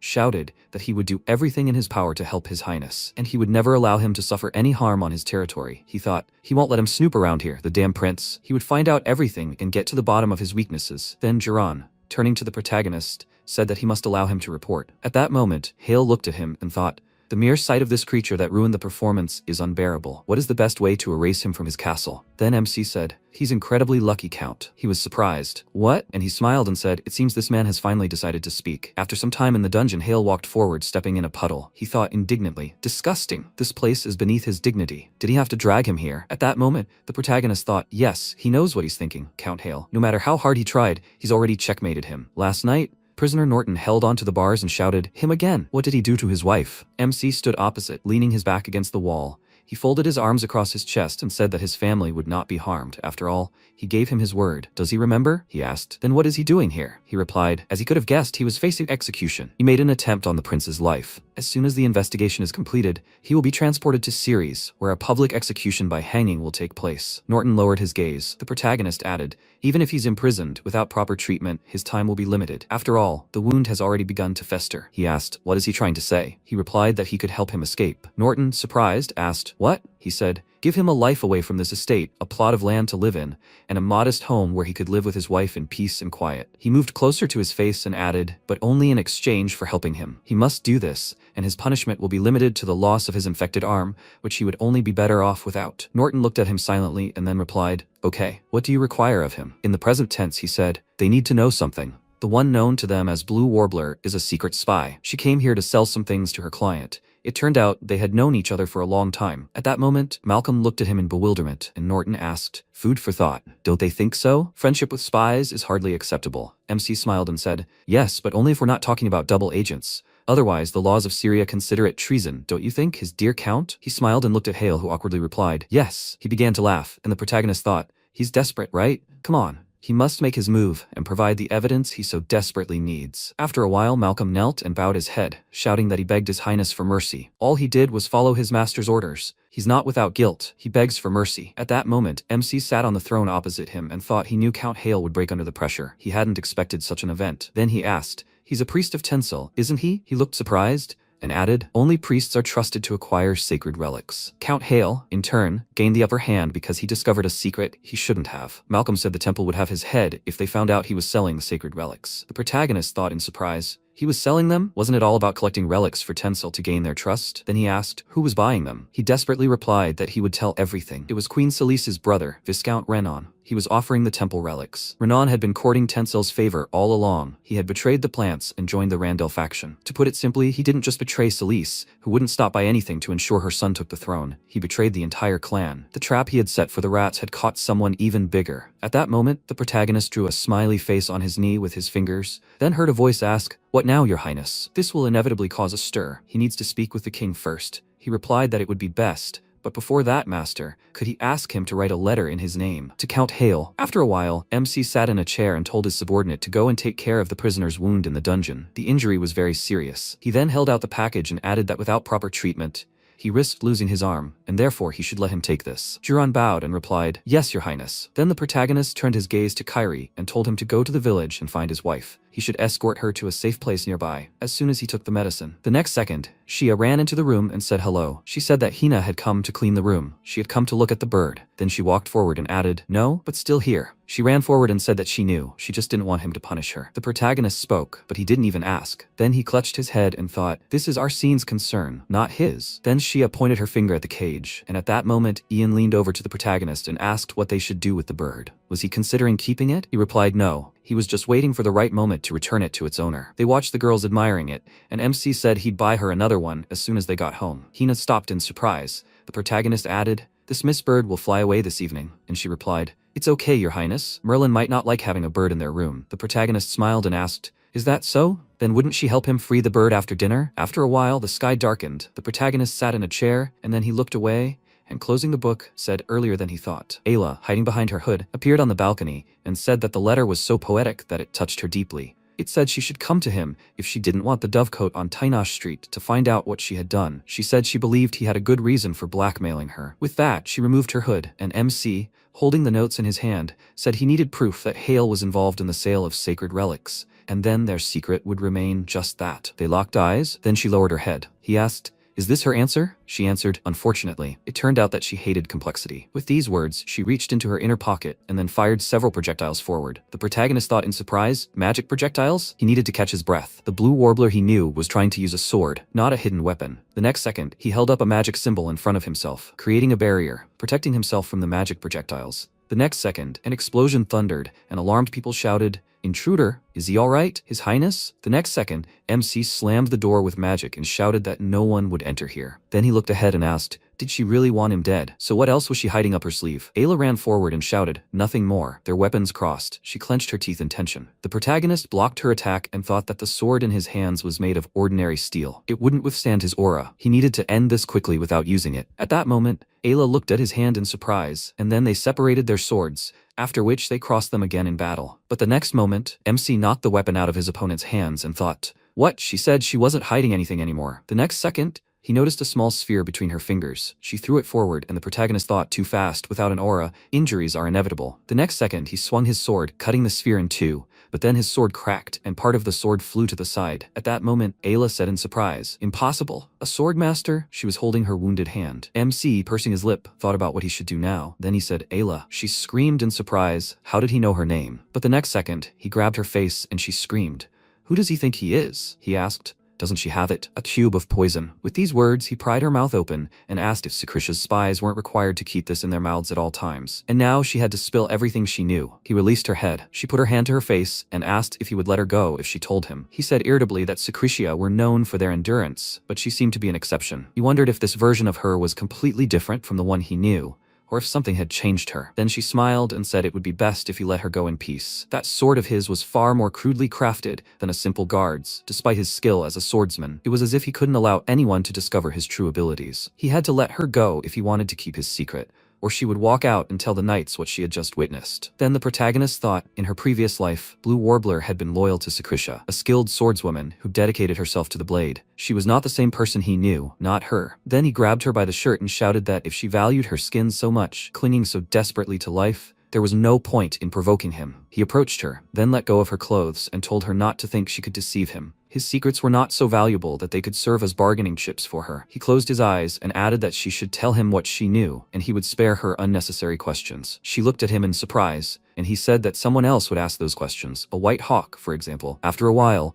Hale shouted indignantly, "To hell with it all. Damn it all. Where did that brainless old man Malcolm go?" He slammed his fist on the table and shouted, "First those damned mercenaries, and now this letter." It said, "Dear Count," that to convince everyone of his innocence, he needed to develop a defense strategy. He had personally explained to Her Majesty what he had encountered and what had led him to this predicament. He must rest assured, there was no cause for concern, Alan. Hale frowned and shouted, "What did he encounter then? Did he really find out about his dealings with the divine artifacts?" He strode forward, clasping his hands behind his back, adding, "You vile serpent. He sent the letter, which means he surely already knows everything. He shouldn't even hope to intimidate him with pathetic blackmail. Well, to hell with him. He would no longer grovel before this low-born scum posing as a prince. He would not whine and bow like a cowardly puppy. He would not give in so easily." Then he placed his hand on the wall clock and asked, did they think he would get involved in this without an escape plan? The next second, the secret door in front of him opened, revealing a room filled with gold. He stepped forward and said, all this effort was wasted because of some scum. Well, at least he still had this, his most prized treasure. With these words, he opened the nightstand and reached his hands towards the box, then opened it, and, looking at the contents, said that with so many divine artifacts he could start over and amass a vast fortune. He had hoped that the deal with Renan would make him rich, but he was more trouble than he was worth. The next second, Arsene slammed the box shut in his hands, and said that he was grateful to him, my lord, for making his job easier. Then he snatched the box, and Hale turned sharply in surprise and shouted, "What? Is this an invisibility spell?" "He's one of the henchmen." Then Arsene smiled, and said he was a mage of His Majesty Prince Callian, at his service. He held out the box, and added that he couldn't thank him enough for having obtained such convincing evidence with his own hands. "He shouldn't worry, my lord. The vile snake and lowborn scum will definitely find out how actively he contributed to this investigation." After a while, Arsene said that these were the artifacts that Hale had hidden. He also received a full list of his transactions with Blue Warbler and a list of the state secrets he had sold. The protagonist looked at the box's contents, then closed it and said, well. He smiled and added, Excellent work. This will save them from unnecessary chaos. The next second, Ian ran into the room and shouted in alarm, "Your Highness, there are people outside." At that moment, several knights were approaching the building. The protagonist approached the window and, looking ahead, asked,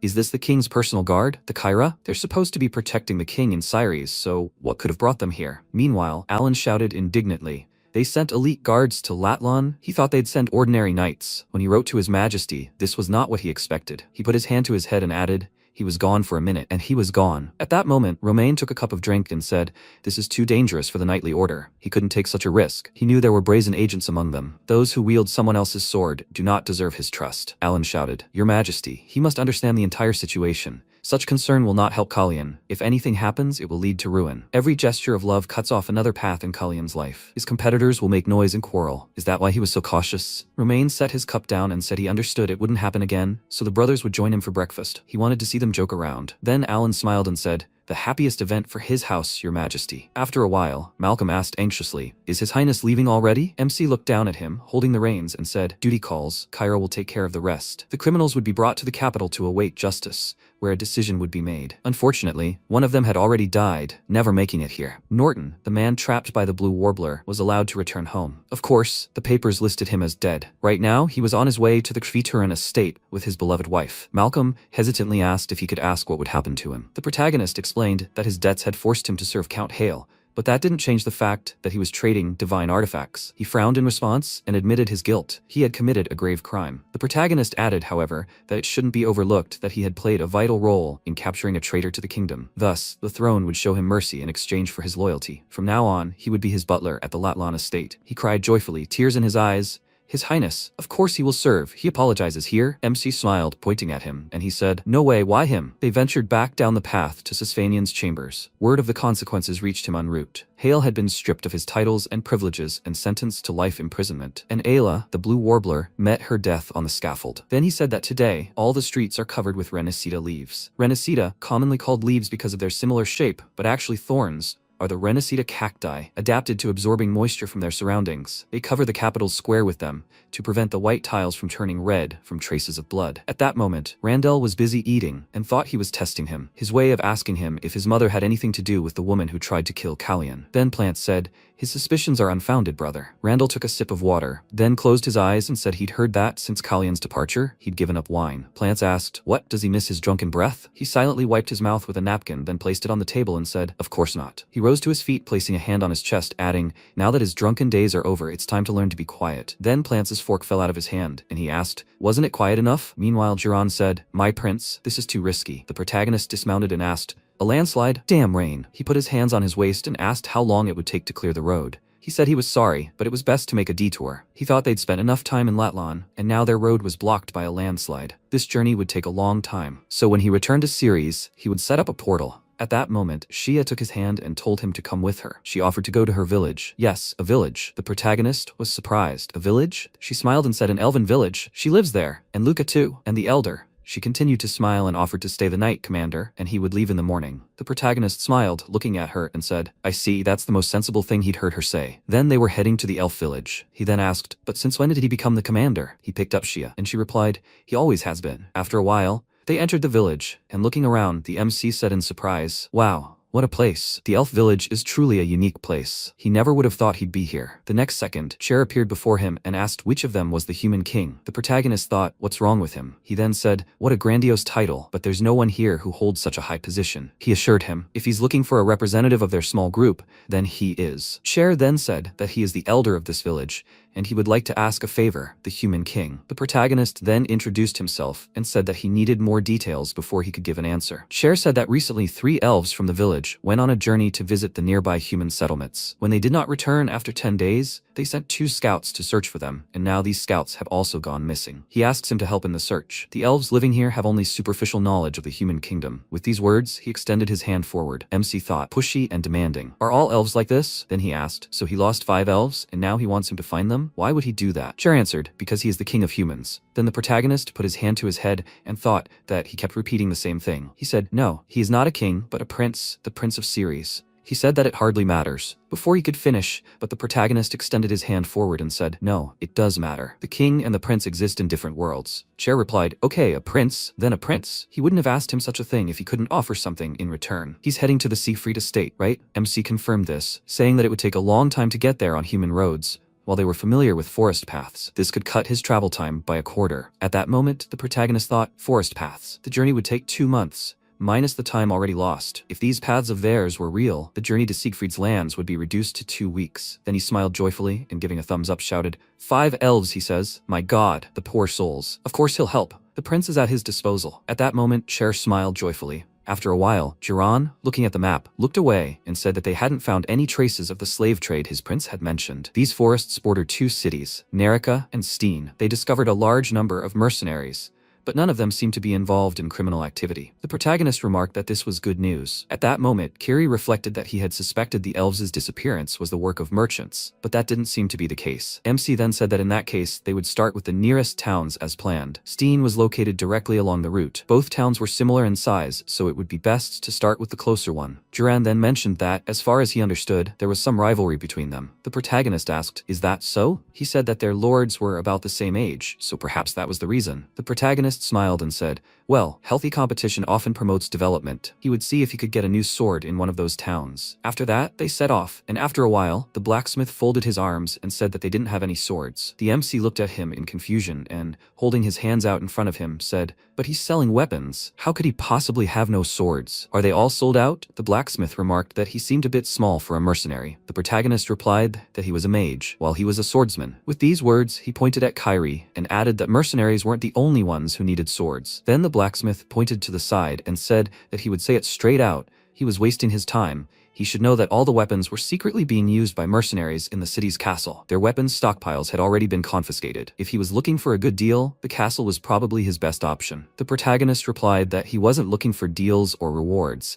He needed the sword for personal use. There was also Nerica beyond the forest, right? He'd see what he could find there. But the blacksmith remarked that it was pointless. The situation there was the same. At that moment, the protagonist put his hand to his face and said, "This elf." Kairi asked, "His Highness?" He said, "The lords of the 2 cities are gathering mercenaries and weapons. It's obvious there's a war going on here." As for the elder of the elven village, located right between these warring cities, he was now beginning to understand his motives. After a while, he looked at the letter in his hands and ordered Cher to send these letters to the lords of the cities of Steen and Nerica. This would temporarily disrupt their plans and give the missing elves a chance to return home. After that, he turned and added, "He and his men will leave at first light. He must work hard to honor their agreement and lead them to the forest paths." Then Cher shouted, "He must wait. What does he mean?" He covered his face with his hands and added, "About the war." Before he could finish, MC said that he really was ready to turn a blind eye, since he was an elf, but he had deceived him, even though he knew about the impending war. With these words, he smiled, looking at him. While the elf looked at him in surprise, he added that it turned out that the 5 missing elves had headed to the castle in Steen to work as merchants. Even its inhabitants suspected the outbreak of war. It was impossible that the leader didn't know about it. He took advantage of it. He knew the prince should leave the war in his kingdom. Then Cher sighed. The protagonist said that they didn't need their forest roads. The deal was off. With these words, he headed for the exit again, and Cher extended his hand forward and shouted that he must wait. He was simply going to stand by and watch as war raged in his kingdom. The protagonist opened the door slightly and said that people fight for a reason. They won't bicker forever. If this village was so dear to him, then he must do everything to protect it, not rely on stupid deception. After that, he left the office. After some time, Kairi said that the blame lay with the Breezen merchants. Only Breezen caravans dare travel this far, but they're currently stalled due to the events at the Latlan estate. MC rested his head on his hand and said, "It's him again, Lannan Breezen." He thought about Steen and Nerica, because the soil in those towns makes it impossible to grow wheat, leaving citizens with no choice but to buy it from Breezen merchants. When Breezen suddenly refused the deal, the residents of Steen headed to Nerica to buy wheat and survive the winter. However, Nerica demanded an exorbitant price, leading to a conflict. Then he folded his arms and said, "First they completely take over the food market, then they shut it down with impunity. Do they seriously expect this to boost their pride? Don't they understand that this will ultimately lead to starvation for the people, not the Lord?" After a while, Cher, head bowed, begged for his apology. He knew perfectly well that Luca had dragged him into all this. It was because of this that the war between the cities had started, but he couldn't tell the truth because he didn't know how he would react. The blame lies entirely with him. He understood that Luca was his son. The lost elves were somehow connected to him, and he was afraid that learning the truth would turn him away from them. He hoped that he could forgive him and his son. The protagonist looked at him silently, and Cher added that he knew it was too much to ask, but they needed his help. They didn't have enough equipment to handle the situation themselves, he begged him. Before he could finish speaking, MC told him to go to the city and give them these letters. He looked at him in surprise. He said they would see if he could find out what they needed beyond the wheat.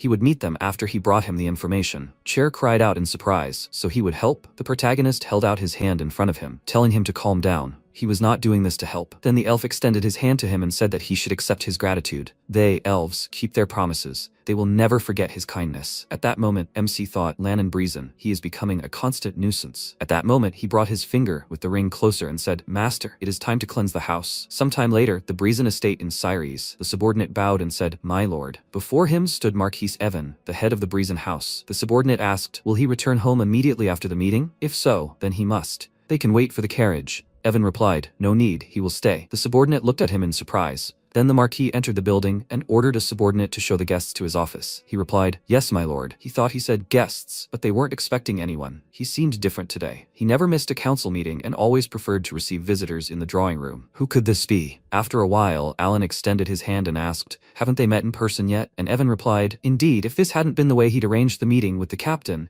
he would have arranged a more suitable reception. He replied that he'd arrived unannounced to spare him unnecessary trouble. It wouldn't take long.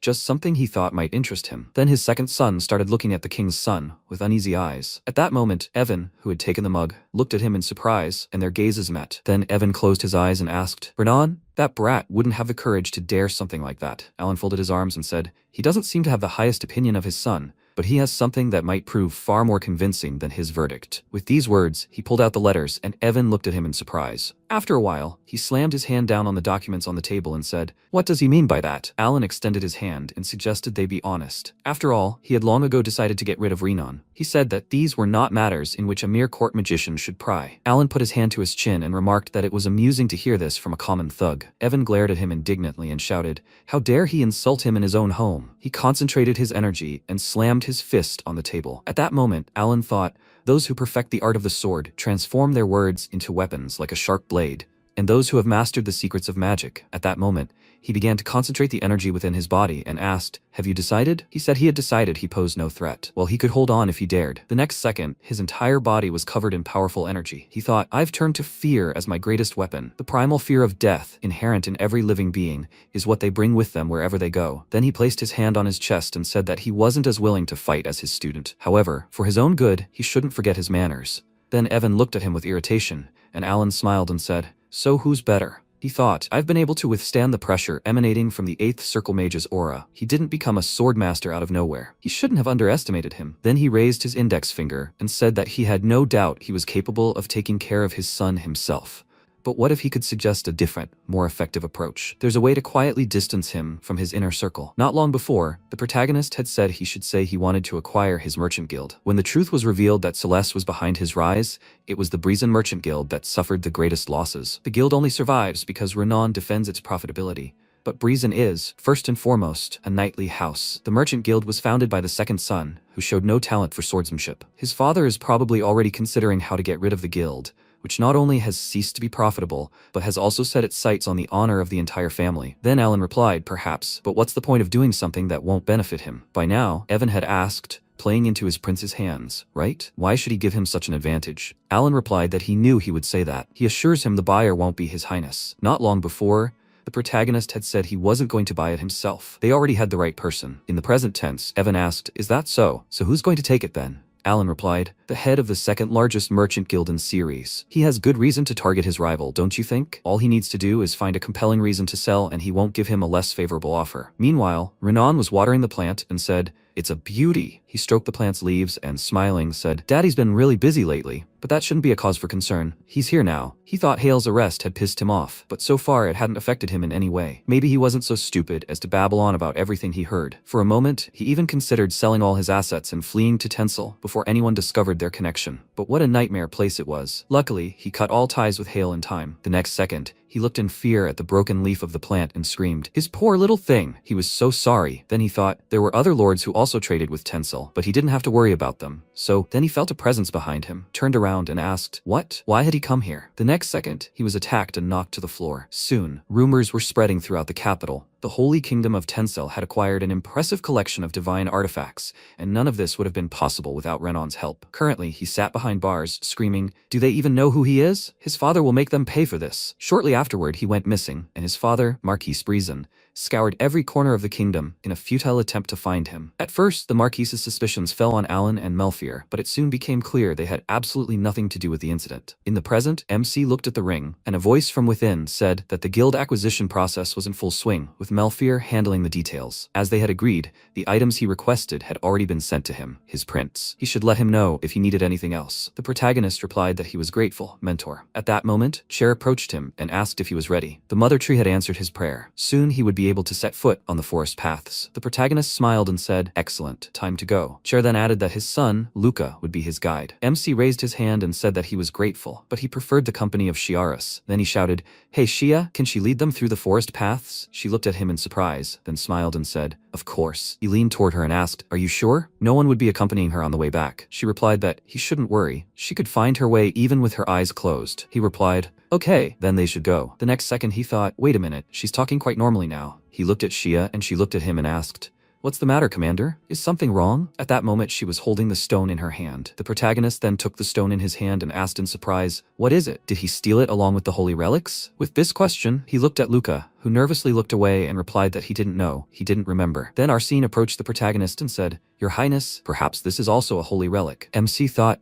the item found on Luca when he returned to the village, a black stone lying next to other relics. There's a possibility that this is one of them, or rather. Then Jiran said, it seems too dangerous for a holy relic. The smell of blood is too strong. The protagonist, continuing to stare at the stone, thought, yes, as Jiran said, Arsene apparently doesn't sense it, but he senses an ominous feeling emanating from it. A strong life force that was forcibly taken, and blood energy. In other words, he said, the owner of this stone was killed by someone, we need to investigate. Then he tossed the stone into Shia's hands and said that while she was using it, they needed to somehow communicate along the way. She asked, isn't this Luca's stone? He replied that it wasn't so, it was his now. She replied, I see, she understood, Chief. After that, she smiled and said that she would keep it to herself. She would return it as soon as they reached the other end of the path. At that moment, Jiran leaned towards the protagonist and said, Your Highness, about this child. Did what she said before he asked mean she could foresee the future? He replied that she had said it wasn't foresight, but he thought so too. He thought the future was coming a little faster for this child. He thought, the future, and the distortion of time, and the stone that neutralized the skills associated with it. Perhaps it had something to do with the time axis. In the present, Randall was in the garden. He looked at a plant branch,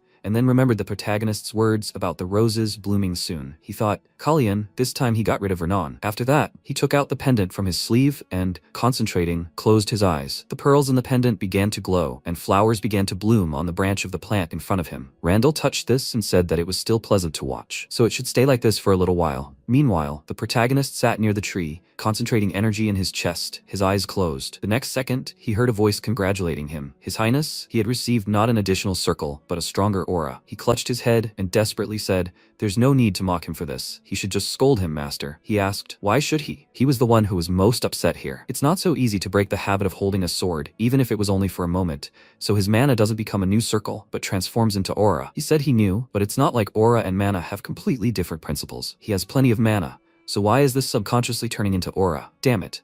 The teacher said he didn't say he didn't understand.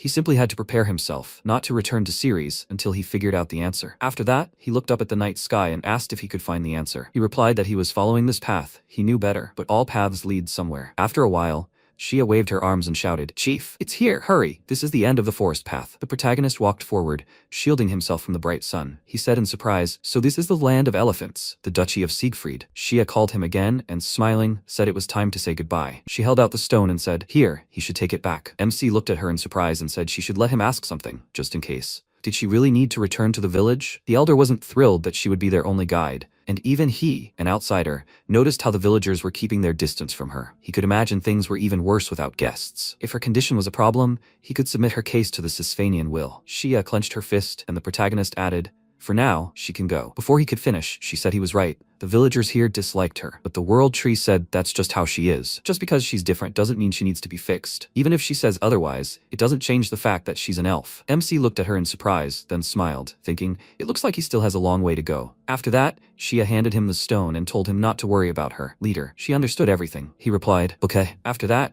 he ruffled her hair and said they'll see each other again, and she smiled and said she'll look forward to it. She's grateful for saving her. These massive castle walls rise to protect the Sisphanian domain. The protagonist rode his horse forward and, looking at the gate, thought, every Syrian prince standing before this must be thanking fate that the Siegfried family never laid claim to the throne. Then he turned to Ian and asked, yes, His Highness? He said that as long as they were here, he didn't have to be at his beck and call. Being the object of the hatred of 20 evil men was hard enough, and inside he bet there were many more. Here, his role as a servant ends. Ian looked at him in surprise, then said, Your Highness, he can handle everyone just fine. With these words, he smiled and placed his hand on his chest. MC thought as he caught the blades flying at him with his bare hands when he fainted from poisoning. He looked at him in surprise, then smiled and said that he was very sorry, Ian. Sometime later, the protagonist emerged from the shower, drying his wet hair with a towel. He then placed the towel over his shoulders and, sighing, said he thought their journey was over. He remembered Ian, pointing to the map, saying they were only at the entrance gate. Then the protagonist remarked, but the inner gate of the castle is still 2 days away. He didn't expect the castle to be the size of a city. Afterwards, he sat down on the bed and said he thought he'd see the head of the family today. He'd have to accept it. His complaints wouldn't change anything. Then he looked at the magic stone and remembered Shia's words. He thought, exactly.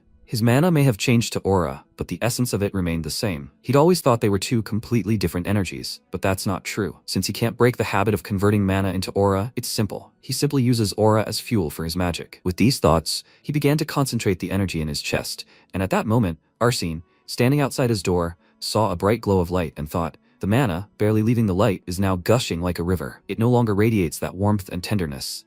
Now the mana radiates a chill that penetrates to the bones. But the prince's skills are endless. Where's the limit of his power? Then MC looked at the magic circles in front of him and joyfully said, finally, 4th circle magic. He thought the magic issue was resolved, but that wasn't the end of the problems. After a while, Ian shouted, this way, your majesty. The protagonist thought at the moment, including his sleeping self, there are currently 6 swordsmen on the continent, and in the world of swordsmen, those with a stronger aura can sense a weaker one. After a while, Sleeman rode forward on his horse and shouted, welcome, your highness. What a long way he'd come. He must have been very tired from the journey. Before he could finish speaking, the protagonist thought, the Duke, Ian's father, the second most powerful swordsman, his level is much higher than his. In response, he smiled and said that they hadn't seen each other for a long time. The Duke. Sleeman said, the prince. The protagonist thought that one glance would be enough. Then he said how. MC thought to realize that this was a swordsman in front of him. Then Sleeman asked in surprise, how was that possible? He had grown so much since their last meeting. Wow, now a real man stands before him. The protagonist laughed in response and said, is that so? He replied, he was practically unrecognizable. He can see that a lot has changed in him. MC smiled and said, indeed, just a small transformation, nothing drastic. He smiled, and Sleeman laughed even harder and said, well, he certainly wouldn't call it just a small transformation. Then he walked forward and said that they should go. He should let him accompany him to the castle. After a while, they mounted their horses, and Sleeman said he had to give this apprentice mage his due. He'd singled out an exceptional one, a talented magic user, and the 6th most powerful swordsman on the continent, to boot. The protagonist said he'd known he'd be hard-pressed to keep anything from him. He replied that, regardless of his status, all these years hadn't been wasted. He might not be able to see his aura, but he could easily discern it. What great progress! His prince. His mentor must be enjoying every moment, watching his brilliant development. The protagonist replied that he wouldn't be so sure. He was now immersed in his work. Sleeman remarked that he fully deserved it. After a while, he bowed and said he would be happy to stay and talk with him, but he was afraid he couldn't postpone his inspection duties. He hoped he would be understanding. The protagonist waved his hand and replied that everything was fine. After all, he was the one who had arrived earlier than expected. After that, Sleeman asked, he's leaving early in the morning, right? Bon voyage, His Highness. He would look forward to hearing stories of his journey. After a while, Alan looked at his reflection in his drink and said he hadn't expected His Majesty to be so in need of a drink. It seemed Prince Kalyan had safely reached the land of elephants. At that moment, Romain took a sip of the drink, and Alan asked if he was worried about his offspring or if something else was bothering him. In response, he closed his eyes and looked ahead, saying he wasn't sure when the right time would be to rekindle the flame of Kalyan. Alan said he meant who should be declared his rightful heir. He replied that Kalyan would be the last of his sons to complete the rite of passage upon his return. All 3 would be considered old enough to claim the position. Randall is a reserved and cautious man, but his secretive nature has left him unable to fathom what's going on in his head. Plants is perhaps the strongest of the 3, but his stubbornness and rebelliousness know no bounds. As for Kalyan, he's just beginning his journey to maturity, and how could he not be concerned about that? Alan suggested that in that case, he should declare the most undesirable heir. The remaining two would simply eliminate him in the struggle for the throne, and problem solved. Then, he added, well, he can say for sure that Randall, at the very least, will continue to keep a low profile until Prince Kalyan decides to leave the palace. The time will come when His Majesty will be able to peer into his secret thoughts. However, until then, he must remain silent, regardless of whose side he chooses. He must not allow the worries of the future to deprive him of peace in the present. When the flame of Kalyan blazes forth, it will be reserved only for those who have proven their worth. In the present, MC entered the cave and thought, the path never ends. He thought he couldn't see the exit, even though he had been walking for quite some time. How deep was this cave? The next moment, he saw a very bright light. He squinted, then looked ahead, shielding himself with his hands. He found himself in a flower field and asked, what is this place? Then he looked to the side in surprise and thought, pure magical power, surpassing all imaginable limits, and a penetrating aura that strikes terror into anyone who dares to look upon it. He clenched his fist and thought, this is something more than just willpower. Then he bowed and said that he paid his deepest respects, O almighty Sisfanian. He thought that this was Sisfanian herself in the flesh. Meanwhile, in the village, people stared in amazement at the bright beam of light that shot into the sky. The protagonist offered his deepest respects. O all-powerful Sisfanian. He wondered if a simple act of her will would have been enough to bring about this meeting. What had compelled her to reveal her true form? Then she extended her hand forward, and the MC thought in surprise. The oppressive magic and suffocating pressure had ceased. Sisfanian then said that a child had come to her, a stranger to this place. This child carried within him the memory of another, distant reality. He had accepted her blessing and transformed it into a deadly weapon. She watched, wondering what had driven him to do this, and that was why. She suddenly appeared next to him and added, he had been summoned here. Meanwhile, the people watching the powerful pillar of energy that shot into the sky were surprised. What was this? Arsene said, just when it was time for the prince to undergo the rite of passage. What on earth was going on? Ian thought, this has never happened before. He said, Prince Kalyan. At that moment, Slyman put his hand on his head and told him to just look at himself. Was he really that worried about this brat? Ian turned around in surprise and shouted, Father? Wasn't he supposed to be inspecting the property? He smiled and replied, but he just got back. His son shouted, he thinks he'll believe this? He left only last night. How did he manage to get back so quickly? The others watched in amazement. At that moment, Veronica Manisil, Alan's granddaughter, walked forward and greeted everyone present. She approached Sleeman and introduced herself. Behind her sat Rachel Grace, Kalyan's daughter-in-law. Meanwhile, Sisfanian extended her hand forward and offered to take a look. She placed her hand on the protagonist's face and saw everything that had happened up to this point. After that, she said that everything was clear now. He looked at her, and then she uttered something unintelligible. The MC looked at her in surprise and thought, what's going on? She was speaking, but he couldn't make out a single word. She folded her arms and asked if he hadn't heard what she said, right? The reason was that she didn't want him to. He asked, her? Could Serenti be involved in this? She asked. Serenti? Yes, that's her name. The protagonist looked at her in confusion and thought, Serenti, the Queen of the Gods. She had fought the Voidbringer face to face during the Great War of the Two Gods, alongside the 8 heroes of Eld. Then he spoke, but she believed that she had fallen into a slumber as soon as she sealed the Voidbringer's tomb. She simply couldn't. Before he could finish speaking, Sisfanian said that even in sleep, her essence continued to live on. Was she dead simply because she allowed her will to be her embodiment? He should consider other more pressing questions that needed answers. He said, well, in that case, the kingdom of Secretia once held an artifact known as the Time Axis. She noticed, and so it was. He shouted that he wanted to know why Ceres was trying to lay claim to it. She replied something unintelligible, and the protagonist gritted his teeth in irritation, thinking, again? Why wasn't he allowed to hear this? She said his impatience conflicted with Serenti's will. He looked at her in surprise, and she added that he was seeking answers to questions about what would happen after his death. If he learned of this too soon, the natural course of events could collapse. He said that such a powerful deity was withholding information from him. Did that mean something had happened that required his direct intervention? She replied that it was true. He thought, divine intervention. This was much more serious than he imagined. I wonder how exactly the time axis is connected to what's happening. He clenched his fist and then said he had one last question. There was something else he wanted to know. Sisfanian told him to speak, and he asked that his brother had decided to use the time axis to bring him back to life. She looked at him in surprise, then said, he was a king before his brother. Did he really think him a fool, willing to upset the order of things just for him? The protagonist thought, so Chase wasn't the one who used the time axis to interfere with the flow of time? Then he lowered his gaze and said, then. Sisfanian extended his hand forward and offered to show what he had there. He looked at her silently, then said in surprise, she means that stone? After that, he handed her the stone. She, looking at it, said, this. Afterwards, she turned her gaze to the protagonist and told him to keep this with him at all times. She then returned the stone to him, adding that today he might not have found all the answers he sought. However, this was only the beginning of the journey. Time would put everything in its place. He must come again when he felt ready. Then she disappeared, leaving him in a lonely cave. That day, countless carrier pigeons soared into the sky, carrying news to their masters. A pillar of light, so bright that its radiance could be seen even from the outer walls of Siegfried, shot up as Prince Callion entered the deserted Sisvanian lair. At that moment, Sleeman, looking at the pigeons, covered his face with his hand and said that he never thought he'd ever see so many birds in the air at once. And all this winged host, it turned out, was hiding on his land. At that moment, Demiria approached him and said that now was no time to be surprised, father. He sighed and, turning slightly, said, "What an incredible sight." Surely he had no right to appreciate it. She said that great power always attracts the envious gaze. No matter who these birds fly to, their paths will cross sooner or later. They need to find out which houses dared to place their bloodhounds on their lands and never let their guard down. He sighed thoughtfully, then laughed loudly and shouted, "He always knew he married the right woman." He gave her a thumbs up and added that she should thank her mother for the sharp mind she gave her and Ian. That certainly wasn't him. She looked at him and thought, seriously, what is he even thinking at a time like this? Then he added, and yet she missed one important point, Miria. Excessive caution can be used as an attempt to get involved in political games. Their family does not strive for power, and they do not carry the king's carriage. However, they remain their unshakable support. All the strength they accumulate only strengthens the shield they bear with honor. She must never forget that. She looked down and answered, "Of course, father," but she felt like maybe this time she'd have to act decisively. At that moment, they looked out the window, where MC was. After that,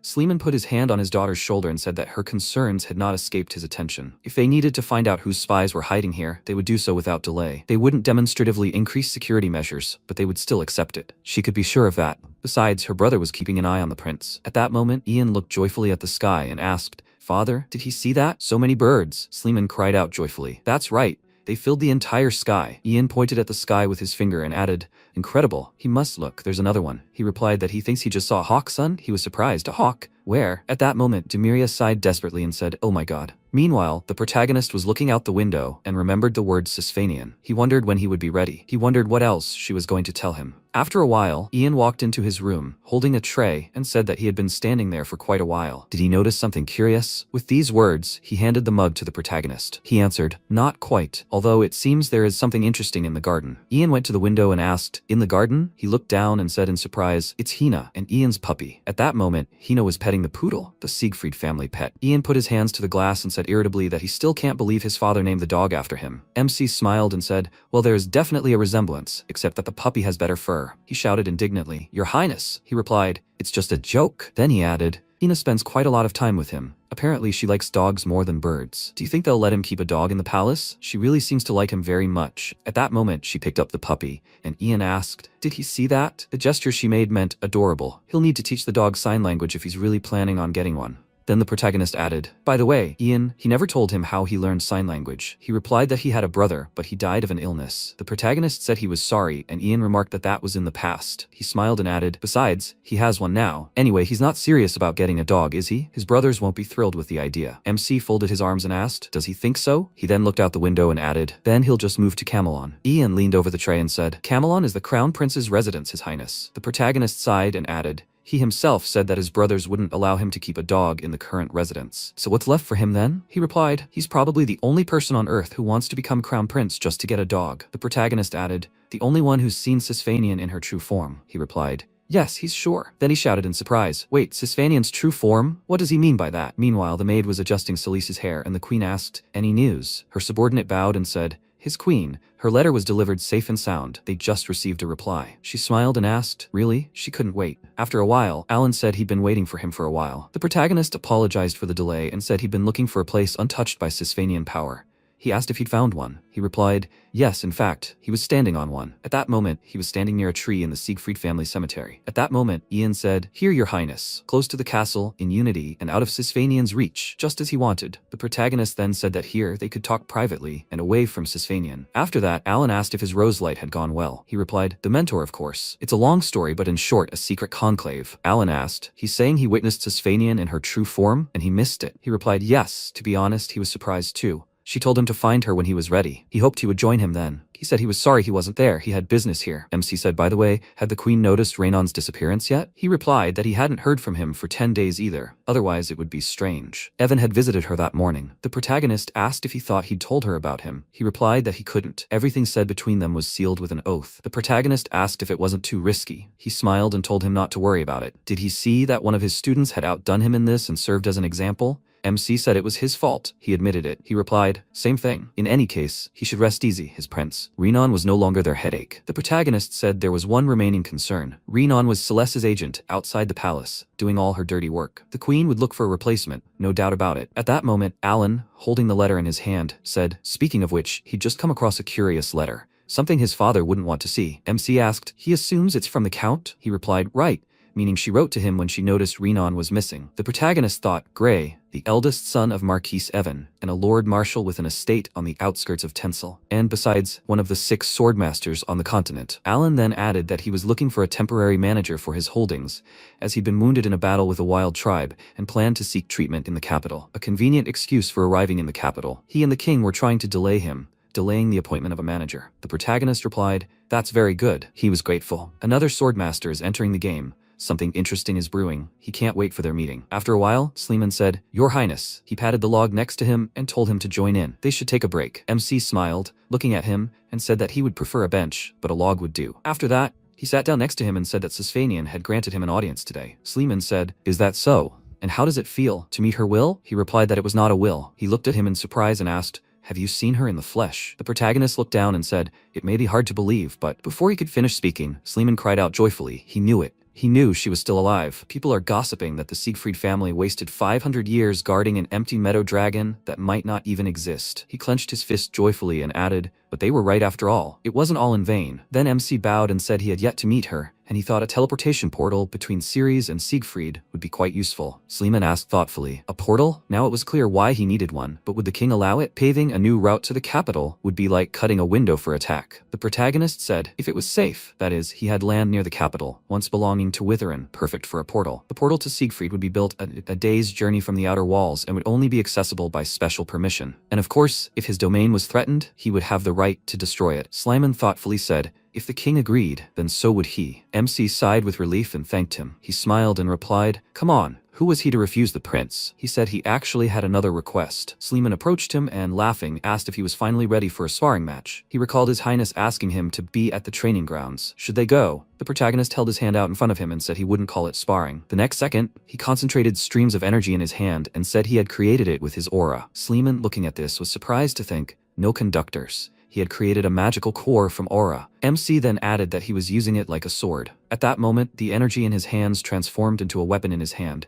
and then Sleeman, reaching for his weapon, asked, So he wants to test the blade's strength? He concentrated his energy into his weapon and commanded it to attack. On the entire continent, Sleeman was second only to one swordsman. At that moment, he delivered a powerful blow, and the protagonist stepped back slightly. In other words, among all who have chosen the path of the sword, there is hardly anyone who can match his skill. At that moment, MC gritted his teeth and thought, as expected, he truly is a formidable opponent. His blade can withstand the full force of its wielder while maintaining incredible attack speed. At that moment, their battle continued. They struck each other again and again, and then Sleeman delivered a particularly powerful blow, forcing the protagonist to jump aside. He skidded to a stop on the ground, looking at Sleeman, who frowned and thought just for a moment, but even that wasn't enough to catch him off guard. The prince's slender frame noticeably affects the power of his blows, but at the same time makes him surprisingly agile. At that moment, the protagonist launched another attack, but Sleeman blocked it and thought, but maintaining the aura in the sword must require a considerable expenditure of mana. Perhaps this sparring match was designed to force him to fight to the limit, and yet he still holds his stance confidently, skillfully parrying and countering attacks. This guy is a real talent. How did this puny brat manage to get so strong? However, then he said, he is still no match for him, Your Highness. For a real test of strength, this looks like child's play. He smiled and added, It's time to move on to the next stage. MC said he agreed. He swung his weapon, smiling, adding that this is exactly what he was waiting for. Sleeman said, then without further ado, he must meet his blow. With these words, he delivered a powerful blow, but the protagonist held his sword out in front of him, blocking his attack, then deflected his weapon. He looked at his opponent, then swung his weapon forward, striking Sleeman on the neck, leaving a scratch. He thought, this is not good. Such a powerful release of aura is pure madness. At that moment, Sleeman prepared for the blow,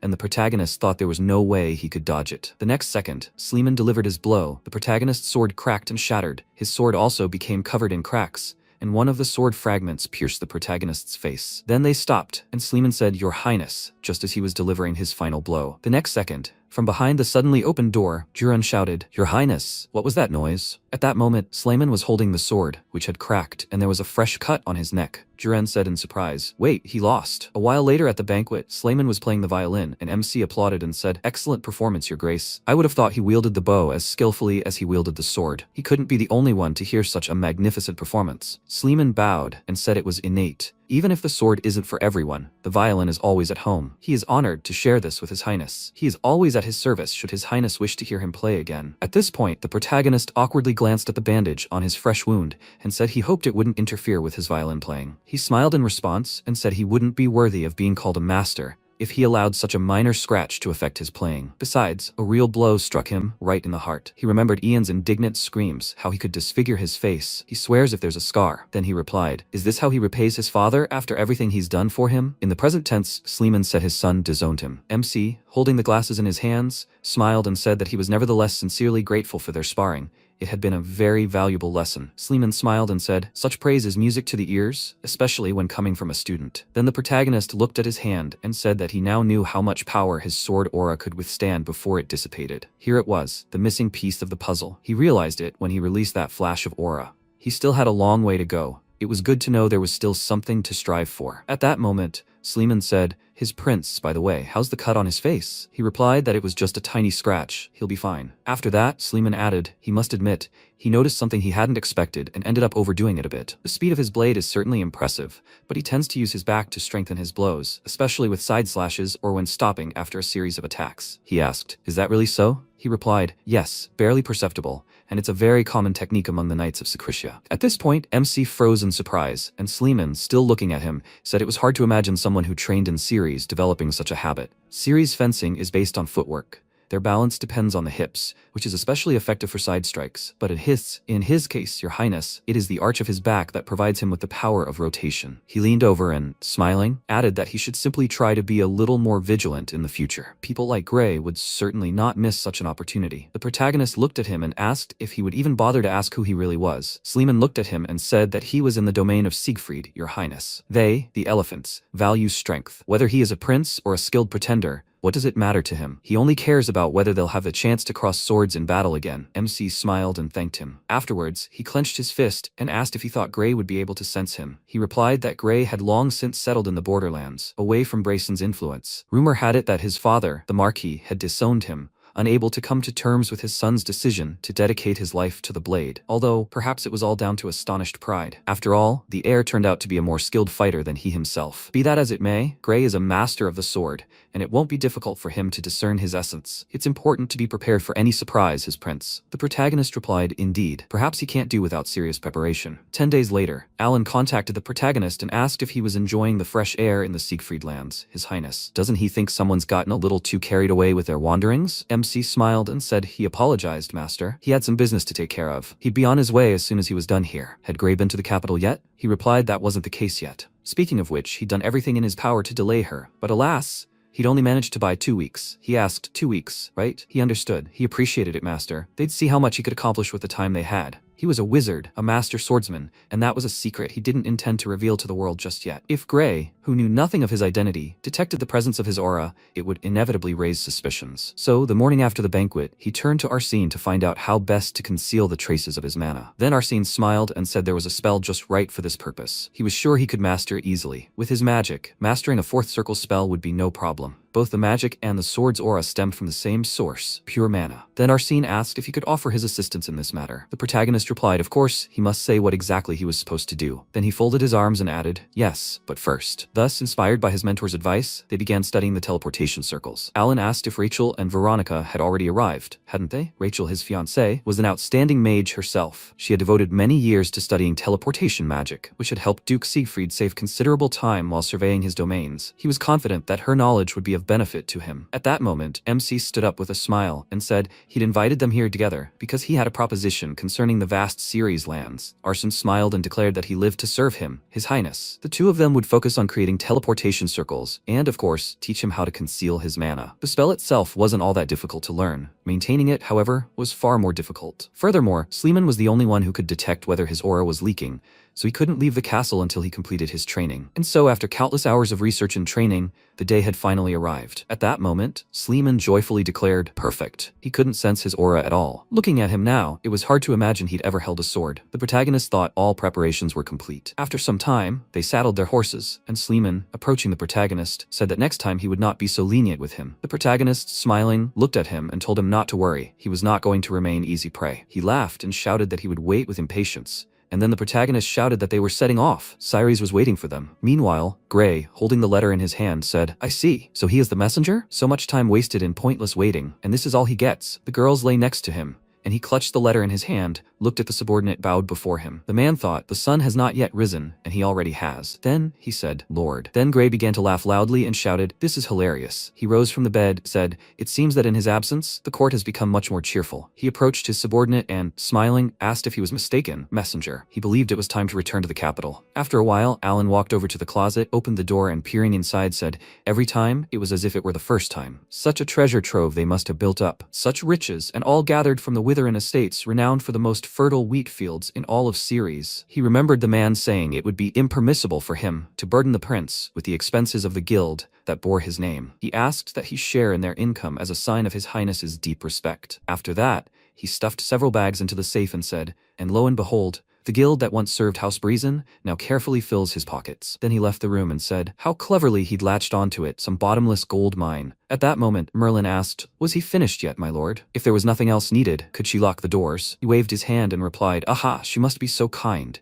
Then he walked forward and looked to the side in surprise, noticing plants climbing the stairs. He smiled and thought, what a coincidence. Then he said, they have not seen each other for a long time, your highness. Plants looked at him, then said, magician. He climbed the next step and said, he was curious, was it he who caused such a change in him, or was his new self that prompted him to turn to him? No one was giving him a straight answer. Maybe at least he knew something? Alan smiled again and said that he could ask him the same question if he gave up drinking. Was he now feeding himself wild speculations? Or that he quit drinking because he realized he could no longer keep his own mind in check? Plants smiled and asked, another soul that still yearned for him so? What a shame, isn't it? He replied that it wasn't so at all. They were all subject to change, whether it was time to climb out of the wine barrel or finally find the courage to stand up to their brothers and their reckless impulses. Change comes to them all sooner or later, and how and when doesn't really matter, that's all. Then he passed by and said, have a good day, your highness. He began to descend the stairs. Plants looked down and asked, reckless impulses, huh? Time flew by, and 20 days had already passed since Kalyan left the land of Siegfried. After a while, Kiri asked, is this Lake Reddington? How beautiful and peaceful. MC smiled and said, yes, indeed. He sat on the balcony and thought, Reddington. It was a shame he had to leave so soon. This small detour was perhaps the only thing that made up for the misfortune with Veronica. He hadn't expected Rachel's acceleration magic to be so effective. Perhaps it was too much for horses. Then Ian handed him a plate of desserts and said,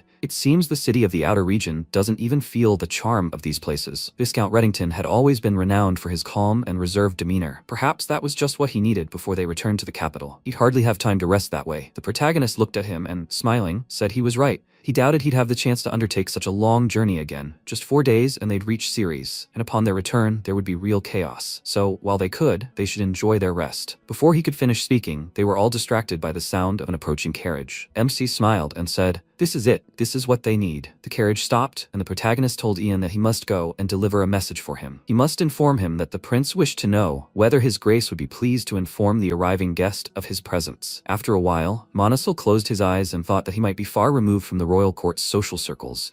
But even he knew that the third prince and House Brisson were at each other's throats. He said he would send them away immediately. After all, the prince had arrived here first. Then, Ian said that his highness's request was indeed such, however. He asked, is it so? He said there was one exception. If Count Grey was in that carriage, his highness would be happy to invite him to tea. Then Manisil looked out the window and said that it looked like he would be able to see tomorrow after all. After a while, a subordinate said, His Majesty Prince Kalyan enters. Manisil looked at him and shouted, His Highness.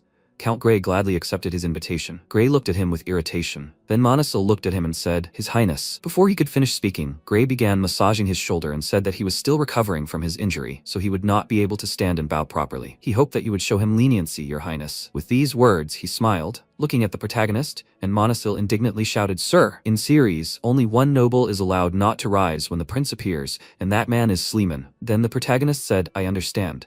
Gray waved his hand, thanking him for his understanding. As soon as he tried to rise, the pain became unbearable. The protagonist replied that he was comfortable. He thought, for someone like him, this is a privilege. He said, however, in that case, Count, he should bow his head. He thought that he was not supposed to. At that moment, Ian, listening to the sounds from the room, thought, Your Highness, why so directly to your face? He wouldn't be able to defend himself if this insolent man suddenly went berserk and attacked him. He needed to find Sir Arsene immediately. Anyone could do anything. At that moment, Arsene approached him and asked what he was doing there. He turned and noticed, just in time. He didn't know what had brought them here, but they couldn't do it without his help. Arsene said they had prepared several proposals for the prince regarding the portals. Anyway, what was the matter? He said His Highness was currently in the sitting room. Before he could finish speaking, he asked in surprise, Dina? He noticed her running down the hall, wiping tears from her face. Ian crouched down in front of her and shouted, What happened? She needed to take a deep breath and tell him what was wrong. She said, Her brother, knights, horses. Ian looked at Arsene and said, Perhaps something happened between Kyrie and the knights of House Breezen. He moved forward and said he'd check, and Ian added, The stables, they should be there. After that, he called him over and added that no matter what happened, he shouldn't act rashly. He turned around and told him not to worry. He knew what was at stake. Then he ran down the hallway and thought, Somehow, this all bodes ill. It's only a matter of time before the situation in the living room escalates. At that moment, Gray smiled sheepishly and, clenching his fist, asked, Did he mean bow? Then MC put his hand to his chest and said, What impudence. He heard his prince, so he should get started. He didn't tell him to open his mouth. Gray blushed with irritation and shouted what he said. At that moment, the protagonist clenched his fist and asked, Didn't he hear him? He should bow. With these words, he released a powerful aura, and MC remembered how not long before he had asked Ian if he had met Gray before. He had replied that he believed so. Your Highness, although that was before he entered his service. It had been so long ago, it was no wonder he had forgotten. He supposed that if they had ever crossed paths, he was probably extremely shocked by what they had just witnessed. And even if Celeste had warned him fairly, not long before, she had given him a letter in which she warned him not to judge Callian. He was no longer the defenseless boy he had once been. The protagonist thought he was sure he hadn't believed it for a second. So what would he do now? Gray? Would they clash in an aura battle? Or would he draw his sword, daring to attack the prince? Whatever he chose, it would end in the worst possible way for him. With these thoughts, the protagonist smiled. Gray looked at him and thought that he had thought Celeste had gone completely crazy with age.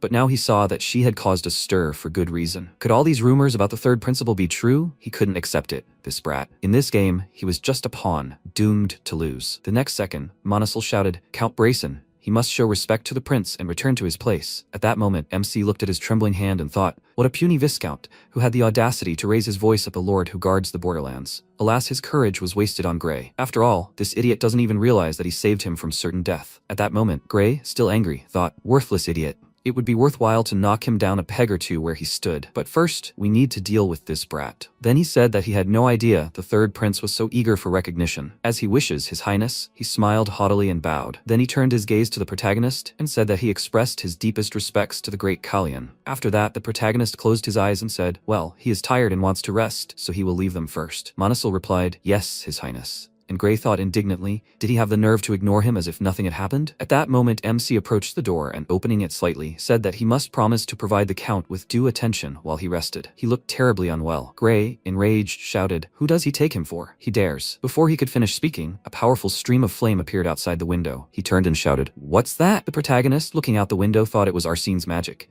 He was skilled in ice magic. It was completely unusual for him to resort to such noisy spells as a fire blast, unless he was using it to signal him. Meanwhile, Arsene shouted, fire! One of the gathered knights shouted, what's that? The mage suddenly fired a fireball. Then a knight approached them and shouted, what's that noise? Arsene looked at him and said he didn't know what was going on, but he could tell him one thing. Prince Kiri wouldn't be pleased. He looked away and said he knew perfectly well. At that moment, the knight indignantly shouted, what has he done? Does he even know whose carriage he just burned? At that moment, Arsene approached him and asked, what about him? They provoked the young man, knowing whom he served. He indignantly asked, what? Was he also one of the third prince's lackeys? Arsene folded his arms and remarked that it was true. He really was one of the prince's lackeys. And who exactly were they? Gray's dogs? The knight, irritated, clenched his teeth and shouted, what? He pointed at him and screamed, enough! Does he even understand who he's talking to? Just then, MC approached them and said he heard him. The brainless mongrels. The knight cried out in fear, Prince Callian. At that moment, Arsene bowed, and the protagonist stepped forward and, looking into the fire, asked, will he have to compensate the Count for the damage? He replied that that wasn't true, His Highness. He would cover the expenses from his salary. Then MC smiled and said, then everything is fine. He would have been worried if he'd seen his servants gathered here, but it seemed nothing serious had happened. The only thing was, he couldn't see his maid. She was usually with her brother when he was in the stables, but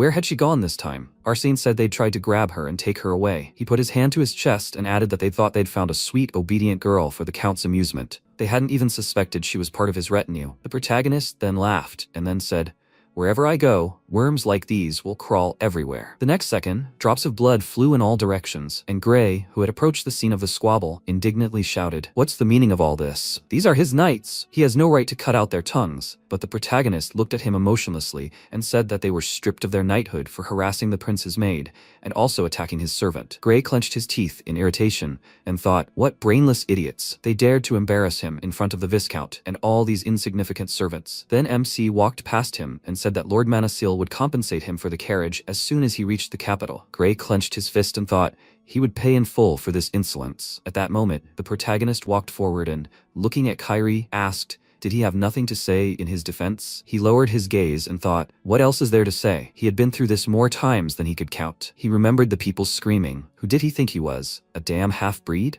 A mute with a pretty face is still a mute. He should be grateful they were giving her a chance to earn the Count's favor. He wasn't so tough anymore, was he? Where had his arrogance gone? He thought he should just wait it out, and it would all pass. It always had. Then the knight started beating him and shouting, come on, he must use his clever tongue. They will listen to the speech of heroes. There's nothing like a good thrashing to shut up a talkative idiot. He thought, this is hardly what the prince could care about. Then he said, no, your highness. The protagonist moved on and told him to do as he saw fit. After a while, MC smiled, holding a mug of drink in his hand and said, finally, peace and quiet. And tea. This is definitely what he needed. Manasil sat across from him and said he was glad he liked it. He should be allowed to ask if this is really wise. Your highness? He asked. What is he talking about? He replied, the Count furious. What if he decided to threaten his highness's safe return to Ceres? After all, Gray had the hallmarks of a master swordsman. The protagonist thought, Gray, he had easily recognized his aura the first time they met, meaning his skill was on par with his, if not less. He could smash his face into the dirt whenever he saw fit. Then he smiled and said there was no need to worry. A confrontation with him was bound to happen sooner or later. At that moment, Manasil thought in surprise. There wasn't the slightest sign of worry on his face. How interesting. Remarkable composure for a prince barely out of adolescence. Then he said, there's one more thing, his prince. MC asked, is there something bothering him? He replied, yes, indeed, that servant of his. He looked away and added, he's been pacing around the training grounds for hours now. Is he going to leave him there all night? The protagonist looked at him and answered decisively, yes, he should be taught a good lesson. Then Manasil asked if he thought that might be a bit much, your highness? He replied that he wouldn't trust someone who couldn't handle such a small matter to watch his back. Each of them must bear their own burden, and it was time he realized that. He answered, I understand. He thought it wasn't just about punishment. The mage responsible for setting the carriage on fire hadn't been held accountable, so the young man's fault lay not in his actions at all, but in his excessive caution. While the prince expects absolute trust in his servants, he almost envies the boy for having the honor of serving such a noble lord. Then MC spoke up. Incidentally, the Viscount had learned that Gray had requested a carriage from him to replace the one that had burned due to the fault of his servant. And here's the surprise. He couldn't provide him with a single one. They were all out of order. Had his carriage wheels really broken? He looked at him and thought, he already knew it was just an excuse. He seemed to understand that he himself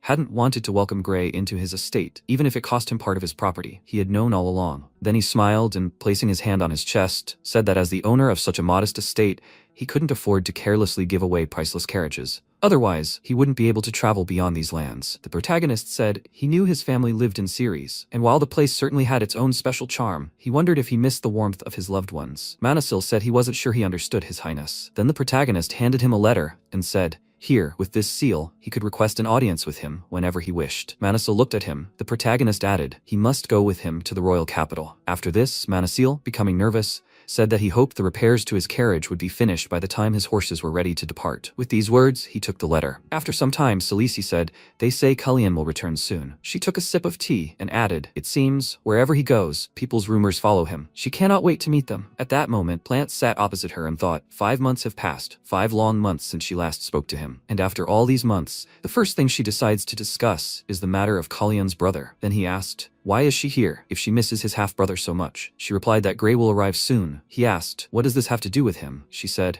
her dear Plants, she finds it difficult to understand the reasons for his displeasure. He was destined to walk this path, and his whims would not change that fact. He had no other choice, so he should be kind and abandon this teenage stubbornness. He asked, there was no other choice, right? He adjusted his hair and said that was also annoying. Who exactly had planned this path for him? She asked when he would finally stop acting like a little child. If he thought his barbs would have any effect, he was sorely mistaken. Now, they would return to the matter at hand. Gray would soon arrive in the capital, and he, before she could finish speaking, Plants said that he should have kept his mouth shut that day. Funny Funny, right? He barely recognized some people now, and yet some seemed completely incapable of change. He frowned, looking at her. She said, "Her beloved son, there was no need to strain yourself so much." He smiled and noticed that it was true. He could tell her the same thing. She should let him spare her further trouble and do nothing as she desired. She merely bit her lip in response. After a while, MC announced that Viscount Reddington would arrive no later than next week. Alan said that was somewhat reassuring. At least then, dear Poland wouldn't have to go to his ancestors. The protagonist asked if he had really suffered so much. He replied that it was hard for servants when their prince could only get into trouble. He asked if his antics were the talk of the court then.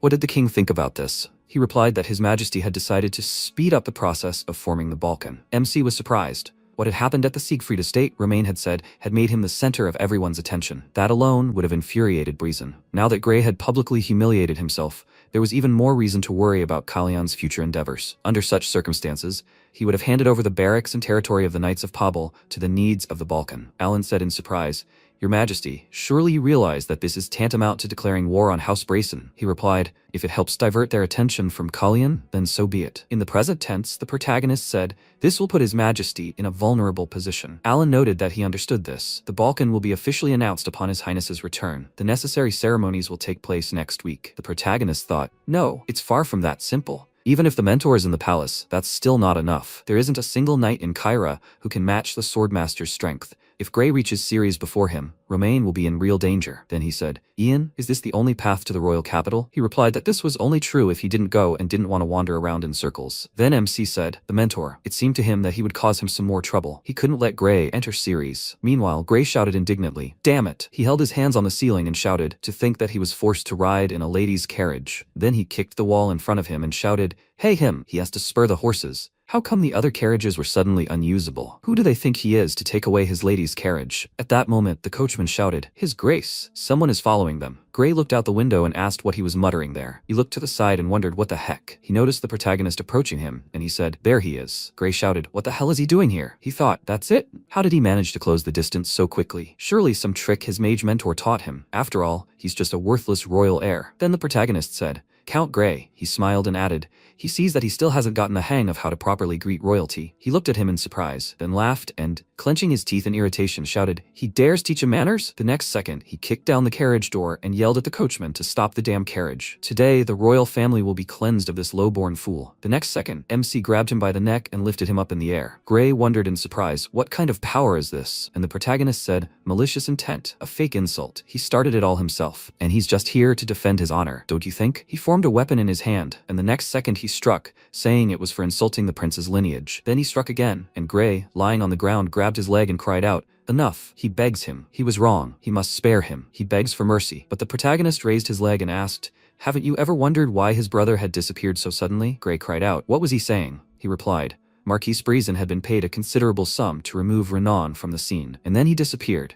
And then an idea occurred to him. Should he try to convince the Marquis to get rid of the firstborn who was seeking to take his place? Now he would ask him a question, and he had better answer wisely. What was the name of the one who had struck him down today? The next second he clenched his teeth and said, "Evan, Marquis Evan, his own father." Then the protagonist struck again, and placing his foot on his back, he asked, "How could a father be so merciless to his own son?" He supposes that's exactly what's going through their minds right now. Isn't that right, gentlemen? With these words, he looked at Grey's escort, and they looked at him with fear. He said that he was sure they knew what to say when they started asking about what had happened. The coachman smiled awkwardly and shouted, "Of course. The count will return to his estate at once." They carried him away and shouted as they left that it was just a minor disagreement between father and son. The next second, MC asked, he had been watching them, hadn't he? It was for him too, Kyrie. That moment, Carrie emerged from behind a tree and said, "Blood on his face, his prince." He handed him a handkerchief and said, regarding his behavior, he replied, "It's not worth it." Obviously he had changed his mind, otherwise he wouldn't be here now. Before he knew him even better than he knew himself. Kyrie asked in surprise, what did he mean? He looked at him and said that there was something he should know, Kyrie. It's a long story, beginning decades ago. However, this detour should give it enough time. After some time, the villagers shouted joyfully, Prince Kalyan had returned, His Highness. They say Sisvanian herself bestowed sacred light upon him at his coming-of-age ceremony. His brothers never received this blessing. He may be the youngest, but if anyone deserves to be crowned prince, it's Kalyan's principle. The great Sisvanian is on his side. He is confident that His Majesty Romain agrees with him. Prince Kalyan will inherit the throne. After some time, the protagonist approached the door and his subordinates shouted, His Royal Highness, Prince Kalyan, enters. He went into the dining room, and his brothers looked at him. Afterwards, he bowed to them and remarked that they hadn't seen each other recently, dear brothers.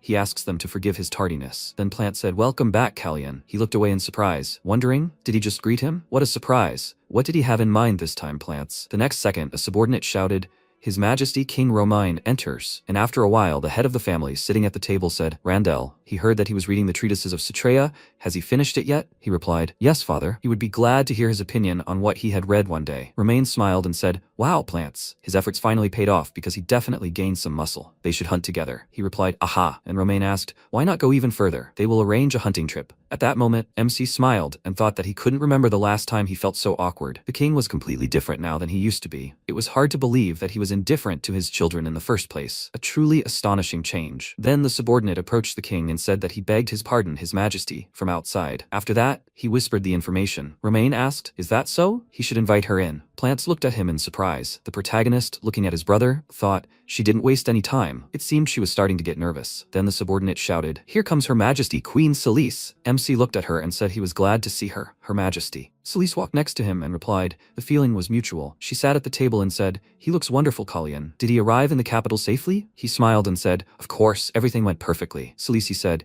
she was so worried that he might catch a cold again, just like last time. She hoped the journey hadn't taken too much of his strength. MC replied, "On the contrary, the trip had been quite comfortable. Besides, his recent bout of cold had only done him good." He smiled and said, "And there are fewer worries outside the palace." Celeste smiled and said, "That's good to hear." All that impressive news from the Siegfried lands had made her quite worried about his safety. "Doesn't he agree, His Majesty?" The odes of praise for Kalyan could be heard even in her chambers. This is undoubtedly an incredible event. The only thing that bothers her are the persistent whispers circulating around her. She asked to be allowed to ask directly, "Does His Majesty really intend to make Kalyan heir to the throne?" Everyone around them widened their eyes in surprise, and Celise smiled. MC barely held the glass in his hand and thought, Celise, is she no longer trying to hide her intentions? Is she really that desperate? Romain wiped his hands and said, "Not long ago he spoke with Lord Manisil, and he said one thing. Why doesn't he send the son he cares least about to Camulon? That way he will get rid of the problem child. He doesn't have a son for whom his soul wouldn't worry, but thanks to her efforts, he is tempted to think about it." He fixed his gaze on Plants, and Celise slammed her hand on the table and screamed, "They will see how long his arrogance lasts. He will regret how he treated her today. He will regret this bitterly." With a loud clatter of heels, she left the room and slammed the door. Romain lightly slammed his fist on the table and asked Plants to forgive him. He asked him not to misunderstand him. He didn't mean him, and he holds no grudge against him. Plants replied that he knew. Romain put his hand to his head and said that they all knew perfectly well how their uncle was doing. He wouldn't wish such a fate on any of them.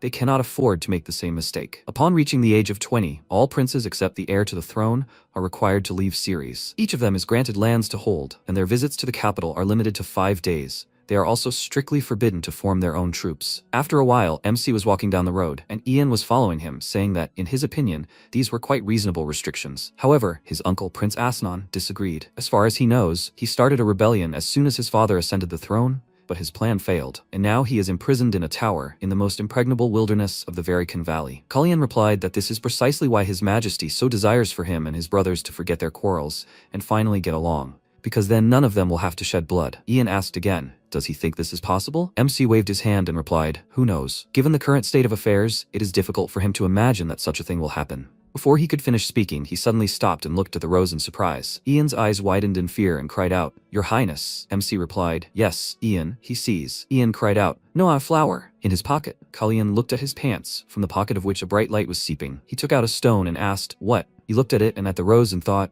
all the flowers were cut, and only this rose continues to bloom, as if nothing had happened. And what is this strange glow? Is the flower really reacting to the stone like this? Of all possible revenge in the royal palace? MC touched the rose petal, after which there was a crackling and crunching sound. The rose flew in different directions, and MC said in confusion, it withered. He thought as if time itself froze, holding its breath, and in an instant took off, rushing forward. Kalyan looked at the stone in his palm and thought, Stone, rose, elf, axis of time, Sisphanian and Sorrenti. He remembered the words, his impatience contradicting Sorrenti's will. MC clenched his fist and asked, how can he remain patient when time is slipping through his fingers? After a while, Ian spoke. His prince, he has been skipping breakfast for 2 days. Is he planning to go tomorrow? MC was lying on the bed and saying no, he's still exhausted after the long journey. Ian replied, I understand. He'll tell the servants that. Good night, Your Highness. Kalyan looked at him and closed his eyes. After a while, he looked at the shadows from the window and asked, what did he need? The man was sitting on the balcony railing and said, so he really is a magician. He also jumps out of bed at every rustle. MC replied, it's late, and he came without an invitation. Why is he here, brother? He looked at Plants and thought, it's getting worse. He comes uninvited whenever he wants, just because he can. Mother and son are alike. Plants said, a rose has disappeared from the garden.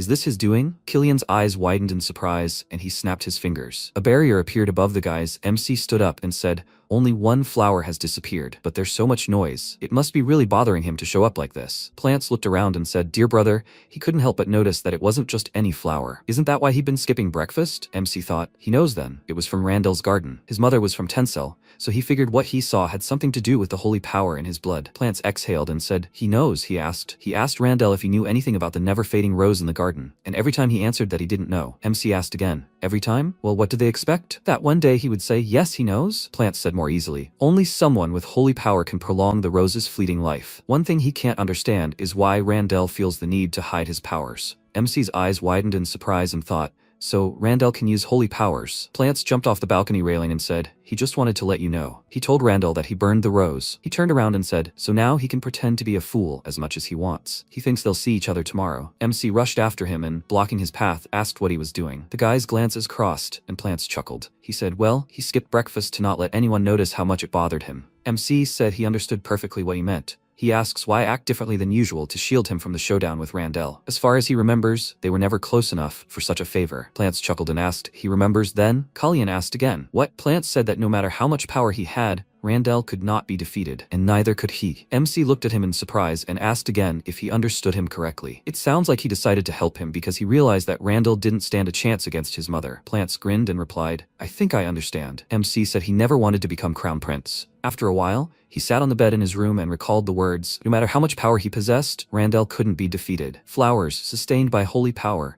and a black stone that resonated with the blood reeking of them. Kalyan thought he was beginning to understand how Randall was connected to this. He needed to provoke him to take the first step, to make him open up and reveal his secrets. And the only way to do that is to take away Celeste's power. He walked to the window and thought, but time was running out. After a while, Celeste slammed her fist on the table and screamed, what nonsense. She ordered to repeat, what happened to Count Grey? The maid replied in fear.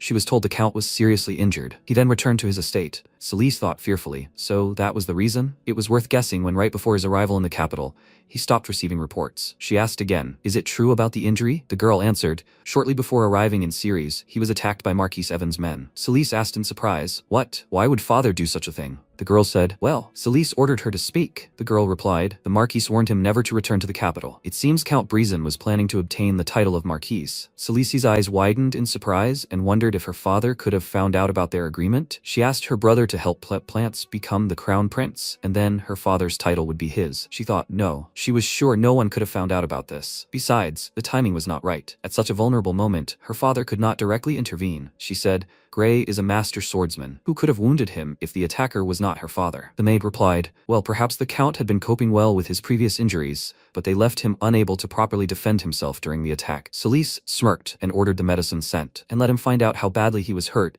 as well as the identity of the attacker. Let her go and move. The girl bowed and said, as she commands, your majesty. Celeste leaned her elbows on the table and began to laugh. She wondered if Gretz was injured? No, not really. Whoever he was, his little game was doomed to fail. He probably thought that involving her father in the attack was a brilliant idea. Too bad, after all, she was the one who told Grey to use the injury as an excuse. After a while, Celeste threw the bag on the table, and the knight asked, is the bag full, and how long is the list? Celeste folded her arms across her chest and answered, there's only one item. The knight asked again, one? One is too generous, your majesty. She looked at his satisfied face and thought, Tail is the second in command of the Fable Knights. Behind the mask of charm, no one sees his true nature. The nature of a cold-blooded killer, taking life for a minimal price. Vela asked, so how can he be of service? Celeste replied, a man was assigned to escort Prince Kalyan to his coming-of-age ceremony. He needs to find out if he crossed paths with her brother Grey, and if so, let him know what happened. And if he silences him, he gets another bag. Thale chuckled and asked again. Another bag, she said. He frowned in anticipation and told her to name the man. Celeste reached for her cup and said, his name. She wondered why she couldn't shake the feeling that Kalyan was behind all of this. She answered, Arsene. Arsene Hertz, the mage. After a while, voices were heard in the room. Quieter, they will hear. They are talking about the attack on his own son, right? They think it really happened? They say the Marquis is intensively searching for the source of the rumors. People can't say for sure, but he hasn't appeared at court for a long time, and he didn't show up at this meeting either. More importantly, why did the king summon all the nobility today? After a while, Romain said,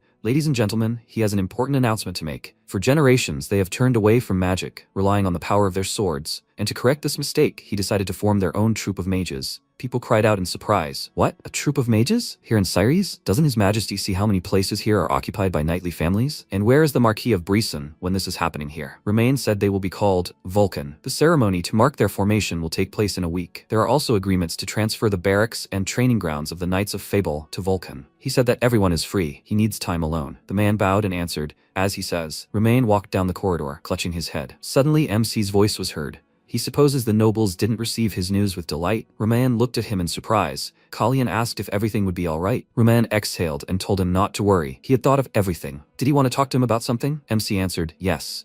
He wanted to ask a question, if possible. He plans to visit the Knight families. Will there be any problems with that? Romain asked again. Knight families? He thought, so he's going to secure his allies, and he wonders if he considers them a threat to his rule. Bold, but he doesn't even mind. He smiled and wondered how he grew up so quickly. Romain told him to do as he wished. Kalyan smiled and said that he was very grateful, but if he was going to talk to the right people, he would have to avoid the Brizon family. If he doesn't mind, how would he feel about holding the joint hunt he promised plants? After a while, a loud cry was heard. Finally, his prince acquired his own power. Ian shouted joyfully, a squad of mages. MC said he wanted to point out that he had no official affiliation with Vulcan. Ian said that was no reason not to celebrate. The mages turned around and started whispering. It was the prince. Red eyes, just like the rumors. MC told Ian to just look at himself. He was glowing. Ian replied, on the contrary, he was too calm, His Highness. The mage approached them and said, Prince? He turned around and widened his eyes in surprise. Arsene shouted. He had finally found a solution to the problem of the teleportation circle. The principle itself was similar to how oath seals worked. This would allow contracts to be entered into for the use of the circle. Naturally, control over the circle would remain solely in his hands. Kalyan said in surprise,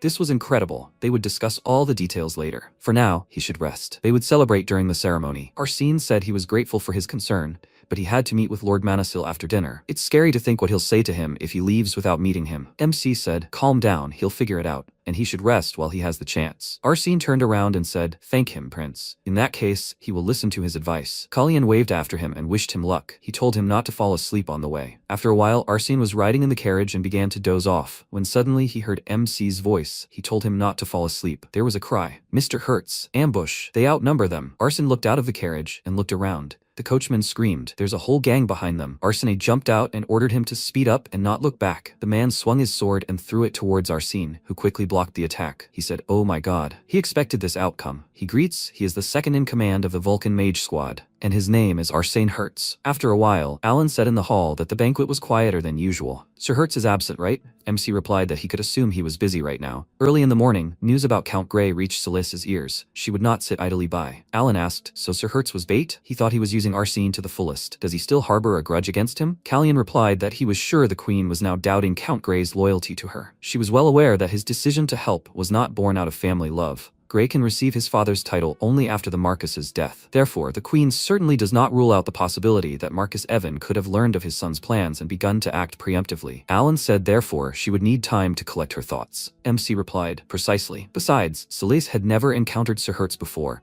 so she knew nothing of his magical power. She would likely only send a few skilled knights after him. Sir Hertz was perfectly capable of dealing with them himself. Alan spoke. Apparently his faith in him strengthened after successfully completing the initiation rite. MC responded naturally. His face was the last thing he saw before entering this time period. At that moment, Arsene was fighting the mercenaries, quickly attacking them. The knights begged for mercy, and some tried to escape. Thale turned around and thought, what's wrong with this mage? Don't spellcasters need time to select targets and cast spells? But he hurls spells non-stop. Arsene fought the knights, and Thal frowned and said, spellcasters are weak in close combat. He ordered the mercenaries to dismount and attack. We need to close the distance. Fear won't bring them any money. This mage is worth a fortune. He ordered them to think about the reward for his head. Arsene quickly turned around and saw guys swinging their swords. He released mana in their direction, and the mercenary said in fear, barrier, so fast. Arsene attacked the opponents, and Thale said, damn it. He thought he shouldn't have accepted this order at all. How can you defeat an enemy of this caliber with only a dozen people? He turned around and thought, he won't die here like a dog. A great opportunity to get rich, of course. They are no match for him. Arsene carefully looked at the fleeing Thale and moved right in front of him. He said, the last one remains. Thale fell to his knees and begged for mercy. He has information. He will tell the prince everything he knows. Arsene asked again, that's all? More specifics are needed. Thale handed him a pouch of money and said the queen had personally commissioned him to kill the prince. And what's more, he was also paid to kill Prince Kalyan's maid, whom the queen had sent to him. He can testify if needed. Arsene looked at the pouch and said he was afraid the prince would prefer to forget that incident forever. Thale screamed. And the disappearance of Renan Brizon. He can tell who's behind it, Arsene thought. Her Highness. Who else? Thale screamed. And behind the attack on Grey Brizon? Arsene thought the same thing. Tail asked him to stop. He knew exactly where the Marquise's money was coming from. Arsene stopped and looked at him in surprise, and he screamed, "He owns a secret gambling house in Ceres. They bet on no-holds-barred fights there. He can run it." Arsene said, "What a pity." He'd almost intrigued him, but the prince already had someone who knew the place like the back of his hand. Tail turned pale and said fearfully, "But he can." He remembered the destroyed sword and said, "The Marquis of Brizen hasn't touched a sword in years." He saw the shards of the sword, but his son Grey tried to hide it. Arsene looked at him thoughtfully, then put his hand on Tail's shoulder and said, "This might pique His Highness's curiosity." Tail screamed, "That's not all." He saw Grey arguing fiercely with his father about receiving the title of Margrave. Arsene said, "As he sees, he knows a lot." Tail answered, Yes, he asked to be brought to the prince alive. He would tell him everything." Before he could finish speaking, Arsene killed him. He looked around and said, "Well, a chatterbox loses his value the moment he opens his mouth. How was he supposed to get back to the palace now? The carriage had left, and the horses had scattered, and no one was driving along the road. He couldn't waste mana." At that moment, the clatter of hooves was heard behind him, and Arsene cried out in surprise, After a while, the bag was placed on the table in front of MC, and he examined it carefully. After a while, Evan shouted, What do you mean by that? Are they accusing him of kidnapping Arsene Hertz?" The butler replied, "Well, the knights of the royal guard will arrive by noon, my lord." Evan grinned and said, "How dare they so shamelessly invade his estate? The king must think he's in contact with Vulcan. How did that mage interfere with Thale?" The butler replied, "Thale was seen in the palace at noon that day. Perhaps the queen summoned him." Evan frowned and said, "He should go to the palace right now." The butler asked, "Should he inform Her Majesty of his visit?" Evan yelled, "Does he want him to kill that stupid woman as soon as she comes into sight?" He slammed his fist on the table and shouted, "He's not going to meet with Celise, but with her son." Sometime later, during dinner, Randall said he heard that the second-in-command of the mages had gone missing. He must be worried. MC replied, yes, he had grown accustomed to his company since his initiation, but it seemed to him that the king and Master Manisil were much more worried. Randall looked at him carefully and said, "Indeed." Plants said sharply, "The date for the hunting competition has finally been confirmed. Will he join, brother?" Randall replied, "He didn't think so." Kalian's eyes widened in surprise and thought, Randall thinks the king planned the hunt especially for Plants. Of course, he won't participate. Plants said he should at least get some fresh air sometimes. Randall sipped tea from his mug and said, touched by his concern. MC thought about it. Besides, he wasn't the type to enjoy hunting. Even knowing this, Plants still called him to make sure he wouldn't come. Is this how he helps him? That's not like him at all. Suddenly, everything around him turned white, and he looked around in confusion. He thought, is this a feeling, master? What could make him so angry? He had heard a voice earlier, so it was him. He sees that the disappearance of his henchman hasn't upset him at all. This calm expression speaks volumes. Is Kalian his favorite now? Alan replied. He had heard. He himself had recently lost a dozen men, and he showed no signs of worry. Amazing composure. Apparently his grandson is definitely not his favorite. Evan clenched his fists in displeasure, and Alan grinned and said, His dear Marquise, isn't it the duty of a true leader? How should one honor the memory of one's fallen servants before appearing at the palace? Evan replied. He wasn't going to listen to moralizing from him. Is such insolence usual for him, being without rank or title? He remains here only by the grace of His Majesty. Alan said, It is not for him to judge His Majesty's generosity. Evan spoke up. Showing favor to someone like him must signal that the king's decisions are no longer trusted. As for Kalian, he's not much different from his teacher. He can already see his influence on him. Alan grinned and said, well, he believes His Majesty and the third prince are far more trustworthy than a so-called knightly house that lost 10 knights because of one mage. How much, I wonder, were his thugs paid this time? He's sure it's mere pennies compared to his fortune. He approached Evan and whispered, the proceeds from the sale of his own son. Evan's eyes widened in surprise and then screamed loudly. What did he say, a mage? Mana began to spread in all directions, and Alan said, it seems to me, as he already said, that he is far from weak. He suppressed Evan's mana with his own and said, but he has a strange tendency to forget about everything. How can he stand on the ground when he can't remember his place? Evan's eyes widened in fear, and he thought the flames were consuming him. He screamed, and Alan told him to learn to think before he acted, and he needed to consider who he was dealing with. Evan grabbed his neck and started coughing loudly, and then whispered, he may be strong, a mage, but he's alone. He won't last long on his own. Alan waved his hand and said, contrary to his opinion, he's not alone. But they say of him that he's strong even on his own. Had he ever wondered why Grey had headed to the capital? What was he hoping to get, and who was he relying on? Evan's eyes widened, and he thought Grey wouldn't have gone to the capital if he hadn't received an offer he couldn't refuse. For example, an offer to become a marquis. Come to think of it, Renan had turned his back on his family and bet on Randall, and now Celise? After a while, MC stood on the balcony and watched what was happening outside. The butler asked, Marquise, it's been a long time. Is he going to visit the prince's chambers? Evan frowned and thought he was going to visit the Chermal Palace to find out how Plants and his mother were getting along. But now the situation had changed. Evan clenched his fist and said, they're coming back. He would meet Plants when he realized whose side he was on. MC looked out the window and said, the rain doesn't stop, so it won't be long before the hunt is cancelled. He turned around and asked, "What do you think, brother?" Plants was sitting on a chair, hugging his leg. He felt the mage drive away the knights this morning. MC asked in surprise, so he caught that surge of mana. Apparently, their father hadn't exaggerated his abilities in the art of the sword. Plants exhaled, and Kalyan asked if he often communicated with the Marquis. Plants looked away and said he'd never spoken to him alone. MC said, "Well, of course. They have such a strong family that even hugs would split it. He guesses that's why the Marquis decided to visit them. He wants to strip his mother of her title and make him take the place of Crown Prince." Kalyan looked at him with all seriousness, which surprised Plants. MC exhaled and said that if his goal is his mother's downfall, then there's no need to continue supporting him, and if he wants to become the next king of Ceres, then he should meet with Evan Brayson. Plants said, "Brother, he thinks he's already given his answer." The guys looked at each other, and then MC said, "Then they only have one thing left to discuss. It concerns Celise. This time, the worst outcome could await her, because that's exactly the fate he has in store for her. He has no intention of shielding her from the consequences." He extended his hand and told him not to take it unless he was ready for what came next. Plants replied, his mother had gone out of her way to carve her own path. If this was the outcome of her efforts, so be it. They shook hands, and after a while, Ian asked, "So he had joined forces with Plants, not with Randall?" MC answered, "Correct." Ian asked, "So Plant had turned his back on Celise? He shouldn't have had a reason to." Kalyan replied, "He hadn't turned his back on anyone. He had simply closed his heart to his mother. Unable to accept Celise's atrocities for the sake of his own ascension to the throne, Plants hid behind the guise of a rebellious son. His body was soaked with wine, but his breath never reeked of alcohol, and he only behaved badly towards Kalyan in front of witnesses. Most likely, he believed that the image of a problem child would make his mother abandon him or stop harming others. However, Plants eventually came to the realization that Celise had already passed the point of no return and that only death could stop her. Ian asked, "But why had he behaved this way towards him for so long?" MC cleared his throat and said, "Who knows?" He didn't ask. Even if there was a reason, the only one who could understand and forgive Plants was already too late. After a while, the knight said he reports His Majesty. They did not find Sir Arsene at the Breezen estate. Searches were also conducted in the neighboring buildings, but no trace of him was found there either. However, he leaned towards Romain and whispered, "They found a successor in the dungeon, who was most likely Renan Breeson." Romain frowned and said, "I see, he can go." The knight replied, "Yes." At that moment a voice came from the side. "Is it really for the best?" Romain replied, "This is not the time to be picky. He hasn't forgotten who he is, has he? Albeit temporarily.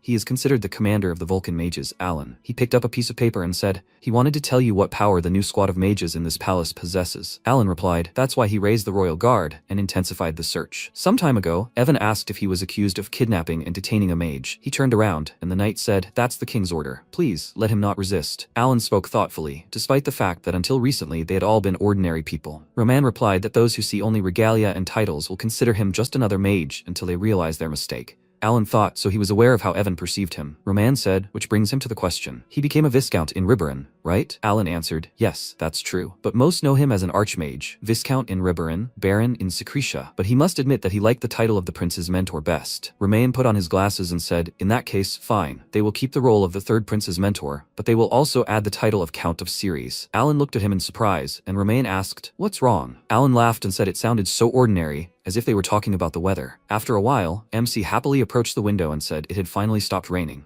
That meant the hunting competition wouldn't be cancelled. Ian said, "Good morning, Prince." He screamed in fear. Was he outside alone again? Kalyan smiled and said, "Good morning, Ian." He held out his jacket and said, "It's a short walk." He needed to pass on something. Ian took the jacket and asked, "To whom?" Well, perhaps he should be grateful that the outing took place in the morning and not at night. By the way, His Highness, he needs to look at something. Gifts from Baron Paulin have arrived. After a while, MC looked at the horses and said, "Nice horses. It looks like Viscount Reddington has reached the capital safe and sound." Alan said they'll check. The gift list included horses of the same breed, Raven. He showed the basket and said, "And also a cat." The cat meowed, and MC asked again, "Is that a cat?" Ian replied, "Yes, a cat." Kalyan laughed and said, and he was wondering whether to buy a dog or a bird. How lucky. After a while, he came into the room and said, "Here, this is for her, Hina." He held out the kitten and said, "Cats are allowed in the Chermal Palace." He asked her to take good care of it. Hina took the kitten in her arms, after which it began to happily roll in her arms. She smiled and happily said, "His Highness," he remembered. "Thank you." Hina opened the door a crack and showed Kyrie the cat. Ian said, "And one more thing, His Highness," he whispered. "Last night the royal guards searched the Breezen house. However, Sir Arsene," MC pursed his lips and said, "Well, as his teacher would say, his subordinate is not so easy to defeat. He is sure he is fine, wherever he is now." Ian chuckled and Kalyan placed his hand on the window and said, "No matter what, He wouldn't let this go. The disappearance of the deputy commander of the Vulcan mages is a serious matter, and it must be dealt with accordingly. He drew a smiley face on the window and said, "They will repay House Breezen in kind." After a while, he mounted his horse and said, "Well, time to go hunting." After some time, voices were heard in the palace courtyard. He heard that this year's royal hunt was being held in honor of the second prince, but the culprit was nowhere to be seen. Was he really going to miss the hunt again? Plants looked in the direction of the sound and saw two men talking. They were talking, gossiping, about his health having deteriorated. This wasn't the first time they'd heard this excuse. Plants leaned on the balcony railing and asked again, "Today, right?" He remembered MC's words. No need to participate in the hunt. He will be lying in bed with a terrible cold. Plants asked again, what was he talking about? MC smiled at him in response, and Plants said, well, he really will be unwell on the day of the hunt. Kalyan said he was sad to hear that. There was no need to worry. He would talk to the king so that he would understand everything correctly. Currently, Plants looked down thoughtfully and thought, he did not know what he was planning there, but if he wanted him to remain in the shadows, so be it. He only hoped that nothing would happen. Suddenly, his thoughts were interrupted by the meowing of a cat,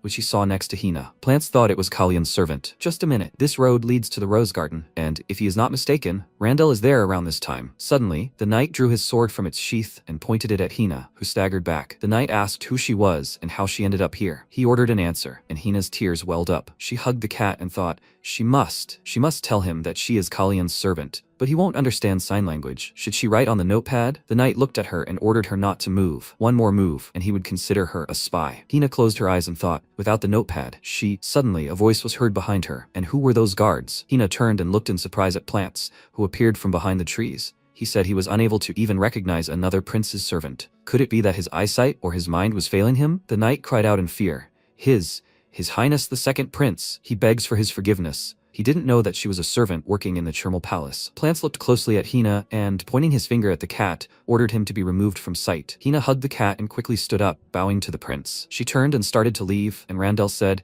he invited him to the hunt and didn't go himself? Plants replied, he had no idea he would be here. Have a good day. Randon said, it seems there are improvements. Plants stopped, and Randall turned and said, in his relationship with Kalyan. At this point, Romain said he is not sure if this is best for his sons. Can he trust him? And yes, Monosil, archery requires more than just arm strength. Alan said, His Majesty, he needs to concentrate. Please let him not disturb him. He assures him it will help. The knights stood to the side and talked among themselves. Some kind of strange hunt this time. Yes, there have been strange things from the very beginning. Since when has hunting taken place in groups? And according to what principle were these groups formed? Yes, no matter how you look at it, their group includes families allied with House Breeson. And in the group of the third prince, Kalyan, Alan fired an arrow, which hit a branch and stuck in the ground. Romain laughed loudly and turned away, and Alan said he saw no reason to laugh. He was a mage, not an archer, and he had no equal in magic. The knight said, whatever His Majesty thought, a hunt cannot be successful with just one mage. They decided to just sit and enjoy, when suddenly the bird quickly fell to the ground. Everyone looked at this in surprise and cried out, what? They didn't see the arrows. Someone said, that doesn't count. There is no rule saying that magic can be used in hunting. Alan said, but there is no rule that it can't either. And what will the king say about this? Romain said, that won't do. Is he going to hunt everything that is in his field of vision? The knights widened their eyes in fear and thought, is this spell meant to be aimed at them? This is a warning, an ultimatum for those who side with the Marquis of Breeson. Alan turned and said, birds perched high in the branches are easy targets. Therefore, they were on the other side of the hunting grounds. MC said he would soon hunt his own prey. And it wouldn't be an eagle or a lion, but a beast he had never hunted before. Therefore, he needed their help. The knights looked at him in surprise, then exchanged glances. Kalyan said, so, they'll meet at the palace. Some time ago, Celise slammed her fist on the table, and the girl asked in fear, Your Majesty, is there something terrible in the letter from the Margraviate? Celise replied that she could go and not let anyone in. Margrave Grey didn't seem that injured from afar, but he was asked to leave because he needed absolute peace and quiet. He promised to write as soon as he recovered. Celise clutched the piece of paper and thought, ask her to leave? What impudence. She looked at the bag of coins, clenching her fist even tighter. After a while, she asked what brought him to her so early. How rude it was to assume that she would want to spend time with him over a cup of tea. MC replied that this bag was found near the place where Sir Hertz went missing. It was quite a substantial sum. Celise replied that she didn't know. MC interrupted her and asked what he was talking about. And would she say the same about the day she met Tail? Did she remember nothing at all? Celise replied that no, nothing. Some mage disappeared, and then suddenly the prince bursts in on her as if a disaster had happened. He did something to Grey, didn't he? What did he promise him in exchange for help? Cullion asked if she really thought he would ask Grey Breeson for support. Such delusion was even insulting. He didn't need her sympathy. Celise told him to watch his language. Had he really lost his fear? MC replied that she would soon deeply regret ever touching his man. After all, his efforts would be her end. Celise laughed loudly, then grabbed the bag and tossed it aside. The coins scattered across the floor and she said, fine, if that's what he wants, they'll end this once and for all. Sometime later at night, a man in a robe entered Plant's room and extended his hand. Plant snapped. He has a lot of free time, since he cancelled the Sisfanian notification spell. MC smiled and said, his teacher did it. But there's no need to worry, he won't do it again. After tonight, he will not enter his chambers again, brother. Plants asked, and what brought him here? MC removed his hood and answered, he had 3 things to discuss. First of all, he would ask if Randall knew that they were working together. Plants looked at him in surprise and answered, yes. MC exhaled and spoke, and he hoped that this would remain a secret for longer. People around him understand everything too quickly. And what did he say? Plants remembered Randall's words. It seems there is an improvement in his relationship with Callion. Plants asked, did that bother him? Randall looked at him carefully and said, of course not. For the time being, Plants said, well, nothing special. Callion thought, whoever of them gave up the throne, Randall would not lose anything from it. The only reason for him to be wary was the unification of their factions. He said, be that as it may, from now on they need to be more careful. Further, he froze, as if deciding on something, and this raised questions in Plants. MC pulled himself together and said he'd like to thank him. Plants chuckled and said, I really need it. He asked to let him guess. Someone said he got his maid out of trouble, right? He doesn't need his gratitude, because she's already beaten him to it. Some time ago, Hina was standing near the green hedge with a notepad in her hands. She saw Plants and happily unfolded the notepad, where it was written, thank you for saving me. Currently, MC happily said, I see. Then there's only one thing left. Tomorrow there will be a ceremony to celebrate the creation of Vulcan. Does he mind lying sick for another day? Plants frowned and ordered him not to cross the line. MC folded his arms and said, I understand, but this time he can't interfere, no matter what happens. After a while, the maid was combing Celici's hair and thinking, she wondered if her mood had improved. She's been completely out of sorts lately. How tiring it is to tiptoe around her. Maybe Dad was right. It would be better to marry some man than to live in this nightmare. Suddenly, Celici's hair caught on a comb and was pulled hard, and the girl, frightened, asked her to forgive her generously. Celici swung her hand and hit her in the face. The maid fell to her knees and asked for forgiveness, Your Majesty. She was careless. She humbly asks for forgiveness. She begs forgiveness. The maid bowed and said, it is her fault, madam. She should have trained her better. She will choose a punishment for her right now. Celice interrupted her and ordered her to leave. She approached the girl and said, she thinks she knows where she can be useful. After a while, Alan stood at the podium and said, ladies and gentlemen, thank you for gathering today to witness the birth of Vulcan. It is a great honor for him to announce the creation of a detachment of mages in the very heart of Ceres. By the grace of His Majesty the King, and with the support of many at court, Vulcan will usher in a new era in their history. May the wonders of magic bless these lands with prosperity and harmony, he declares. Before he could finish speaking, he was interrupted by a loud and bright explosion. People screamed in fear. What's going on? Is that an explosion? In the Queen's chambers. The butler screamed. An explosion occurred in the Queen's chambers. It was Arson Hertz. He caused the explosion. MC frowned in confusion and rose from his chair, asking, what? People started asking, Arsene Hertz? Isn't he? Yes, he is Prince Callion. MC clenched his fists and thought, Celice, so she decided to make her move by blaming the assassination attempt on her. Excellent. They'll see who emerges victorious. Ruman ordered calm. Perhaps the criminal is seeking chaos and confusion. He put his hand on MC's shoulder and said they needed to pull themselves together. Panicking would only hurt them all. They couldn't be sure of anything until they found the cause of the explosion. A voice suddenly rang out. What if she had personally seen the culprit? Celise said she had seen him, with her own eyes. The culprit who had blown up her chambers? Plant's eyes widened in confusion, and he began to shake slightly. MC said we all heard the explosion. What a relief she wasn't hurt. Celise covered her face with her fan and said it was shameless of him to speak as if he himself was surprised. After all, he was the one behind everything. Callion smirked and suggested she not jump to conclusions. His Majesty would find out the cause of what happened. She smiled and said that before the attack, that mage had claimed that she had organized the attack on him. And according to him, he had told him this. There were no witnesses or evidence, however. Some time ago, Celise put her hand to the girl's face and asked, she was too cruel to her, right? But she's not without sin either. She certainly owed her a favor. Let her take this and put it in the box at the entrance to the living room. She can handle it, right? The maid said, yes, Your Majesty. She left the room, went to the box and put a small sphere there. After that, there was an explosion, and Celise said, if he was so sure that it wasn't him who set fire to her estate, then let him bring him here. She thought that if she pointed to Arsene Hertz, he would have no choice but to track down his mage to prove his innocence. MC said, Sir Hertz is currently missing. The truth doesn't matter. Celise said, then he'll have to find him. She saw him cause that explosion. If the mage is missing, he won't be able to justify himself. This is a trap he can't escape from. Suddenly, someone asked, did she mean him when she spoke of the mage? Celeste looked fearfully towards where Arsene stood. He smiled and greeted the queen. His name is Arsene Hertz. He is the mage she was talking about. Celise thought fearfully, what was this man doing here, especially in her father's company? How so? MC stood behind her, clenching his fists. She turned around and he asked, does she see this? Her end, Arsene Hertz, never disappeared. Some time ago, Arsene turned around in surprise and said, Kyrie was sitting on his horse and looking at him. He was only given a 5-day leave for fending off the attack on himself. However, Arsene's disappearance sowed a seed of doubt regarding Grey Breezen in one person, one who could neither ignore false accusations against him, nor let the instigator go unpunished. Arsene said, Prince Kalyan warned that the queen could use his disappearance to her advantage. He was ordered to remain in his estate until the day of the ceremony. He asked for assistance from the prince, Marquis, and he would no longer have to bear the burden of false accusations against him. MC simply took advantage of this. Kalyan said, "His Majesty, an investigation must be conducted here and now." The queen demanded the presence of a mage, and here he was before them. Romain frowned and said, "Yes, fine." MC passed by Celise and said, "That's why he kept telling her not to act recklessly." She watched him go and thought, her father, that foolish king, the knights, all of them. She laughed loudly and said, she remembers his mother had that cheeky grin too until the very end. He really is her son. MC's eyes widened in surprise, seeing the blade in front of him. Romain rushed towards them, after which drops of blood sprinkled the ground. A cry rang out, "His Highness!"